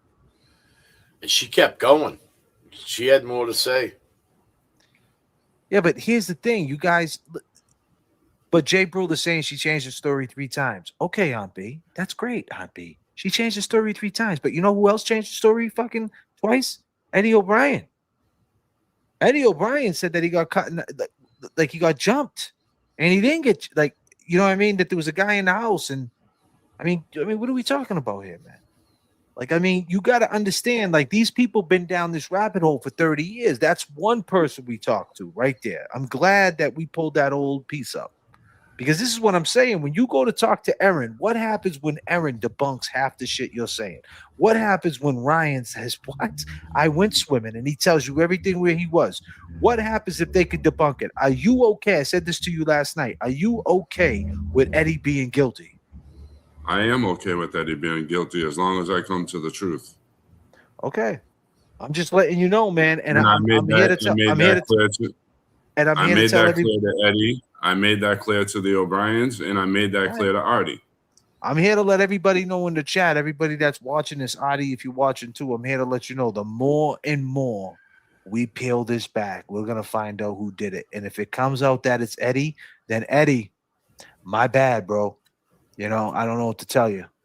You know, like I said in the beginning, I said it since the get-go. If it is Eddie, he played honestly, the shit out of me. Adi's a liar. Adi's a liar. But based on everything you want me to believe, it's like the 47 pieces of taillight, right? There was 47 pieces of taillight in front of that house, right? There was a guy in front of the house. There's a cop in the house. He doesn't come out the house, right? Are you coming here? The 1158 throwing up their hands. You want me to believe that it wasn't a fight? Dog bites, black eyes, right? Giving handing phones over. Tell them the guy never came in the house. All these different things gets uncovered. You're like, nah, right? No way, right? And then you could sit there and say, well, maybe they're just lying. You could be like Michelle Beach. Maybe they're just liars, but Karen really did it. Okay, and here's the thing. Just like I said before, you could look at it that way, right? That way that Karen did do it. Based on all their lies and based on how they did that investigation, Karen should still be where she's at right now, not guilty. There was conflict of interest. There was reasonable doubt. She should be where she's at, whether you believe or you don't. Now, with Eddie, does he deserve a new trial? Hell yeah, he does. You know why? Because the fingernail clip-ins, they ran the DNA, it didn't come back to him, right? Yep, for sure. I never seen a record from the dispatch. They never investigated no one else. For sure, he deserves a new trial. But just because he goes and gets a new trial, and even if he gets a new trial and they find him not guilty by a reasonable doubt, that does not mean he's innocent, right? So my thing is this. I'm all with him getting a new trial for the love of the law. But that still doesn't mean I'm convinced that he's 100% innocent. And I'll tell you this much.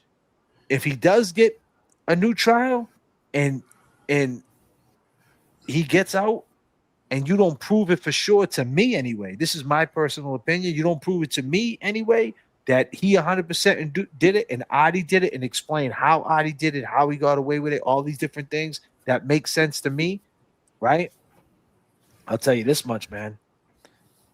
I ain't inviting Eddie O'Brien over to my fucking barbecue. You know what I'm saying? Another thing, a great point to your reasoning by wanting that trial video, because a lot of stuff came out of the Karen Reed trial that we were able to piece together and hear different stories and actual witnesses. So that will help us. She was a witness. That girl Michelle was a witness. Right. But I'm saying if we've seen the whole trial, it would give us a whole better view of everything and to make a better decision on the way how you went over the waterfall trial. I mean, the waterfall video, shit like that, you know? It'll give us a better view on different things. And that Rule 30 was give us a different view, of course. And, you know, it's just the thing is, man, like these people are saying the most obvious shit, though. Like sometimes it's simple, right? Why would Eddie go over to the house? And then she's saying she's spinning it. She's spinning. She's going back. But wait a minute. You want to say it's Adi. There was someone else on the scene. Big Ed was there. Right? And not for nothing, I heard that before. And so didn't James Jackson. You know, that was out there before. That he took the rap for his dad. That was out there. That was I'm talking about in the moment. Like I remember being in the joint in like 96. You know what I mean? Like hearing, I heard it was his dad. I heard that shit. So that's been floating around. You know, so obviously that's been floating around up in that neighborhood. Like, you know, oh yeah, you saying it's this? Well, then it's your dad. It's one of those things. But like you said, I like the way you handled it. You said, well, that ain't where the evidence points. And I like that, you know? And that's the thing.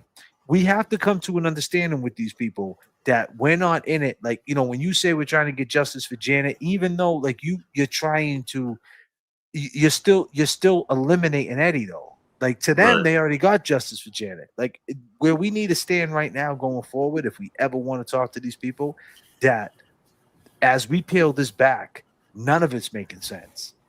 It's not making sense that Eddie did it, right? Because you got the DNA underneath the fingernail that's ran.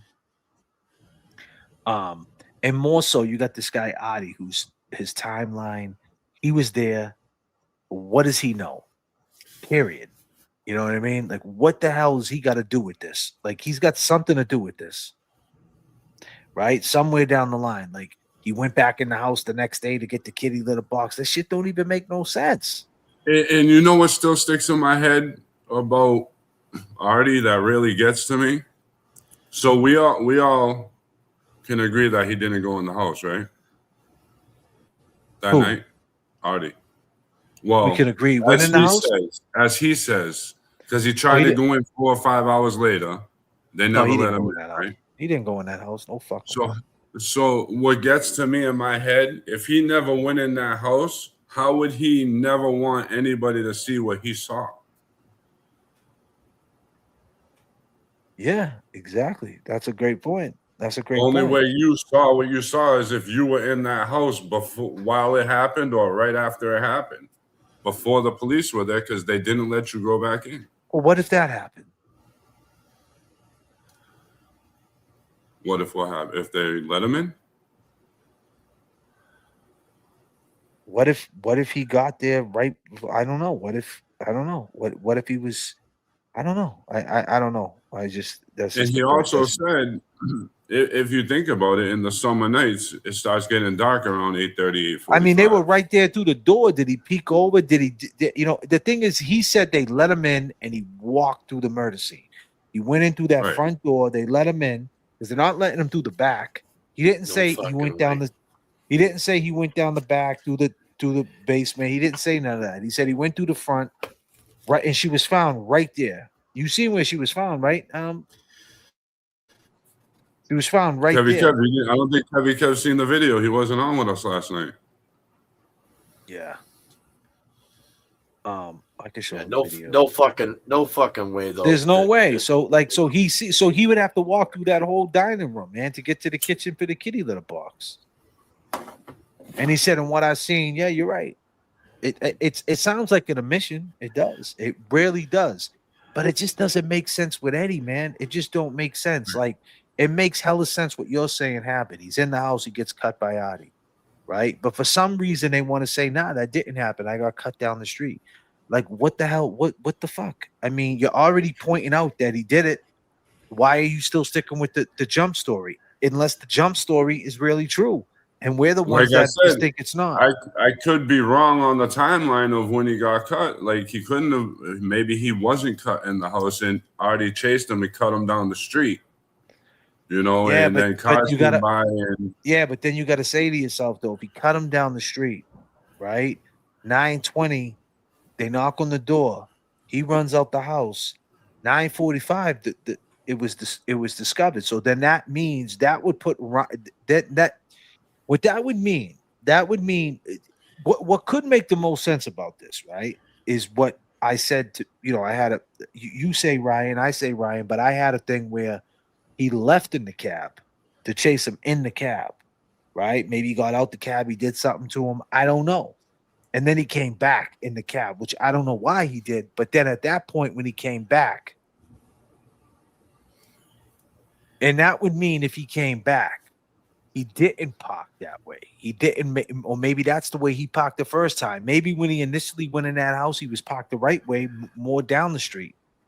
But if he came back, then the blood trails.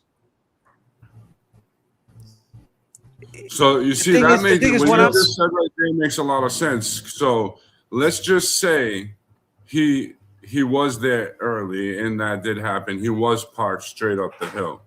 That could, just hypothetically or allegedly, whatever you want to say, from when the trail of the blood could have been from when he threw the clothes in the trunk. Then he chased Eddie and then had to come back around and park down Hamlet, went up Boston and went down Hamlet before the EMTs and everything got there. Because what I'm saying is, if Ryan was in the house with him, if he goes in the house and he sees Ryan, right? Like if he's walking by and he opens up the door and Ryan's right there in the bathroom washing his hand, and Adi's upstairs or they're sitting over this body, and he goes in the house and he talks to him, and then all of a sudden someone knocks on the door. Let's just say Eddie, like I told you, what would make Eddie lie? What would make Eddie feel like he did something? What would make Eddie seem so shady to me? I feel like there's a shady part of Eddie. I feel like he hasn't fully made me convince me that he's not guilty. I'm sorry. I hate to say that. He has not. I don't want to hear that he's the baby face. I don't want to hear that he was an altar boy. I don't want to hear all that shit. I'm sorry. I'm just not fully convinced. Because I can look at it from a jail perspective where how he got away with not being beat up in jail is because he knew somebody. They put him underneath his wing and he got lucky, right? And whatever reason, they looked at it like he could beat his case. A lot of people don't like Riley. Riley's a piece of shit. They look at it like they set this kid up. His trial was fugazi. A couple of OGs in the joint said, yo, I looked at his case. This kid got set up. He got framed. They co-signed him. And then for the rest of his bid, he realized how to work the law. He goes into the law library. He's working in the law library. A lot of people see him as a lawyer now. They don't see him as a predator. They don't see him as a fucking killer. They see him as Eddie, the lawyer. He's helping people out. He's writing motions. He's a spokesperson. He's a good inmate. He's a good boy. He's doing a good boy bid. He got lucky. He learned the politics. He moved through the system. That could happen. These things happen, man. You know what I'm saying? You're right. It does happen. So that could be a way that this could have happened, right? Where, you know, he figured out a way, a loophole. And I know shooting drugs hates that word, but he figured out a way. Hey, listen, I'm seeing mad people get out. In my case, after going through my case, I can get out of here. So I'm getting out of here. I'm up out of here. Fuck this. I'm smart enough to beat this case to get out of here, right? So my thing is this. Was there something that he knew he is innocent? Because the truth serum makes it seem like he's innocent. The lie detector make him seem like he's innocent. He never slipped. He never told anybody. Like, it's even what she said, that he went through the front door. He said that I went through the front door and I seen her right there. If he was lying about that, right, that I went through the front door, like she was saying, that she's going on what he said, that I went through the front door and I seen the body, the door was open. Why would he go through that door? Well, why wouldn't he just say he went through the back door? Right? You know what I'm saying? Why wouldn't he say why wouldn't he just say, like, my point, what I'm trying to say is, like, he's always saying the front door. He never slips on the back door. He never says, like, yeah, I went through. Why he never slipped any of this time since he was a juvenile to say, because they saying that he went through the back door. That's how they say he went in. They're saying that he went into the back door. So he has the know-how to lie, to say that he went through the front door. Why wouldn't he catch himself up and say, no, I went through the back door because I knew the door was broken. Everybody knew the door was broken. And I just went in the house to check if they were there. And when I went upstairs, then a dude with a knife and I seen Janet down. Why wouldn't he just say that? What would be the difference? Why did he stress that he went through the front door? Well, his palm print was on it. You know what I'm saying? Yeah, but he could have said the same thing. I seen Janet and someone told me to shut the door. If he come up the back stairs, he'd be in the but kitchen.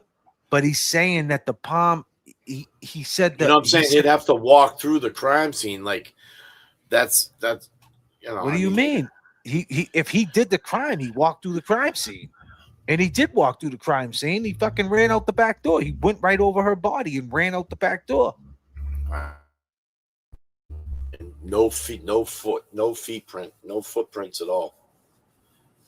Which it makes it seem like he went through the front door and he didn't go around that house that much. He actually, it makes it seem like he just walked in and there she was. Like he walks in and he even says, I looked to my left, I looked to my right, and it was right there. That's what he says. You know what I mean? And that sounds truthful, man. And with that truth serum, that's what it sounds like. Well, technically, on that truth serum, he said he went to the right and she was right there on the left. Let me pull that up.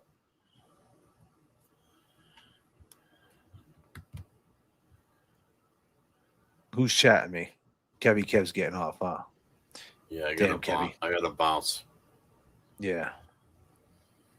I've been rocking for 4 hours and 27 minutes, people.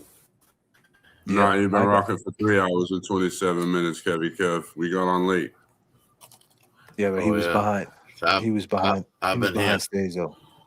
Oh, yeah, that's right. You were back there. You were Eddie waiting. O'Brien denied the murder both before and after the drugs Hold on were a second. administered. Let's just get to this real The prosecutor quick. says it means nothing. He says O'Brien told different stories to the same examiner. He never accounts for the fact that his blood is in that house. He never explains that away in the tape, and he would not have been able to explain that away at trial. Eddie O'Brien was convicted this fall of murdering his neighbor Janet Downing in her home in 1995. The woman was stabbed repeatedly. Both O'Brien's and Downing's blood were found at the scene. Truth serum evidence has never been used. Him. I said, Ed, Duggan. Eddie O'Brien. Kill her? No. Did he tell you not to? Allowed in any major trial. Blood now. To my left, I saw valid, reliable tool. I walked in. Right to my left, I saw Janet on the floor. She was laying there all covered with blood. All covered with blood now. The blood all over the stairs and the hallway. The bottom line in Blood all right to my left, I saw Janet on the floor. She was laying there all covered with blood.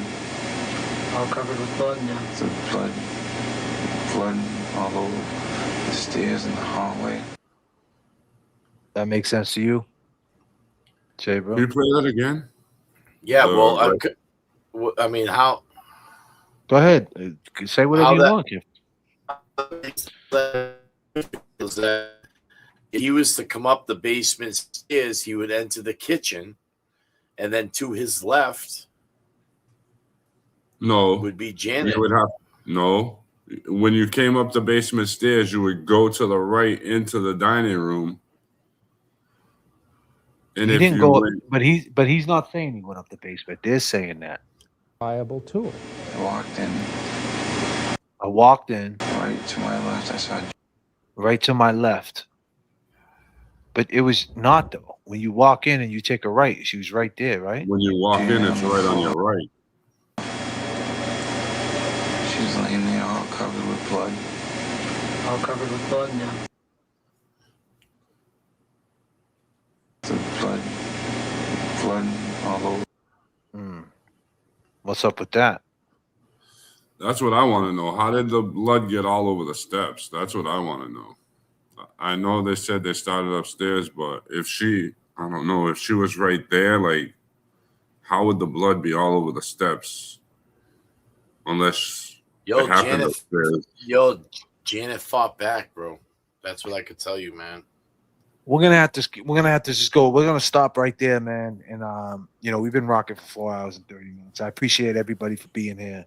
Nothing but love. I mean, it doesn't make sense. It's not, like I said, in all these years, I feel like he would have slipped up and said he went through the back. I mean, he already covered his, why wouldn't he just say I went through the back? I mean, it's what the girl Michelle said. Everybody knew you could go through the back. Why not say that's what I did? Why not say I went through the back to go check on them? That's what I did. I did go through the back. And that kind of takes him away from the crime scene. Like, I came through the back and I walked on it. Like you know what I mean? Like, yeah. The fact that he said the door was cracked open, and then you got to ask yourself this question: why would the door be cracked open?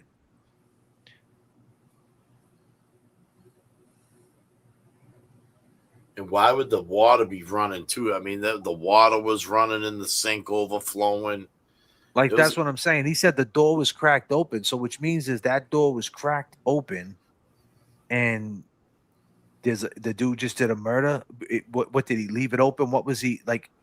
It's back to what we said. Was he coming in and out that cab, dropping the shit off? Like he was, you know what I mean? He was making his way out, and Eddie walked in on him. As he's moving and grooving, Eddie walked right up in there, like, "Hey, what's going on in here? What's up with this? Oh, Ryan, what are you doing? Oh shit, what the fuck happened here, Ryan? Oh shit, yo, listen, get this dude out. Someone's coming, but it shakes everybody up. He runs down the stairs. He's gone. Adi's like, yo, where you going? Let me talk to you. He jumps down. He runs. Listen, you just let him run out the door. I got to go get that kid. That kid's going to go tell somebody. He starts driving. He runs up on him, whatever, shanks him. I don't know. It's possible. Time he comes back to the scene, right? You know, next thing you know, this dude's like, I'm going to get Big Ed, or, you know, Big Ed, he already went to go get Big Ed. Adi panics, or what the fuck, you know? And I don't know. Well, like Becky brings up a good point. If he walked into the house and shut the door, she would be to his left.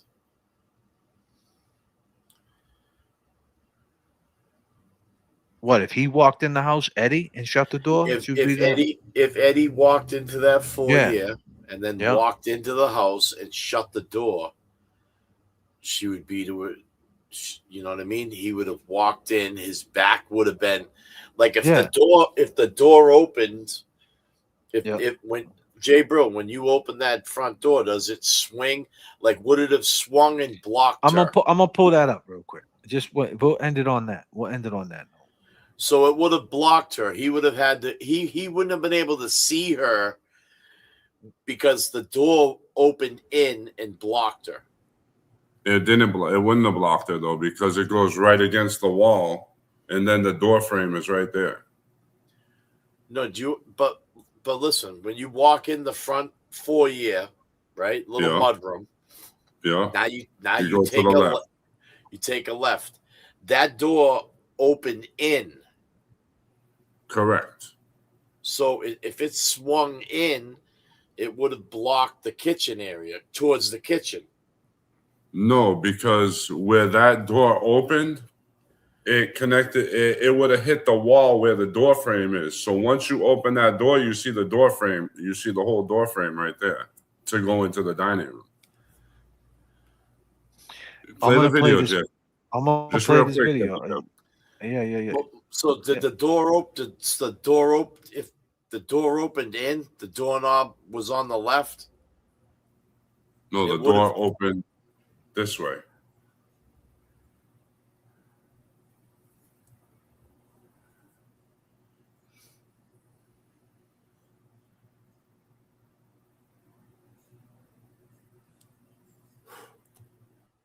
I'm gonna keep it real. This shit is sketchy as hell, bro. Yeah, I got a creepy feeling going in that house. It was like, ugh.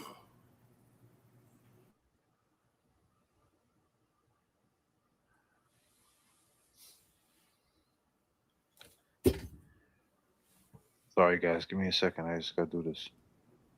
But I am thinking about going back to see if they'll let me go to the left side, see where Adi's room and the other dining room was, the living room. Here we go. Okay, so this is the foyer where Eddie went in. I got Gina and the nice people who live here agreeing to let me do this. It's still that Eddie video. I know. This is the foyer door.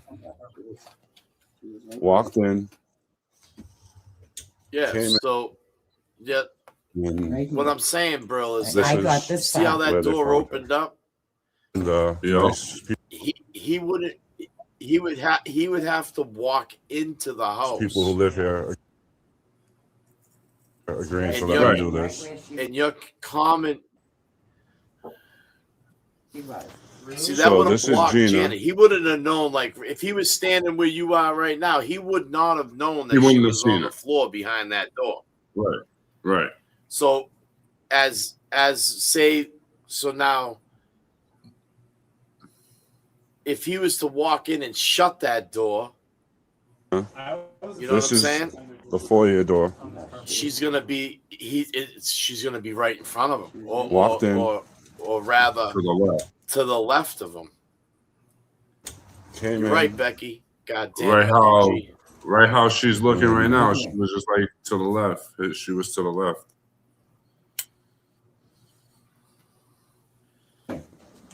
I got this far. Where they found her. And the EMTs were right here. Right here. This is the stairs. The stairs. The Janet bathroom. had pictures on the wall here. Up here. Stairs had carpeting.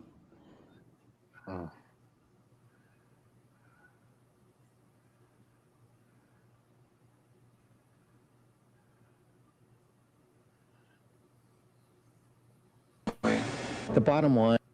Medicine today, it is a valid, reliable tool. I walked in.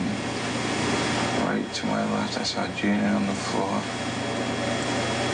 She was laying there all covered with blood. All covered with blood now. The blood all over the stairs and the hallway. The bottom line in all of this is that Ed O'Brien has. Now, to the same examiner. And gentlemen, He never accounts for the fact that his blood is in that house. He go ahead. You know, I Go mean, ahead, brother. Gina said that, you know, the stairs were carpeted.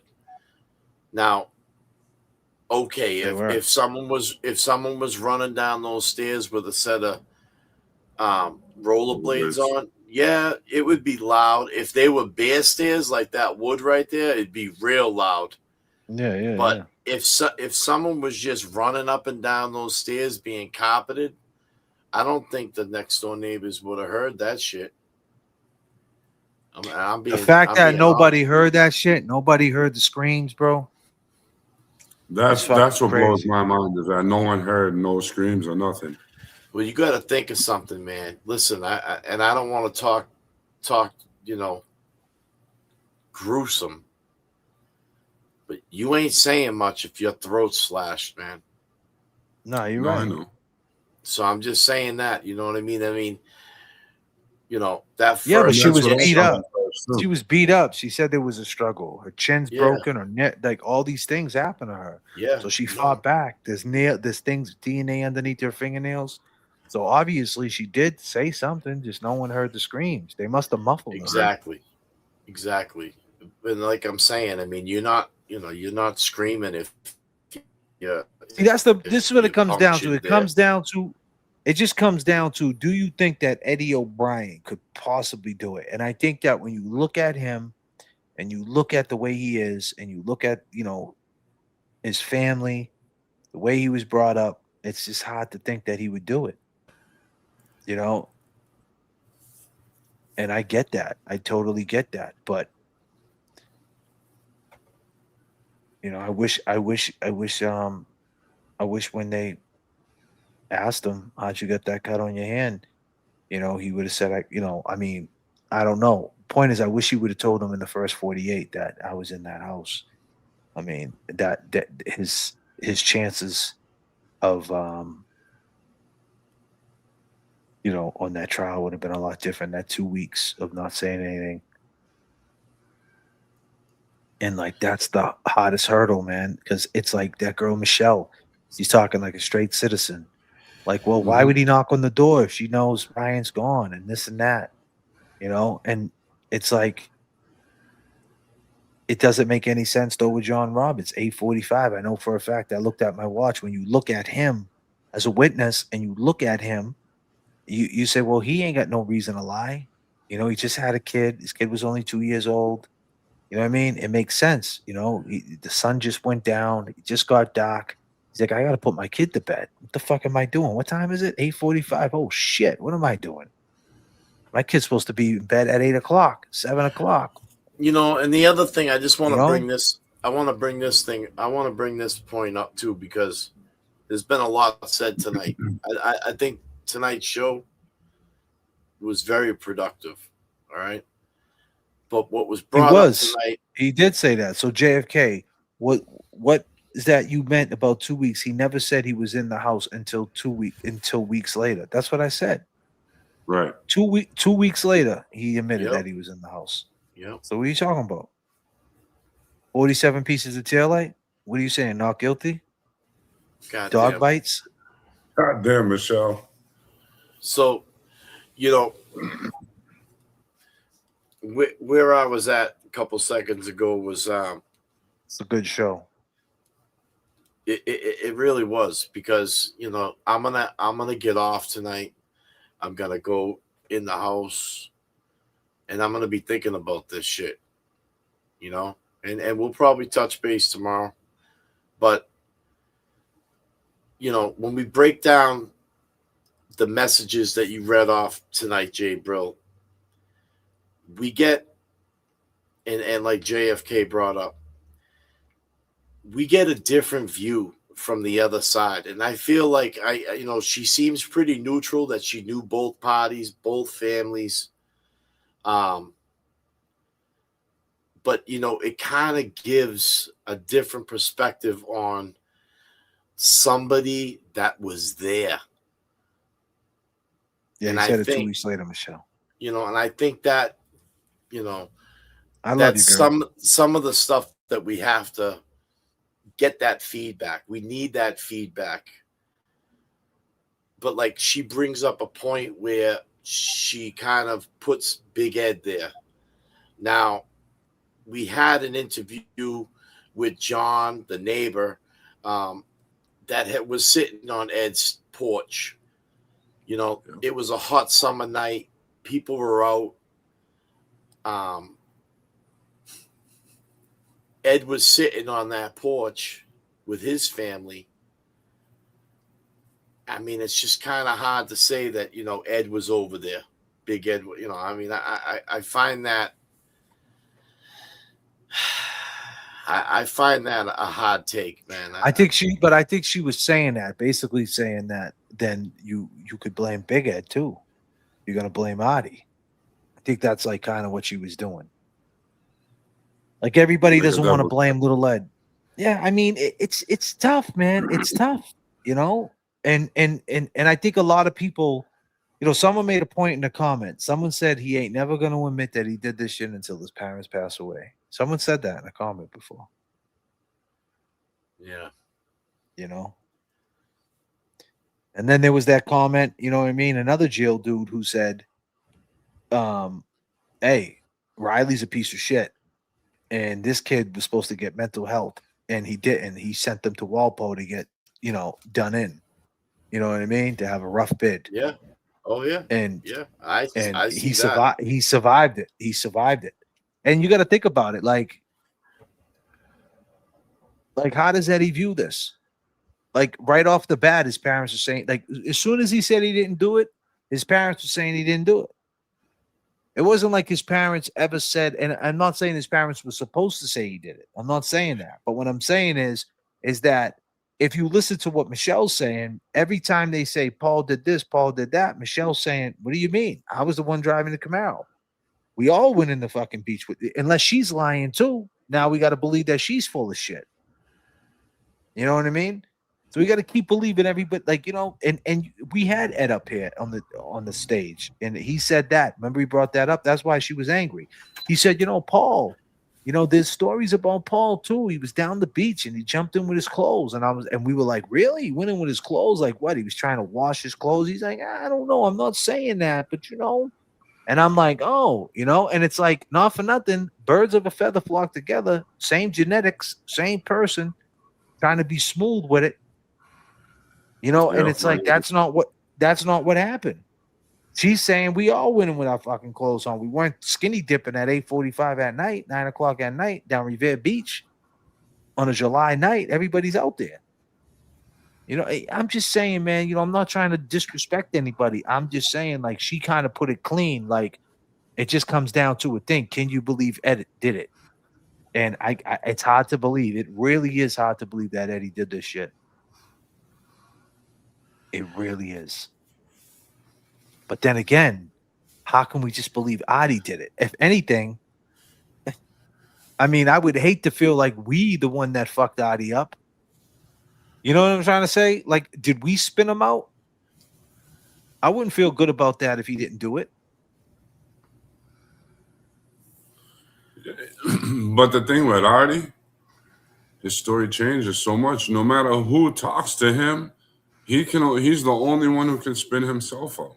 Yeah, but there was but Adi at the same time there was no blood on him, bro. There was nothing on him either. He's out there. I mean, I know they didn't check him. There could have been blood somewhere. I get it. There could have been. But he was the only one so fresh and clean, though. And not for nothing, but I mean, it does sound suspect talking to Adi. I ain't gonna lie, it sounds suspect as shit. It really does. But then to put Adi, like I said, to be honest with you, it makes sense that there was somebody else with Adi. And then you got to say it's one of the sons. And then it's like, ugh.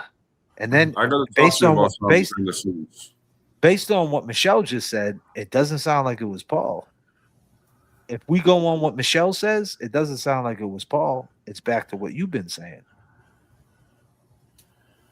Right. Right.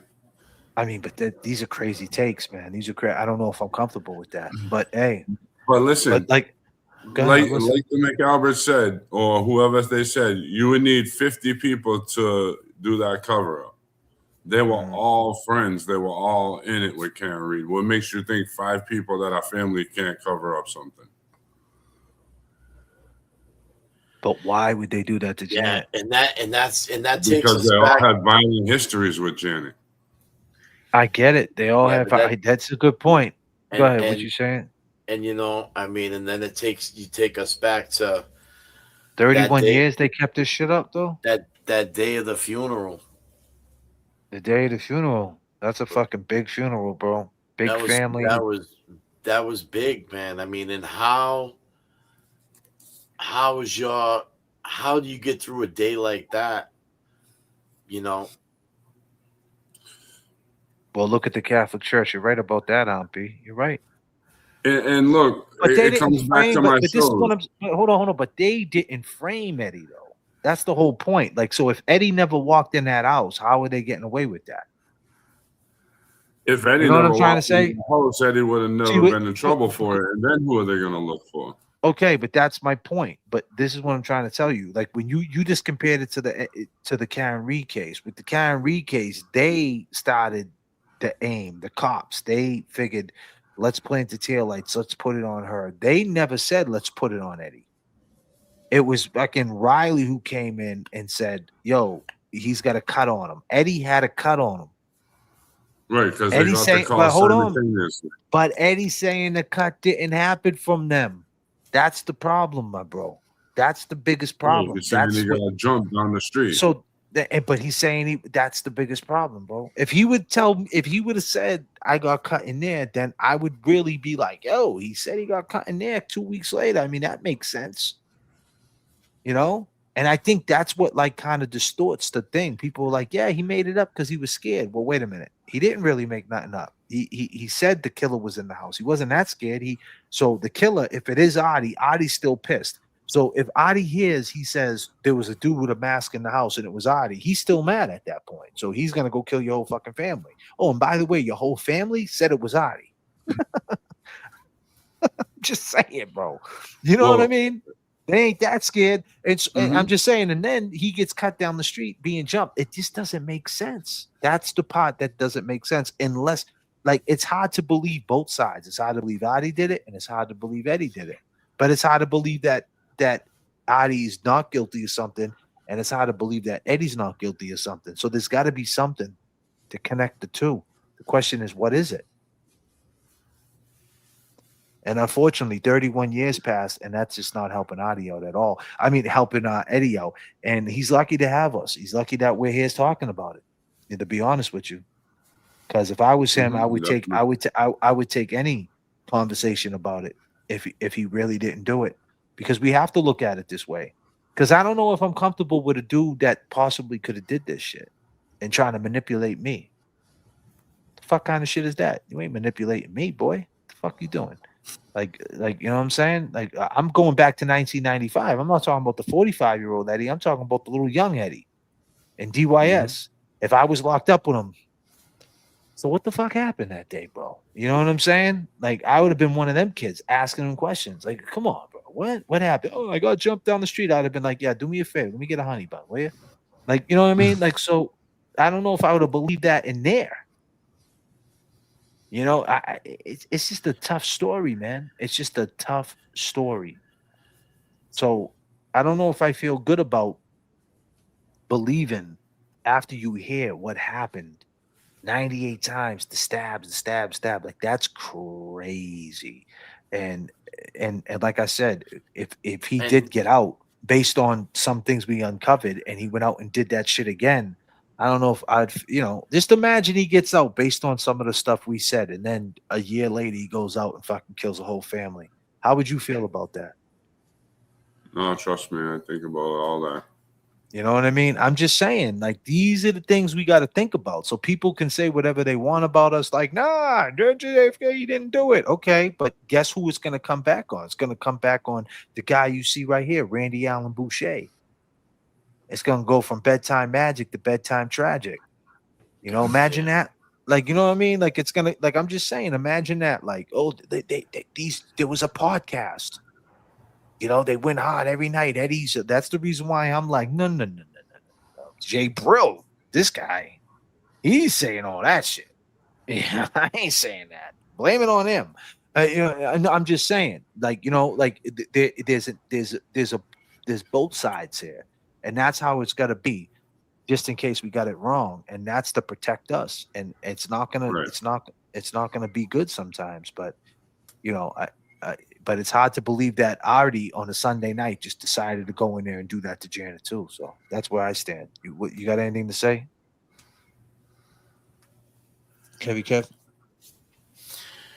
Nah, I just I think we touched some good points tonight, man. And you know, I mean, and everybody out there, you know, tune in next day or so. We're lining something up. JFK's lining something up with Brill. We should have a state trooper up here on the panel, and we're gonna ask him some questions. You know, we're gonna ask him. I got one question I'm gonna ask him is what would that procedure be in that first 48? And you know, maybe there was some, you know, procedures that were skipped. Maybe there was some things that were overlooked.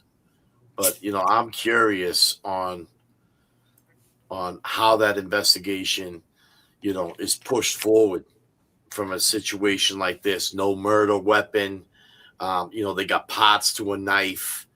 I mean, you know, there's some answers that hopefully we might be able to get with a good interview like that. So tune in.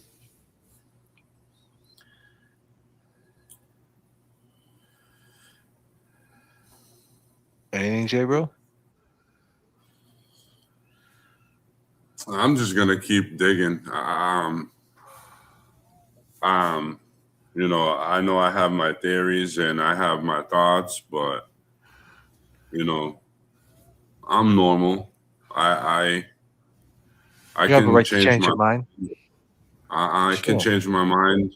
You know, you taught me to always, like, when I first started this, my mind wasn't as open that it is right now. And you taught me always to keep an open mind. And you know what?